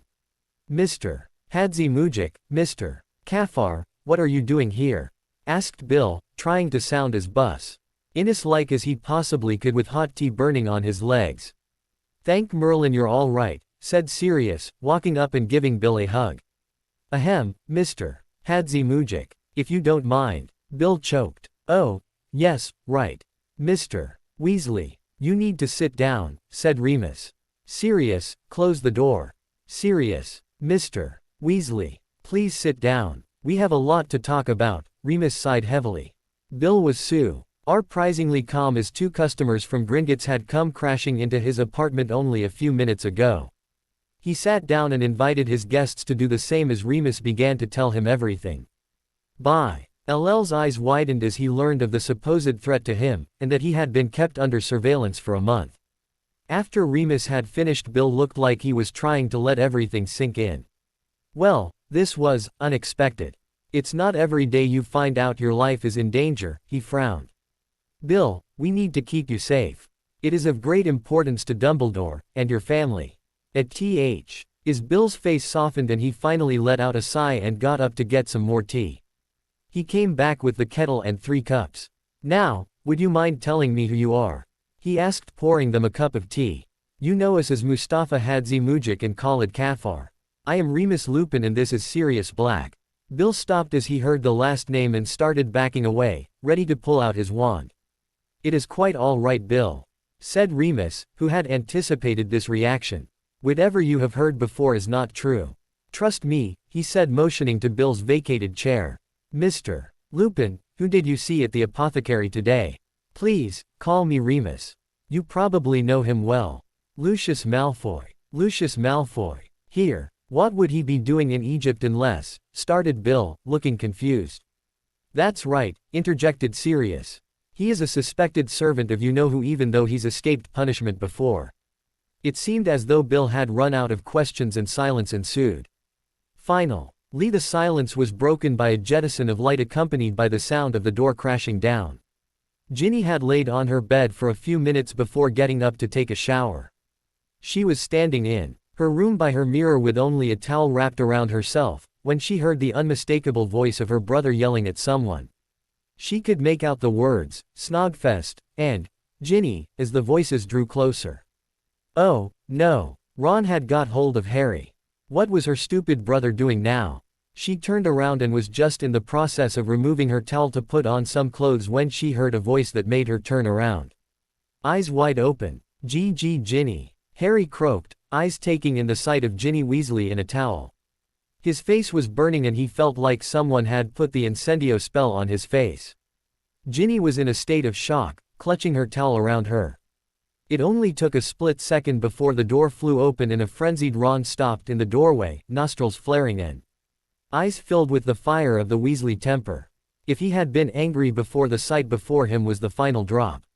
What the hell do you think you're doing? He yelled, eyes darting from Ginny to Harry. Harry could have sworn the furniture in the room was still shaking from Ron's loud voice. Ron, you shut up, Harry. He spat, turning to Ginny. Tell me what's going on here. Now, he demanded, towering over his little sister who was still looking shocked. Ron, I can explain, started Harry. I thought I told you to shut up. Ron yelled, pushing Harry into the wall and closing in on him. You're this close to me tearing your limbs off, Ron said, holding up his thumb and index finger, his arm shaking violently. Harry was just about to try to talk some sense into Ron when a voice echoed around the room, sounding very familiar to Mrs. Weasley. What are you doing in here? Get out, now. Ron's face went white as he slowly turned around to face the fury of the female contingency of the Weasley clan. It was not a pretty sight. Ginny was standing with her hands on her hips, forgetting her predicament, eyes raging and her face contorted into a facial expression that left Harry wishing for Voldemort to come and rescue him. Ginny, calm down. I was just, tried Ron.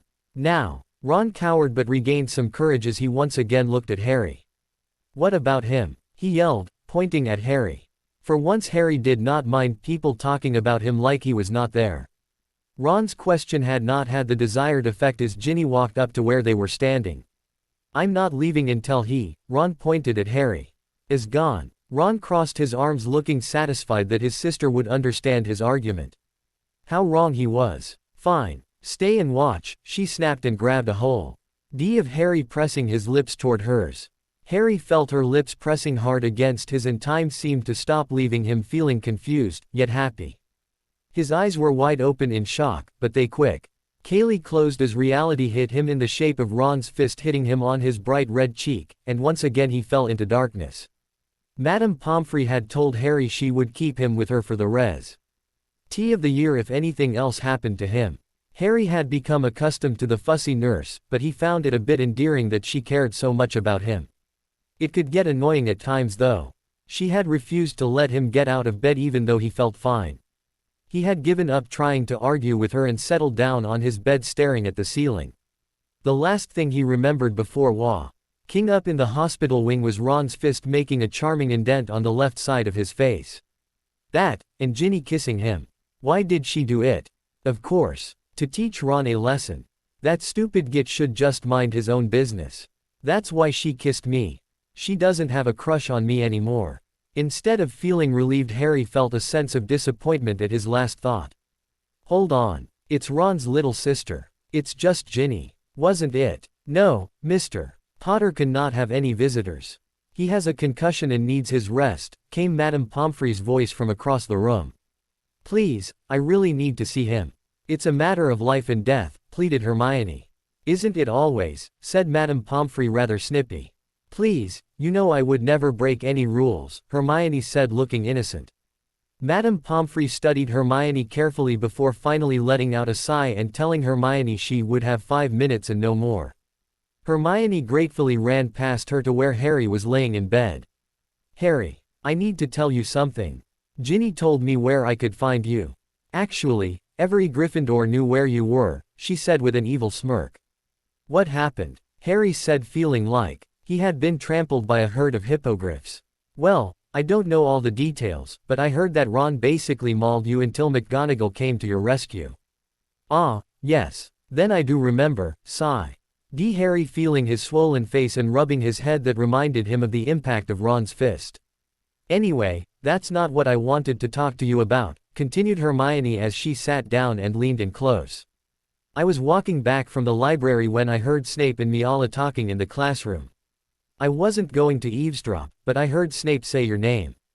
Gaining interest, Harry sat up and focused on what his friendly potions professor had said about him. I couldn't hear everything they said, but I heard them talking about a chalice and how it is one of the elements along with you. I was going to do some research on it with you, but when I came back to the common room I heard about what happened. Now what's this I hear about a snogfest? She smiled. Did you hear anything else? Asked Harry, trying to get off the subject of what had transpired earlier. Well, Hermione said, a bit put off at Harry for changing the subject. Professor Miala thanked Snape for brewing her a potion. I don't know what it was. But she said that she couldn't have done it without him. He just told her not to get a taste for anything less appropriate. Harry was about to ask Hermione how Ginny was doing when he felt the scar burning. He fell off the bed clutching his head with both hands. He remembered thinking how he spends a lot of time in darkness. Expelliarmus, cried the Death Eater as he spell hit Bill straight in the chest and throwing him across the room into the wall. The Death Eaters expected Bill to be alone, and the sight of the two strangers froze them for a short moment. Aloe, Wing, Remus and Sirius to pull out their wands. Both of them yelled Expelliarmus at the same time, but the first Death Eater was able to avoid the spell by lunging to the side. The second Death Eater flew backwards right through the neighbor's door while the wand flew straight into Sirius' open hand. The Death Eater who had escaped the spell looked around, weighing his options, then fled out the door, leaving his comrade to fend for himself.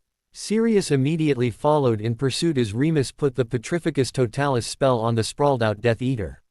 He leaned forward and unmasked the Death Eater. It was one of the people Malfoy had been talking to outside of the apothecary. Bill was slowly getting up and Remus returned his wand that had been dropped by the retreating Death Eater. He managed to get back up on his chair and panted heavily as he tried to recover from being hurled into a stone wall. A few minutes passed before an out-of-breath Sirius walked back in, obviously not being able to catch the accomplice. He was too fast, huffed Sirius, flopping down on the chair trying to catch his breath. I have a feeling it would have been pointless in any case, sighed Remus. Quote, the other was one of the men we saw Lucius Malfoy talking to outside of the apothecary. Do you recognize him? He asked Bill. Yes, he's one of our most well-known customers. He holds several vaults Gringotts and he has requested my services at times as well. Bill, I'm afraid you are not safe here in Egypt any longer. You must come with us. Then we will ask Dumbledore for the best course of action. Now, we must take this man to the proper authorities, but before we do anything else let's finish what we started, said Remus, picking up his cup and sipping some tea much to the astonishment of the others. Remus looked up at the two pair of eyes that were staring at him in bewilderment. Tea, calming for the soul. You should try it, he winked. As if hypnotized, Sirius and Bill picked up air cups and began to drink their tea with the Death Eater floating in midair by them thanks to the hover charm. Ginny was sitting in the common trying to concentrate on her charm's homework, but her mind kept drifting to what had happened the day before. Ron was of course not talking to her, and she would have preferred if that had been the case with the twins.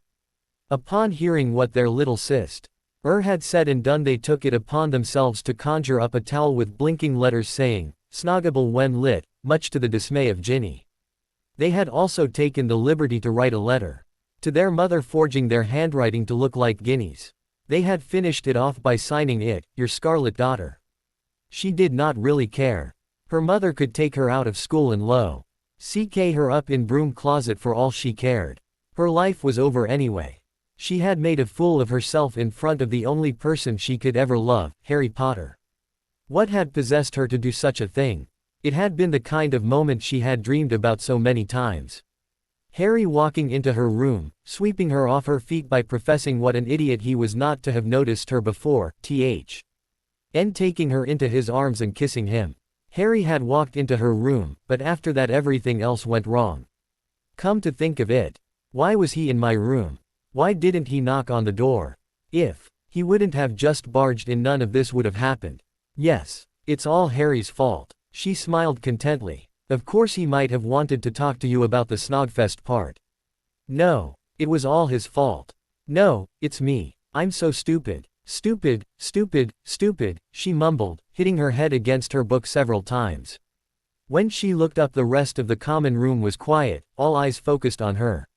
A few first-year students who had been sitting close to Ginny were slowly moving away from her. One boy was still sitting in the same place, but only because it looked like he had been petrified. "Boo," Ginny said, scaring the boy into retreat over to where his friends were standing, shaking like leaves in the wind. "Virginia Weasley, what are you going to do?" she thought as she tried to focus on her charms homework again. Failing to notice that her book was upside down. Lucius had just arrived home at Malfoy Manor when his dark mark turned red. He immediately apparated in order to find out what his master could want from him. Surely it was to congratulate him on a mission well done. Voldemort was sitting on his throne with his fingers pressed against each other.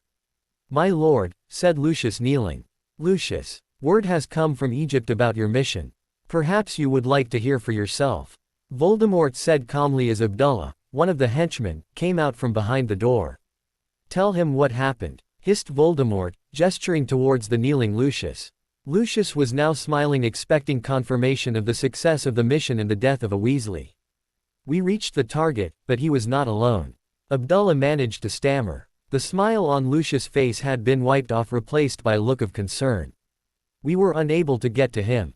I managed to escape. Vavra was caught," finished Abdullah. "Not quite what I expected, Lucius," sighed Voldemort, getting up from his throne. "You know, I expected a lot more from you this time." "Oh well," he said nonchalantly, pulling out his wand and muttering the two most feared words. "Avada Kedavra." Abdullah slumped to the floor beside Lucius, who was certain his life would end in a few seconds. He closed his eyes, waiting to hear the same words uttered. Instead he felt an immense pain as Voldemort had put the Cruciatus curse on him. "Lucius, Lucius, Lucius," tutted Voldemort, shaking his head. "I'm not sure how many more times I can let you fail me. For years you denied my existence, betraying me when I needed you the most. Then you fail me on several occasions. What am I to do with you?" Voldemort was circling Lucius, who was crumpled into a twitching heap on the floor. He was hit with the Cruciatus curse again as Voldemort continued to talk. "The question is, what would you do to prove your worth to me and redeem yourself?" And YTHing. Lucius gasped, feeling every limb of his body contorting in pain. "Anything?" asked Voldemort, ceasing the torture. "Anything, my lord." "That was just what I wanted to hear," smiled Voldemort, eyes glinting with malice. Hermione left the hospital wing after Harry's scar had made him fall off the bed and faint. Hermione had tried her matter of life and death speech. But Madame Pomfrey had shoved her out in a rather rude manner. She knew there was nothing she could do but go and try to talk to Ron about what had happened. Ron was sitting on a chair by the fire, arms crossed and eyes twitching. This was going to be difficult. She took a deep breath before she walked over and sat down next to him. He did not even acknowledge her existence. "Ron." No answer. "Ron, if you're still alive, nod your head," she said coldly. A few seconds passed before Ron slowly nodded his head, but turning back into a statue. Hermione sighed, knowing she had to be rueful about what she said since Ron was clearly not in the mood for a chat.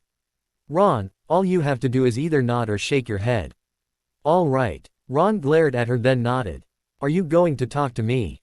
Ron shook his head. Fine. Please think before you answer, and be honest. Is Harry your best friend? Ron seemed to think about it for a moment before shaking his head furiously. Hermione rolled her eyes at him and sighed heavily. Ron, I said you have to be honest, and think about it. Ron turned his head and opened his mouth ready to say something only to remember he was not going to talk to anyone until he could get his hands on Harry again. Then he would give him a piece of his mind, again. They sat there in silence for a long time before Ron finally nodded. Do you trust Harry? She said, a smile creeping up on her face. Ron let out a deep breath and nodded. Do you trust Ginny? Another nod. Do you really think they would go behind your back like that? Ron was biting his lip as he seemed to have an inner struggle with his stubborn self. His head finally dropped and he slowly shook his head. Why are you mad at Harry? He looked up at Hermione with a frown and quickly grabbed a quill and a piece of parchment and scribbled something down, handing it to Hermione. That's not fair. You said I would just have nod or shake my head. Well, I changed my mind. I think it's rather stupid to be mad at someone if you don't even know why you're mad, she said matter-of-factly. I'm not stupid, he muttered.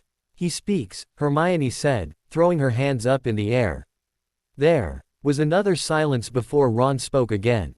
You know, they tried Ron. They kissed, he said, looking like he had just swallowed a vomit-flavored bean. Ginny just. Ron stopped obviously trying to forget the whole traumatizing experience. That's your problem. Yes, that's my bloody problem. My best friend and my little sister, kissing, he yelled. You know, Ginny is old enough to make up her own mind, said Hermione, holding up her hand to stop Ron from interrupting. In any case, you need to talk to her and Harry, not me. Hermione stood up and left to go find Ginny in order to calm her down as well. She carefully opened up the door to the fourth-year girl's room. Ginny was perched on her bed looking eerily similar to the way Hermione had found Ron. Hermione rubbed her forehead and took a deep breath before she began the nodding game with Ginny. By the next morning Ron had calmed down considerably, and he had practiced his apology to Harry several times in front of his mirror. McGonagall had taken him to Dumbledore, who had reprimanded him by giving him detention and a warning that this behavior would not be tolerated. Ron could handle detention, but Dumbledore had insisted a letter was sent to his parents explaining the incident. In other words, Ron was dead. For once he was not excited when the owls came with the mail. Instead of Errol, who usually carried the mail for the Weasleys, Hermes swooped down and landed in front of Ron's bowl of porridge. He was surprised to see that there was no smoke coming from the letter. He had expected his mother to send him a howler. But all that was attached was a small note neatly folded. He carefully pried it from Hermes and opened it up. Just wait until I get my hands on you. That was it. Nothing more. Ron put his head on the table, wishing she would have sent him a howler instead. Maybe he could stay at Hogwarts for the rest of his life. Harry was able to convince Madame Pomfrey to let him go down to the Great Hall to eat breakfast. He came to a halt when he saw the unmistakable flaming hair of Ron. He was resting his head on his arms, looking like he did not want anyone to come near him. Harry had sated his appetite and made his way up to the common room where he sat down by the fire. Harry, when did you get back? Ginny was standing at the bottom of the stairs with a shade of pink at the tip of her ears. I just got here. Managed to get Madame Pomfrey to let me go even though she was going to lock me up in there for the rest of the year, he replied, feeling his cheeks burn. I'm sorry, Harry. Ginny hid her face in her hands as the tears began to fall. Ginny, what are you sorry about? Harry said, confused. For causing all this, for telling everyone that I'm so sorry. She turned to leave. But Harry quickly got up and grabbed her arm. Ginny, it's not your fault. Well, it kind of is, but I don't blame you for anything, he added quickly, not wanting Ginny to keep on crying. But I said those horrible things about you and me. I lied, she sobbed. Now that was your fault, Harry started, but it's not your fault. Ron is an idiot, is it? Ginny could not help herself as her sobbing was intertwined with laughter. Harry led her back to the sofa where they sat down without saying anything. "Excuse me." They both jumped as the person standing behind them had walked in without them hearing anything. Harry looked at the young girl. She was about the same height as him, and her ash blonde hair was hanging down on her shoulders. Her deep blue eyes seemed to exhibit sadness. Harry could have sworn he recognized her from somewhere. "I'm sorry if I scared you," she said shyly. "You probably don't remember me." She looked down, "But I have something for you." She handed Harry a small green box with silver lining. Harry stared at it and looked up at the girl again. "Colin would have wanted you to have this," she said as tears started to form in her eyes. She left before Harry had a chance to say thank you.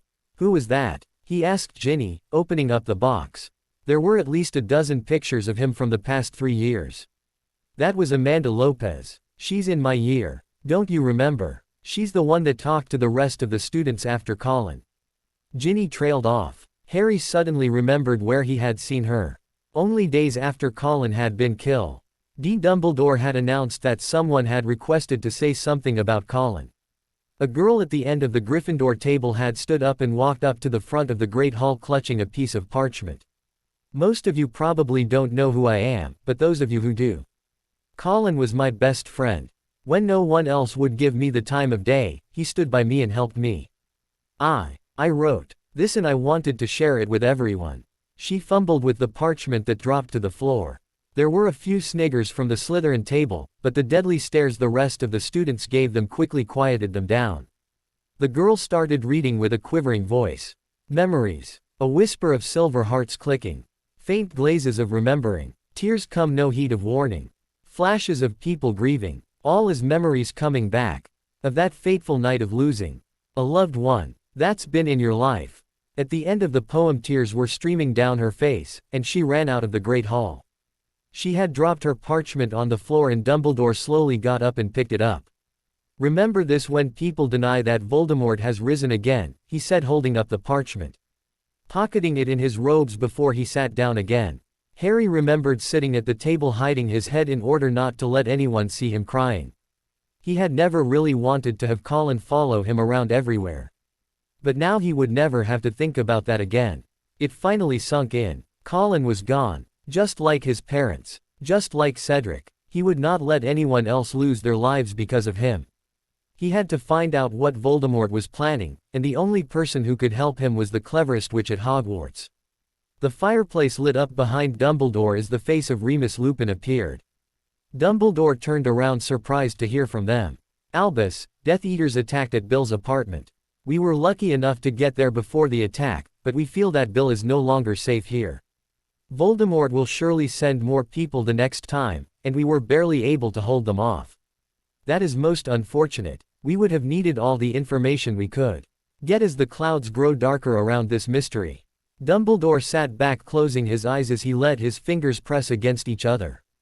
Finally, he opened his eyes and spoke. "Very well. Bring back Mr. Weasley to England. I will inform Arthur and Molly that their son is no longer in Egypt, but will be arriving at the Burrow in a few days. I would like to have a word with him before he leaves to stay with his parents," he said. Looking very tired and sighing heavily. "We will be there as soon as we can. We will tie up some loose ends here then we will leave for Hogwarts," replied Remus before. His face disappeared and the flames died down. Dumbledore turned to the person who had been sitting on the other side of the desk. "This was expected, but I was hoping we would have more time. Ronl. Why hope now is that you are able to gather the information we need. It is imperative that we find out what his exact plans are. I will see to it that everyone is informed of your absence," Dumbledore said gravely. The man got up to leave and opened the door leading to the hallway. "Oh, and good luck Hagrid. The safety of everyone rests on your shoulders." "Thank ye, Professor Dumbledore, sir. I will do my best," Hagrid bellowed. "I know you will Hagrid. I know you will," smiled Dumbledore, giving Hagrid a nod before the giant left his office. A pair of red eyes were glinting in the darkness accompanied by a hissing sound. The eyes turned to where the sound was coming from and a pale bony hand stretched out towards the curling snake. The man was making hissing noises directed at the snake. "Nagini," hissed Voldemort, "you are my only true servant. Tell me, what do you see?" "Master, the boy has grown strong," replied Nagini, sounding like the basilisk Harry had faced 3 years ago. Yes, I know. Every time he has thwarted my plans. It will not happen again, will it? Nagini stirred and let its head rest in the lap of its master. She lifted her head and faced Voldemort. See the boy in the forest. He is not alone. They are looking for something. Does he know about the chalice and the 4 elements? No, he knows nothing. He seeks the answers. He will find out soon enough. But we must have patience. This time he will not escape. Yes, there will be no escape this time, cackled Voldemort. Harry woke up drenched in sweat and his scar was hurting ever so slightly. He slid off his bed and walked down to the common room where he sat down by one of the tables. He buried his head in his hands trying to figure out what to do. I need to find out what Voldemort is doing. I'll talk to Dumbledore. Maybe he can tell me what he knows. Harry. He spun around and saw Ron standing in his pajama bottoms, rubbing his eyes. What do you want? Harry said coldly. A flash of anger raced across Ron's face, but it disappeared quickly. Harry, sir, he mumbled, letting his head drop. What? Ron took a deep breath. I'm sorry. You should be, muttered Harry. I am, really sorry, that is. I suppose I'll just go back to bed then. Ron walked back up the stairs before Harry could say anything. It was strange that Ron had been so apologetic. Usually he stayed mad at Harry for weeks. He suspected Hermione had something to do with it. Tomorrow he would go talk to Dumbledore and tell him all about the chalice, but now he needed to get some sleep. It would be no time for that tomorrow as he did not have history of magic. Hermione had told Harry to meet her in the library after he had finished with Dumbledore. He had told her about his nightmares. And she seemed to think hard before she let out a smile of triumph before heading off to the library. Harry was sure he would never have passed any of his classes without Hermione's help. Just as RRY was going to start calling out randomly selected passwords, Dumbledore's office door swung open and Victor Krum was standing there. They both looked at each other with eyes marked with surprise and confusion before Dumbledore himself walked up to them with Fleur right behind him. Ah, Harry. Just the person I wanted to talk to. Please, follow me, he said gravely, inviting Harry into his office with a motion of his hand. Mr. Krum, Ms. Delacour, I wish you luck. The two of them nodded silently as they left Harry alone with Dumbledore, who now looked as tired as he had looked that fateful night of Voldemort's return. He sat down across from Harry and looked over his half-moon glasses. Harry was not quite sure where to start as the sight of Victor and Fleur had reminded him of other questions he had been harboring. Dumbledore seemed to sense this and with a wave of his wand he conjured up 2 cups and a kettle of tea. He poured tea into both cups and handed one over to Harry, who drank it slowly, feeling strangely relaxed. It is a special blend of tea leaves from India. One of my more secret hobbies, but I suppose you wanted to know more about Sirius and the chalice. It was a statement rather than a question. And it took Harry by surprise. It was almost as if Dumbledore could read his mind. I haven't heard from Sirius for a month now, and, well, I thought maybe you knew more about where he is, sir. Dumbledore took another sip of his tea, drawing in the aroma that emanated from his cup. Sirius is fine, and he will be arriving here later today. That is all I will tell you about that. As far as the chalice goes, I can only tell you what I know. I believe you deserve to know what Voldemort is planning. Professor, I had another nightmare last night. Voldemort was talking to Nagini about a chalice and something about 4 elements, Harry confessed. I am sure Ms. Granger has already located what information we have in the library, but you will find there are no details about the 4 elements. Replied Dumbledore, thoroughly enjoying Harry's face drop. How did you? Hermione. How? Harry was now thoroughly confused, and also feeling unnerved by the fact that Dumbledore knew so much. I pay close attention to everything that goes on at Hogwarts. You would be surprised as to what you can find out, Dumbledore smiled knowingly. During the summer, a chalice, along with other Egyptian artifacts, was stolen from a private collector in London. You might have read about it as it was in the Muggle newspapers. In the wizarding world, the chalice is known as the Chalice of Yaren. It is believed to possess enormous powers, but so far there are no known records of anyone being able to use it. There were no records left behind resembling instructions, but stories were passed down through generations. The stories told of assembling the four elements of power. However, those four elements would be different in each case. Therein lies the problem, Dumbledore paw. Used for a brief moment before continuing. In Voldemort's case the chalice would be the first element. He already has that. The second element would be his mortal enemy, which is you, Harry. The final two elements are more difficult. Thanks to extensive work some of our operatives were able to find out what the third element was, and it was handed to me to keep for protection. It is the Consecrer dagger, and I can assure you its keeper will guard it with their life. That leaves us with one more element, and we do not know what it is. I thought I knew, but more research led us down a different path. We have our suspicions, but that is all it is. Mere suspicions. Harry had been sitting quietly trying to take in everything that Dumbledore had told him. What do you think the fourth element is, Professor? What is the one thing Voldemort has been trying to do ever since you banished him into his lifeless existence? Dumbledore said, giving Harry a piercing look. Harry thought for a moment before he answered. He wants to live forever.